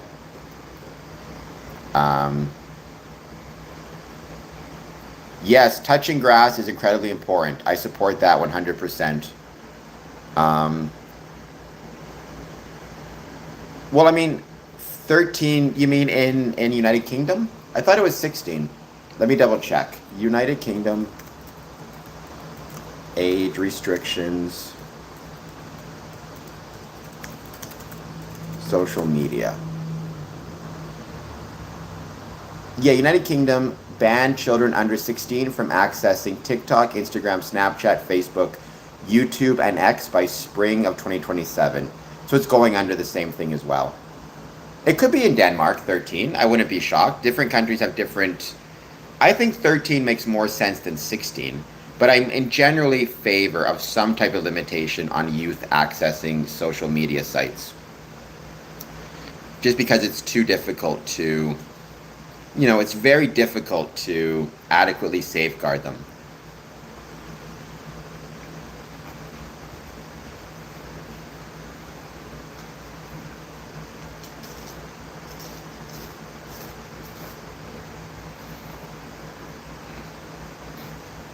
I don't play Roblox, but sometimes businesses, platforms, whatever it might be, sites can become stale.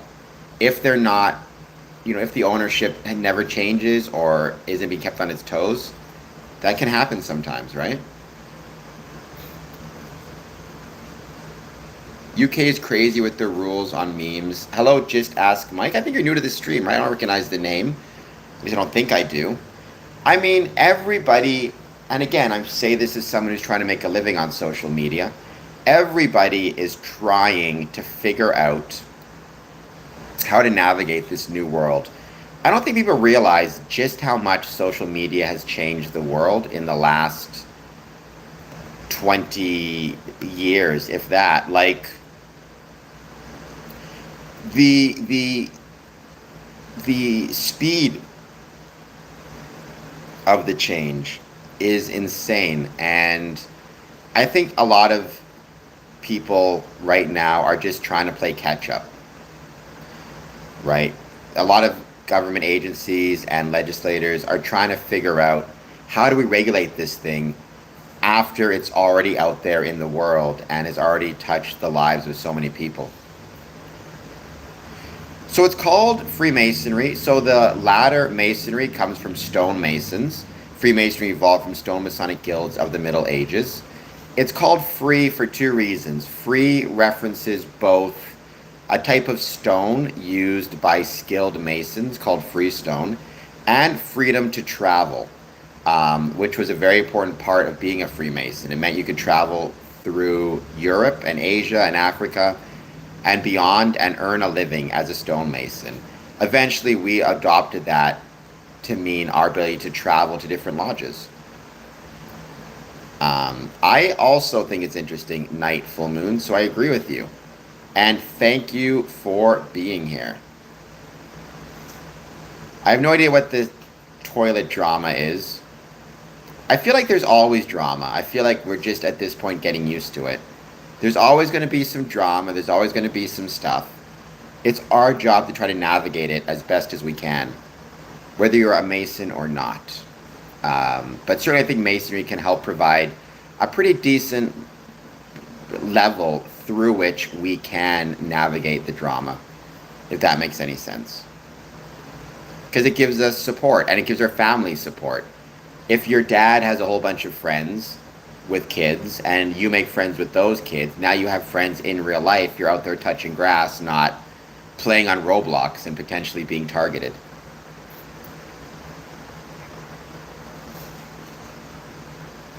Hong Kong and Macau does. Mainland China does not, although I believe there's some underground lodges, Austin.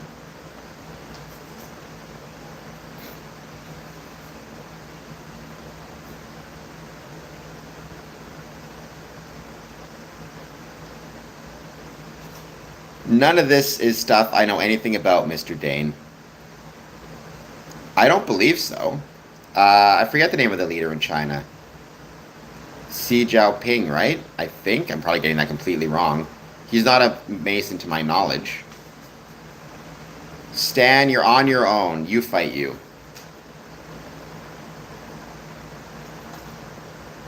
Are you saying I look like Winnie the Pooh? Who is Winnie the Pooh? Leader of China. So, Xi Jinping. Okay.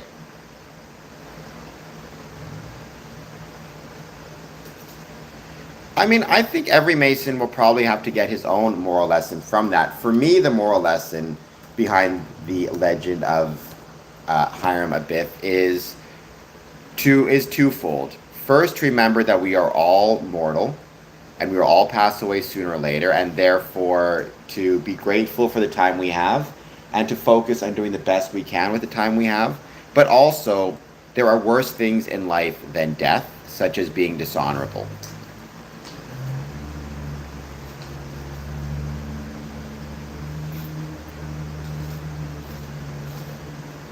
I never heard that joke before, although I suppose I'd get mad if people call me Winnie the Pooh as well. Though, to be a politician, especially a leader, you have to have a pretty solid and a pretty strong, thick skin, right? No, we do not. We do not do sacrifices of any sort, neither children or otherwise. The one thing we do is sacrifice our time. That's it.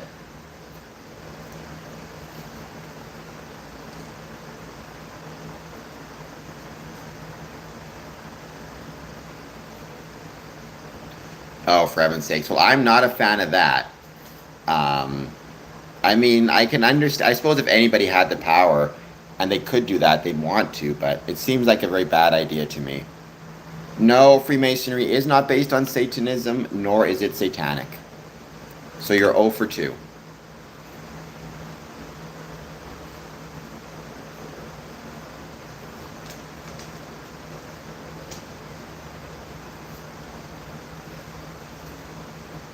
Thank you, the Waits experience. It's nice to be back. Though I had a great trip over the weekend, and I'm leaving tonight for Chicago. So I'm definitely keeping myself occupied and busy. But I'm grateful for that. I'm grateful for all the Masonic friends I've met and continue to make.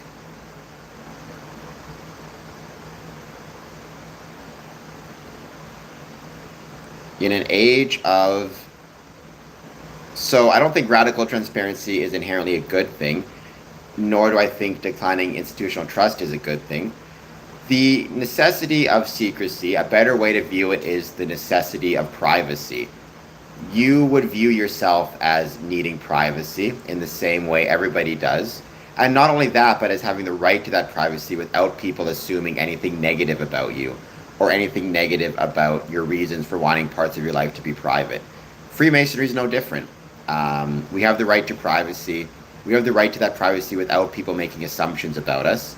But also it maintains the bonds of brotherhood and friendship. I just watched Mortal Kombat 2, Libra, and I enjoyed it. I thought it was pretty good. I really liked the fight choreography at the start. I thought by the end it got a little bit too much with the fire and the this and the that. But the start of the first few fights I thought were really good, and I really enjoyed watching them. When they were more on the realistic side, as realistic as something can be for Mortal Kombat. So I don't think the third world is taking over anything, Europe or otherwise. And no, I do not believe it will trigger an economic global collapse. What's going to trigger an economic global collapse is a lack of civic institutions and a lack of civility, which is something that Freemasonry can hopefully try to resolve. But that is what's going to cause the economic collapse. All the evidence shows that communities that have strong and good civic engagement also have strong and good economies. Who knows? I don't think anybody knows. First, you got to define winning. I mean, I would suggest that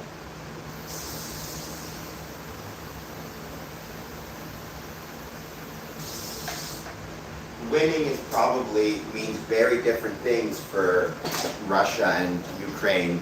For Russia, winning means getting to keep a significant portion of getting to keep a significant portion of China's. For Russia, winning means getting to keep a significant portion of Ukraine and Ukrainian land. For Ukraine, winning means Russia goes away and the border is restored to as it was.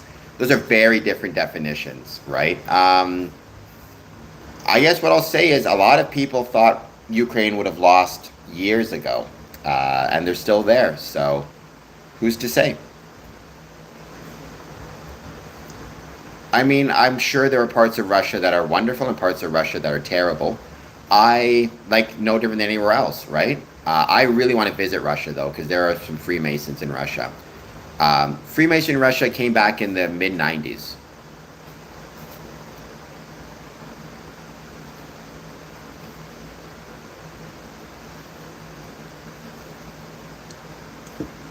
And for the time being, we're going to wait for see who else joins. Doing a longer stream because I have the weekend coming up, so might as well try to get some more people joining and see what we can do.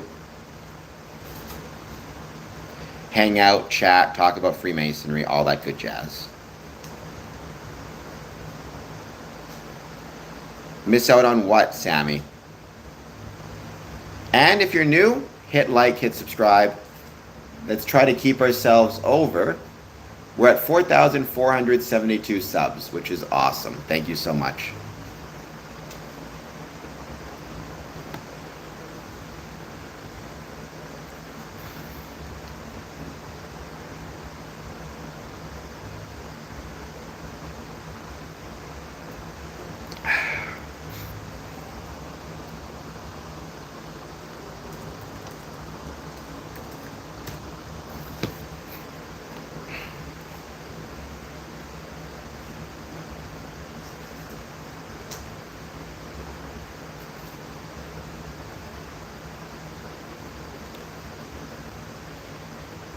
We'll give it a bit more time, wait to see who jumps on, and then we'll be ending this stream.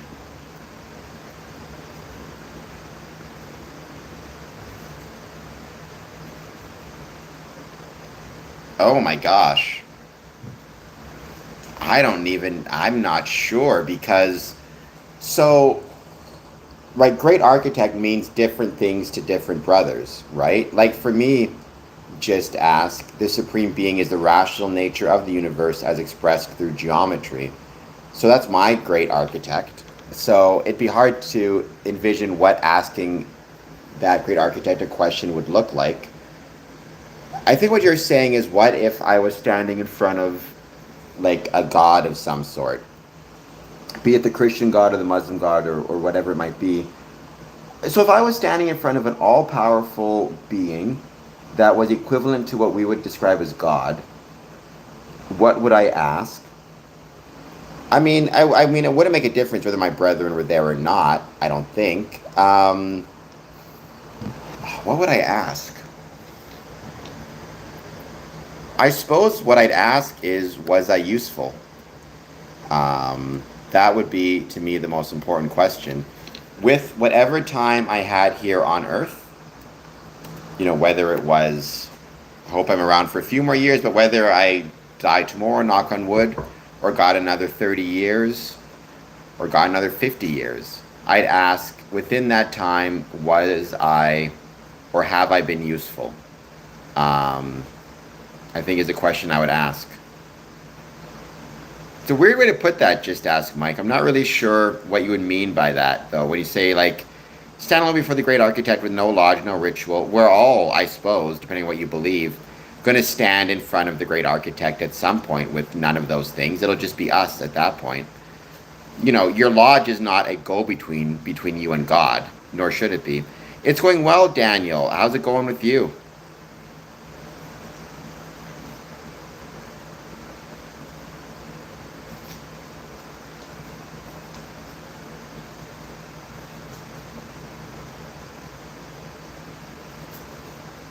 Yeah, I think, you know, my goal in life is I hope to be useful.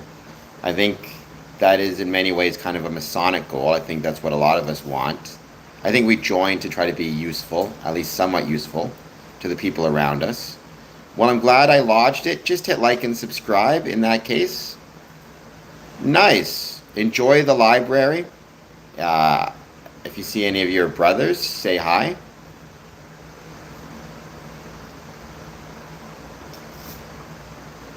And thank you for joining. What do you have? Do you know which books you plan to read, or which books you plan to research?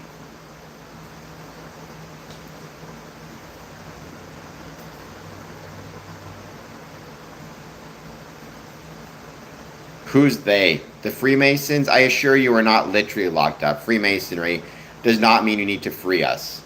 I should have saw that coming, Maverick. I really want to get to New Orleans, Robert. I think that would be incredible. It's on my list. Well, tell your brethren at the bar to subscribe to my podcast and enjoy it very much. I'm sure it'll be a lot of fun. It's Friday night, right? So why not enjoy yourself?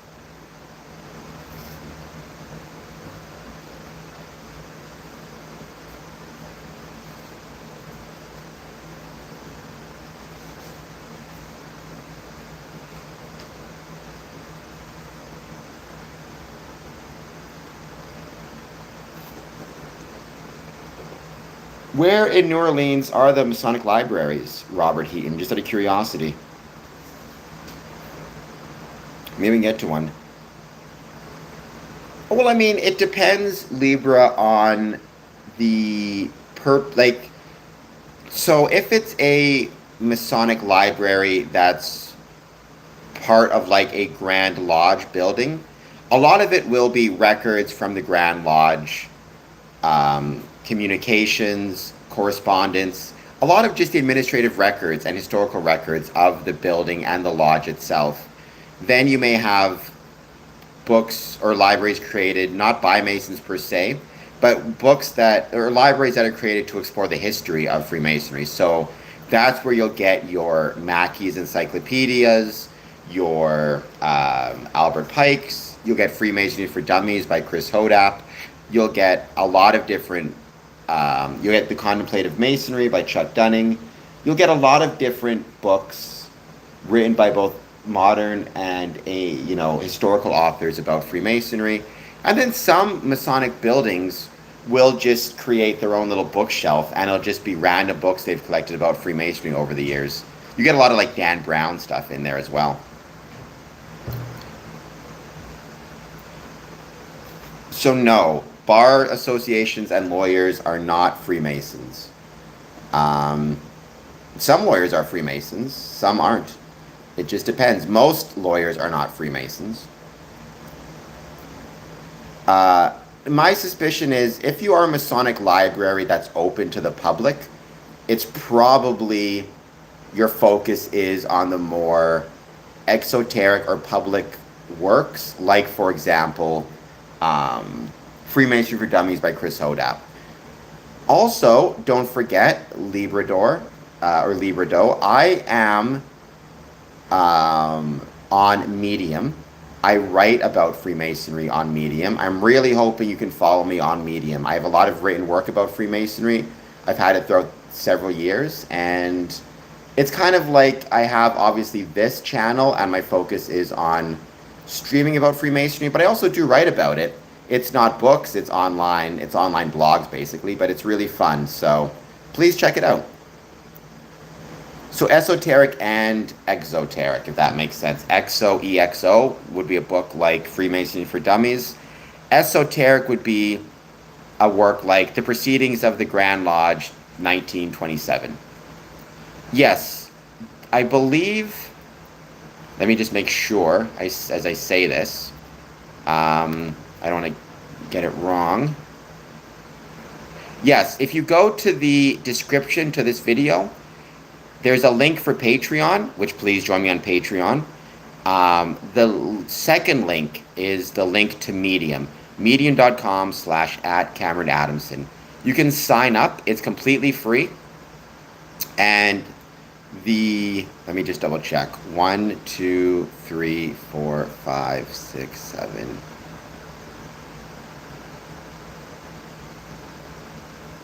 The 14th story down, called Good Worshipful Masters Borrow, Great Worshipful Masters Steal, is a listing of online resources that you can find about Freemasonry. And you can sign up for and have them sent directly to your inbox. Daniel, please do so. I would be grateful. And please follow me on all of those sites, Instagram, Patreon, and Medium. I'd be truly grateful. Jeremy, welcome. Thank you for being here, as always. I hope you're doing well. And again, you can join my Patreon, my Instagram, and my Medium for free. Or on Patreon and Medium, you can pay certain amounts to get special offers. Nice. Well, I hope they have a good time. I hope you have a good time, I should say. You and them.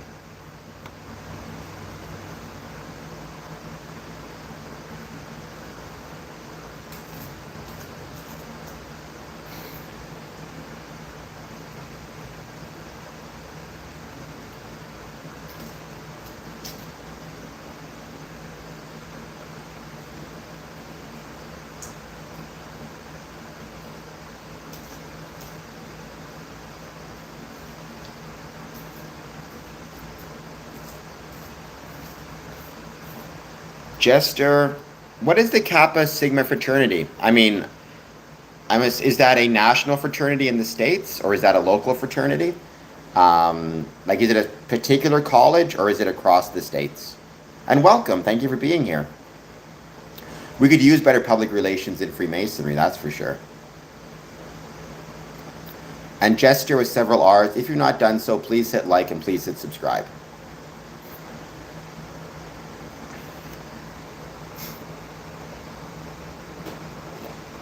My channel is growing slowly but surely.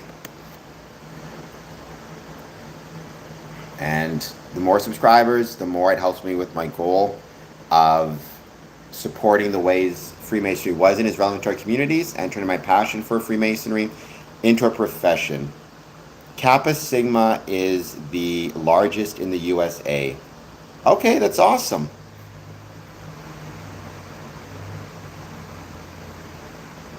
I've never, like I said, I don't know a lot about fraternities outside of the Masonic fraternity. Are you a Freemason as well, Jester, or um, are you exclusively a Kappa Sigma member? I don't see why you couldn't be both. We've had many people join Freemasonry who are members of Masonic, who are members of, who are members of fraternities as well.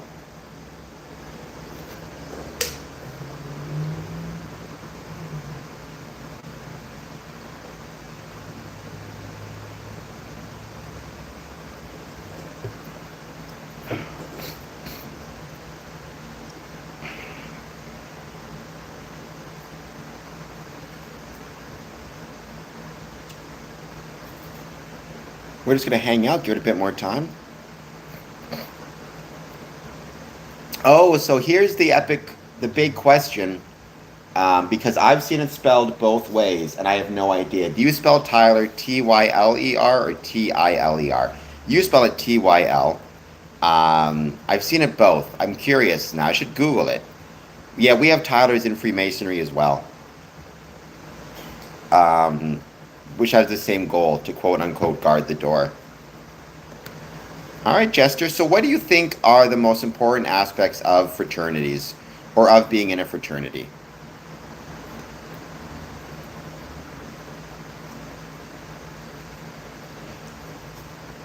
Or what did you enjoy most about being in a fraternity? Might be another good way to put it. Another good way to put the question.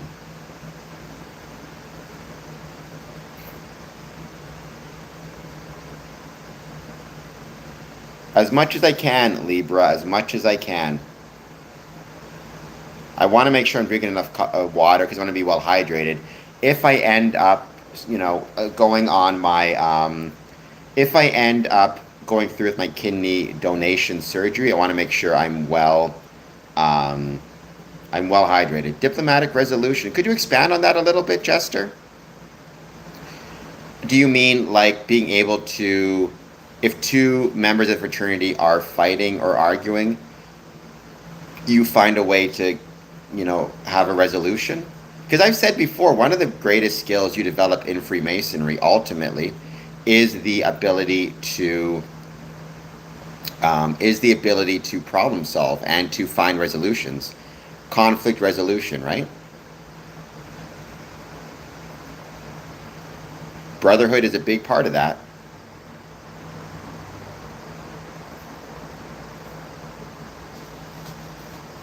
Well, it's important that people learn about those things, right? I've said before, again, from a skill point of view, if you want to develop new skills and better skills, I don't think there's a question that Freemasonry will help you develop conflict resolution skills.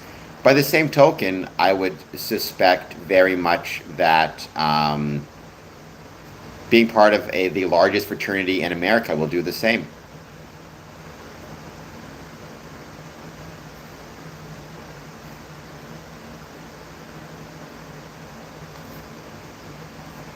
What are the 5 pillars? If you can say, I don't know what the private nature of your rituals are versus the public.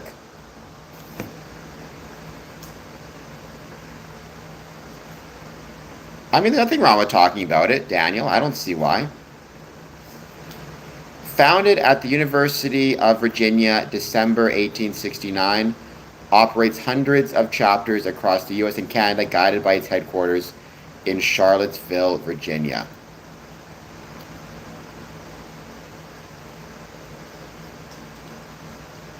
Okay, yeah, I just pulled it up. History and core values.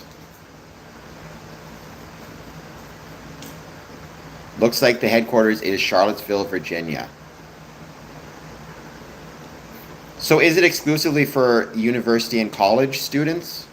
And after you graduate, you, I'm assuming, become a alumni?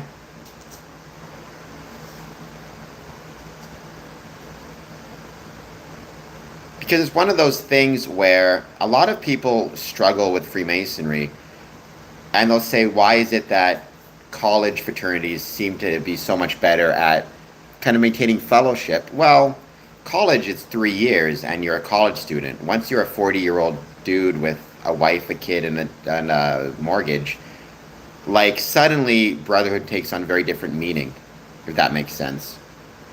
Um,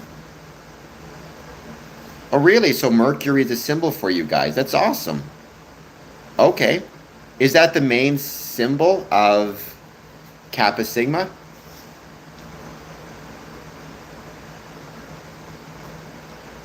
And it says here, United States and Canada.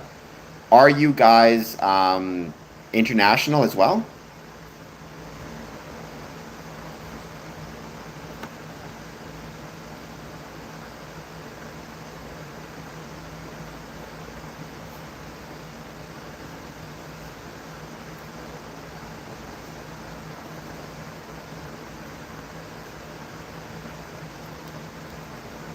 So there are still alumni dues. That's interesting, which is good. I think it's a good thing.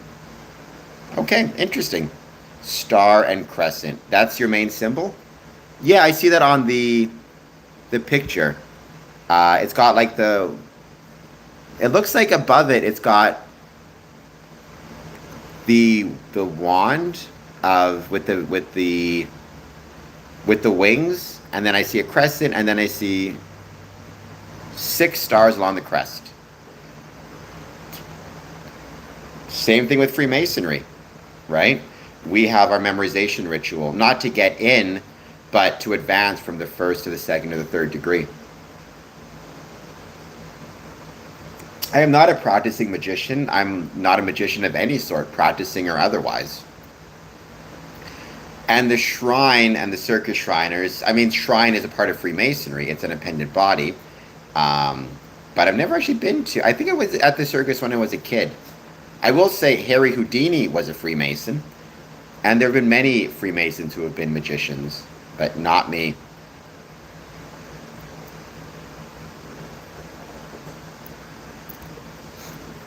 The Dock Club t-shirt. It's really cool.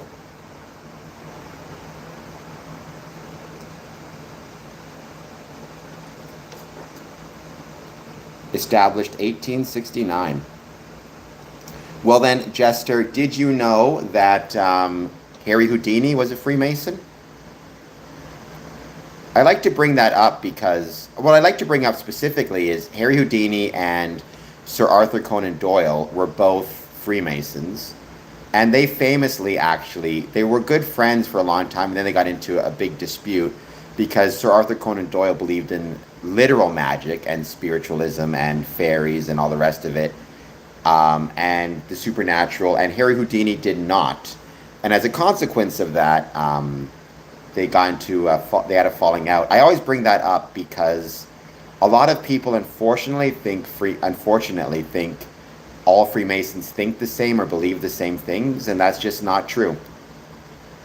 And I think it's important to bring up those times when we disagree so people know we're not a monolithic order that all believes the same thing, or we're all even expected to believe the same thing.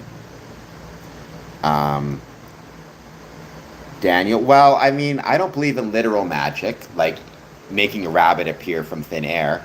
I believe it's all illusions. But I think if you want to define magic as in metaphorically, like the night was magical, I think that's fine. Nice, Jester. I mean, that'll make you popular at parties because people love that stuff.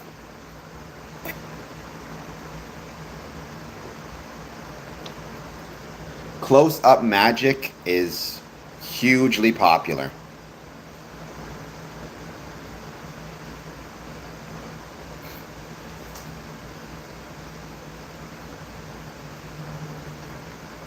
I mean, I've always wondered why rabbit out of a hat. My assumption is rabbits were cheap, relatively easy to care for, and people thought they were cuter than, let's say, mice or gerbils, or something like that. You'd have to ask each individual Mason. I will say for me personally, since I'm not a Christian, I don't believe in Lucifer at all. Like, as a literal figure, I think he's a metaphor for fallen, being fallen and being separated from God as you understand him, and probably not a good dude to follow. But Lucifer is not part of Freemasonry. That would be like asking, what do Freemasons think of, any other religious figure? If you're Christian, you'll have one view of him. If you're not Christian, you may have a different view of him, or you may not believe in him at all. How often did Pike write about him? Pike wrote about him once in Morals and Dogma. And Pike wrote about him because while he was a Christian, he was also a Luciferian. And he believed the seeking knowledge was inherently, seeking knowledge of any sort was equivalent to kind of following Lucifer, in that Lucifer as a bringer of knowledge. However, he also pointed out that if you seek knowledge without a firm grounding in some type of wisdom, such as Christianity, or maybe even in some ways Freemasonry, or just your own conscience, the light will blind you, and the light will cause you to make bad decisions with your knowledge. And also, who cares what Albert Pike said? He was one dude living born in Boston. I think he lived in Nebraska, I forget where. Writing as the Grand Commander of this southern Masonic jurisdiction. He's not the most important Mason. He's not even a particularly important Freemason. I think he was. I mean, Ashes, you can go back and forth on it. I mean, I think he was Luciferian. A lot of people would say he was Christian, but you can be both, right? If by Christian what you mean is, you believe that Jesus Christ is your Lord and Savior, then certainly he was Christian. He also believed that the serpent in the garden, to my understanding, the serpent in the garden was not the same being as the fallen angel Lucifer, and or the fallen angel Satan, and that again, to seek knowledge, like Lucifer to him was almost equivalent to Prometheus, like the person who brought fire to humans, which is a metaphor for bringing knowledge to humans. But he also believed that if you didn't have something beyond just knowledge for its own sake, you would end up using the knowledge improperly.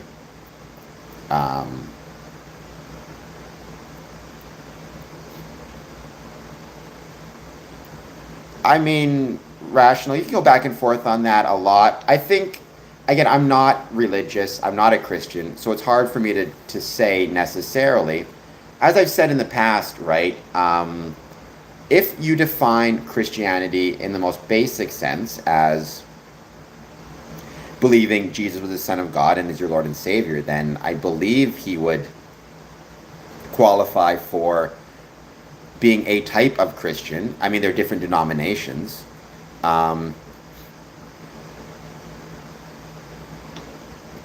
Just like chickens.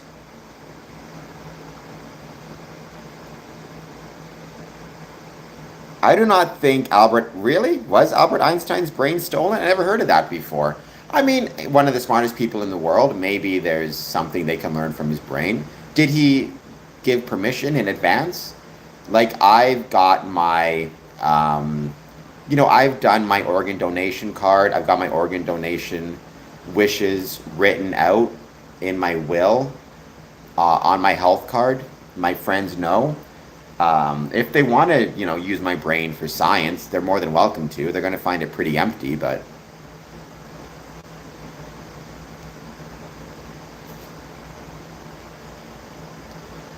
as someone who loves to travel, to everybody at WestJet, first of all, the passengers and the customers who are going to be affected by this, but then even more importantly to the staff. There may be a strike on Sunday, and so I hope it's resolved as soon as possible. I've flown a lot, and whether it's WestJet, whatever it might be, I'm grateful for all of the staff that make it possible.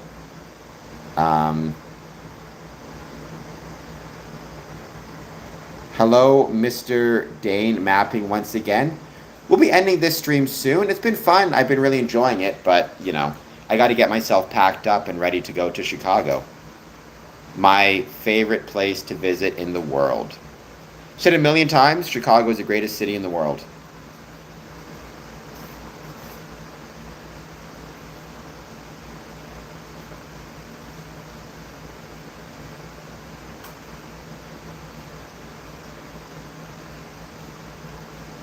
Been a long stream, but a fun stream. And I know it sounds like a weird thing to say. I did enjoy talking about human trafficking. I think we as Freemasons have the ability to create a world that is better and thereby less danger for vulnerable people or people who would otherwise be at risk of being trafficked. People less isolated, less alone, whatever it might be. I've never felt unsafe in Chicago. I don't know what the crime rate is. I never looked into it. I'm told it's full of crime. I've never felt unsafe there. I've always loved visiting. I think you have to be smart. You have to be careful, but I've never felt in danger. And Freemasonry is not involved in human trafficking. That is one of the myths about human trafficking that unfortunately exists. So no. Maybe, Mr. Dane, but I've never experienced it, never felt unsafe. And I'm grateful for every time I get to visit it. Like I said, in my opinion, greatest city in the world. And I've been to Manila, I've been to New York, I've been to London, I've been to Edinburgh, been to Cape Town, been to Rio, been to Bogota. Chicago's got them all beat. Mr. Dane, send them to me by email, info@squareandcompass.ca. No, Freemasons do not worship Satan, so you're wrong about that as well. Freemasonry has nothing to do with Satan.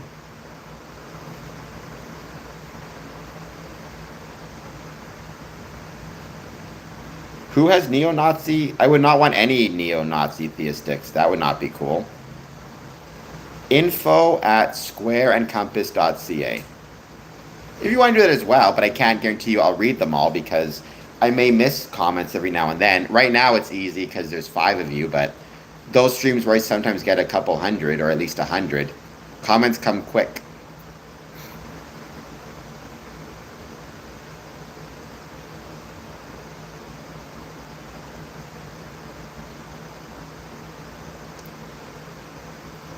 Well, I mean, people who are doing the trafficking, they might be neo-Nazis. They're terrible human beings, whatever they are. I could react to more stuff like about Freemasonry. The problem is split screening is tough. I don't really have the technical knowledge to do well at split screen reaction videos. My ethnic background, my dad is from England, my mom was born here in Canada.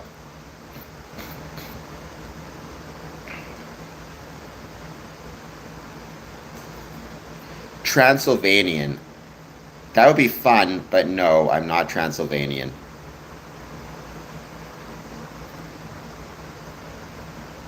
I should be better at the technical aspects of this thing called, YouTube live streaming and stuff. It's not something I'm inherently good at, but my stream is doing very well, and I'm grateful for that, and it continues to grow. Even on streams like this where we have fewer people, we still do get a decent turnout overall. Had over 1,000 views, I think, and it's going to keep on growing, so. There's a bunch of Masonic groups, but the ones that matter ultimately are Craft Lodge, Entered Apprentice, Fellow Craft Master Mason, Scottish Rite, York Rite, and Shrine. And I say matter, that's not to think and Eastern Star, and the youth groups are the ones I think are the most, at least from a base perspective, are the most important to know about. I would love to. I tried knocking on the door, but nobody was in. There's one in Toronto, which I think is still active. The one in Ottawa, honestly, it didn't look very active to me, so I'm not sure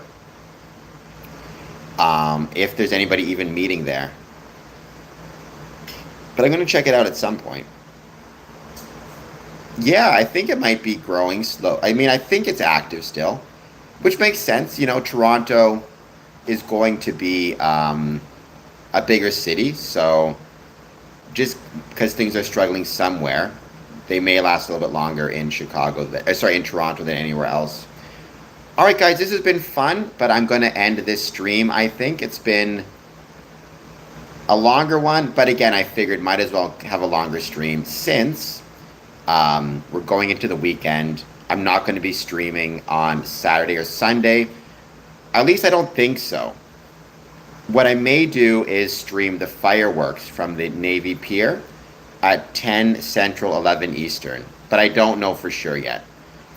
No, Canker, you do not have to be an initiate. This is why you don't ever listen to people like Canker who don't know what they're talking about. Libra, though, if you want to visit the Masonic Lodge in your town, you can absolutely visit the Masonic Lodge in your town. Just go knock on the door, express your interest in joining. Now, there's no guarantee somebody will be there, and there's also no guarantee they will have the time to speak with you, especially if they're, let's say, getting ready for a meeting. But you can absolutely go in and talk to them or email. What I always suggest, though, is if you are going to stop by the lodge and visit and ask about joining, just make sure that you bring with you a letter that has your contact information on it. That way, if nobody's there, you can leave it in the mail slot, or you can give it to them in person if they're too busy to talk to you at that moment, and they'll call you back later. And Canker, again, this is why you don't listen to people like Canker. Freemasonry welcomes people of all different races, religions, backgrounds. You could be black, white, North American, South American, European, whatever race, ethnicity, background you are welcome to join and welcome to be in Freemasonry. So no, you do not know what you're talking about. And Libra, though, if you do, I mean, there's a lot of really cool Masonic buildings in California, so I wish you best of luck.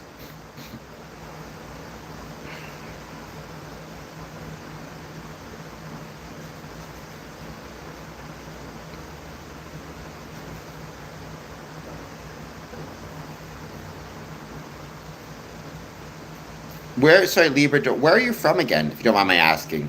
Like the city.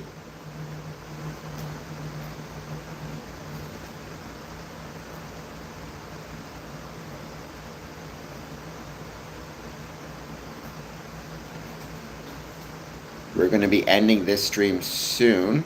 Turlock. Okay. I think I looked that up before, right? I'm just curious now.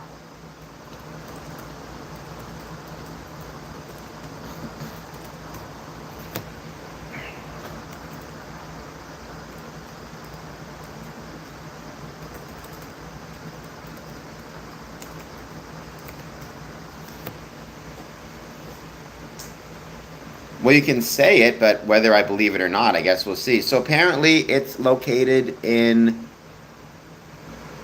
so there's an email address, turlocklodge@gmail.com, 108 South Thor Street, Turlock, California, 95380. Looks like a beautiful building, from what I can see anyways.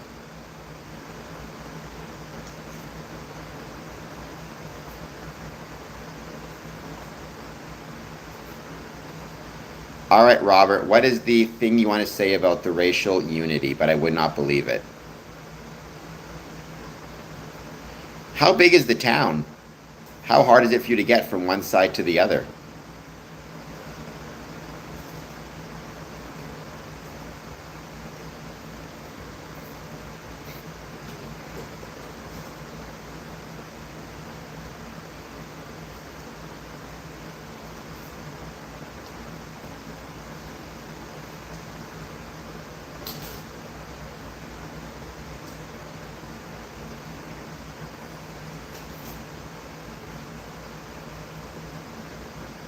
I mean, in the heat, that makes sense. It's unfortunate, and I don't know what the public transit system is like for you. And that is something you have to think about, right? Like, everybody wants to join Freemasonry. That's awesome. But if it's going to be too expensive or too time-consuming or too hard to get to your Masonic Lodge, like, that's something you need to think about.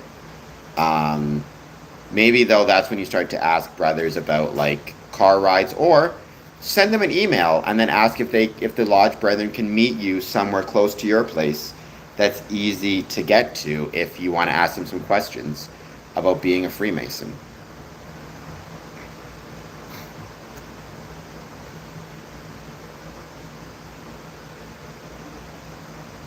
Right? That's one of those things you always need to keep in mind. Well, like I said, Libra, I bet you if you send them an email and just say, I'm interested in learning more about your lodge, maybe interested in joining, but you're a bit far from me. Can I, get a coffee somewhere in my area? They may agree to do so. I don't want to speak for them, but I've done that before where a brother couldn't make it to lodge or an applicant couldn't make it to lodge, so I went to visit him. Um, and yes, Freemasonry. I have a Discord, Daniel. Join my Discord. I just got it restarted. Daniel, um, what is your Discord username? Let me see if I can find you. Um, Dylan, welcome. I am doing well. How are you doing? So Daniel, let me know your username, and I'll see if I can send you a friend request through Discord.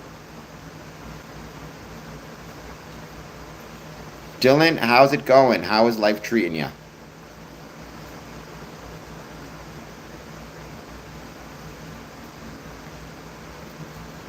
They've never put stuff in my food. Donnie, look at that. Donnie Darko. I'm always saying we need to be everywhere, so that includes Discord. Let's see. I'm trying to find you right now.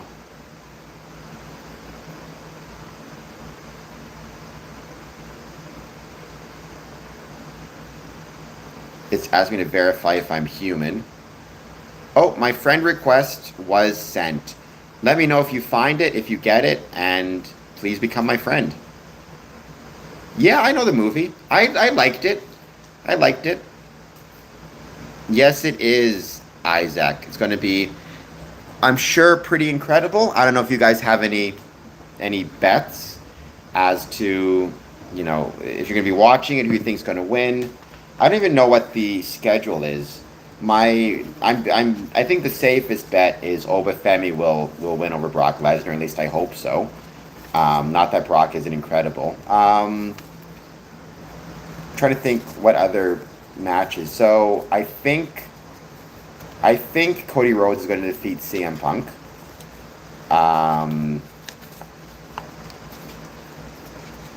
I think Roman Reigns will defeat Seth Rollins. Oh, I'm trying to think of their matches and I can't right now.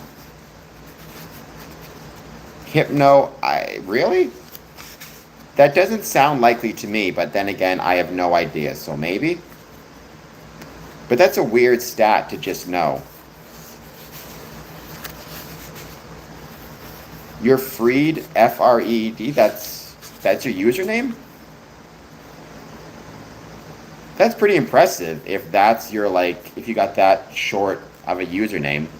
I had to get a long one. Hold on just 1 second.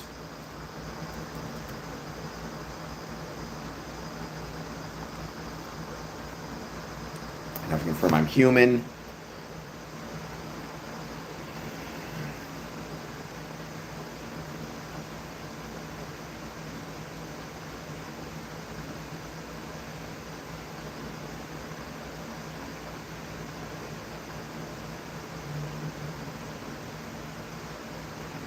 Oh, for heaven's sakes. And now they need to confirm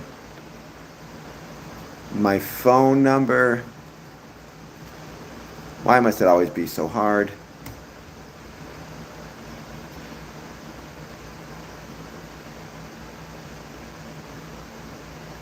Yes, it does. Fair. Thank you for being here. Sorry, send me the link. The link to my Discord or...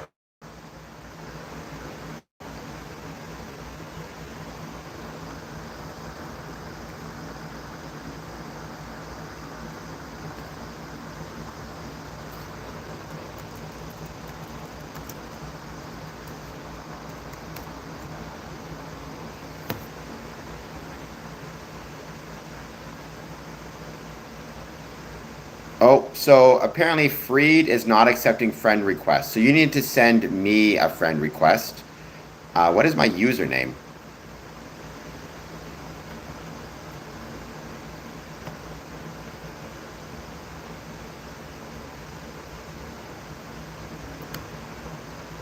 Square and Compass podcast server. Here, let me just do it this way. I'm going to copy this and I'm going to put this in the thing. All right, here you go. Oops. Find me on Discord that way. That's my Discord list. A cure for sickle skull was developed and implemented in Louisiana. That is awesome, Robert. I have no doubt that's true. Freemasonry has done a lot of good in a lot of different areas. One area that sometimes gets overlooked, and it's really unfortunate, is within the medical system. So that's awesome. I'm glad to hear it. I hope that you guys see my link in there. That's to my Discord server. Prince Hall and Freemasonry in general has been at the leading edge of a lot of different things. When it comes to medical research, a big deal is the Masonic Medical Research Institute out of Utica, New York, which is doing a great deal of research on heart disease, autism, autoimmune diseases.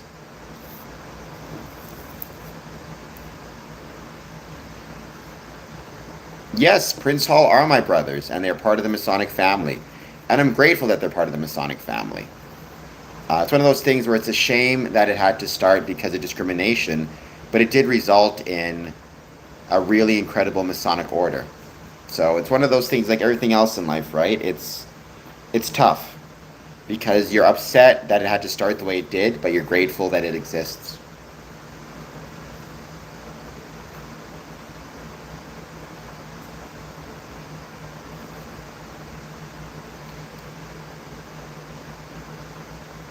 Don't forget, hit that like button, hit that subscribe button if you're new to the stream.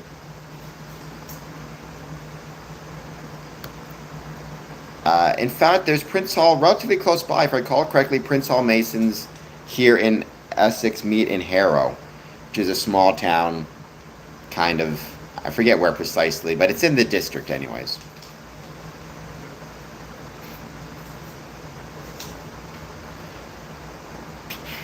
I agree, it is cool. No, Prince Hall is really cool as well.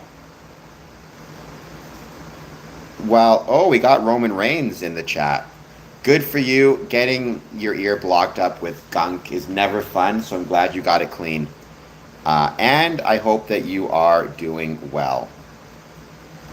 I like every country. There's not a country I don't like. Why would there be? I mean, my favorite country is Canada because I'm Canadian. And I've said it a million times, we should always be respectful and celebrate the country in which we live. Ojas, please hit like and subscribe. Isaac, same thing. Please hit like, please hit subscribe. Any thoughts you guys have on Freemasonry? Santino, let me know. No, LC, normally you can't see links in the chat. Chat will normally not let you put a link in. I can, but that's the exception. So what I'm hoping you will do is, if you have a link you want to share, and if you think it's relevant, make it as a comment in your in a video. That's your best option. Or let me know what it is and I can check it out. But YouTube is usually not a big fan of links. What I'm a big fan of is going to the washroom, however, which I have to do again. I said I was going to end this stream and then I kept on talking because I wanted to get my Discord back in operation. All right. See you guys later. Thank you all for being here. Please don't forget, hit like, hit subscribe. I will check it out for sure, LC. And you check out my Medium, check out all my accounts as well. I'd be much obliged. And I'll talk to you all very soon. Have a great weekend. If you're in Canada and you're in a place that has it, celebrating the long weekend, please do so. Talk to you guys soon. Have a great night.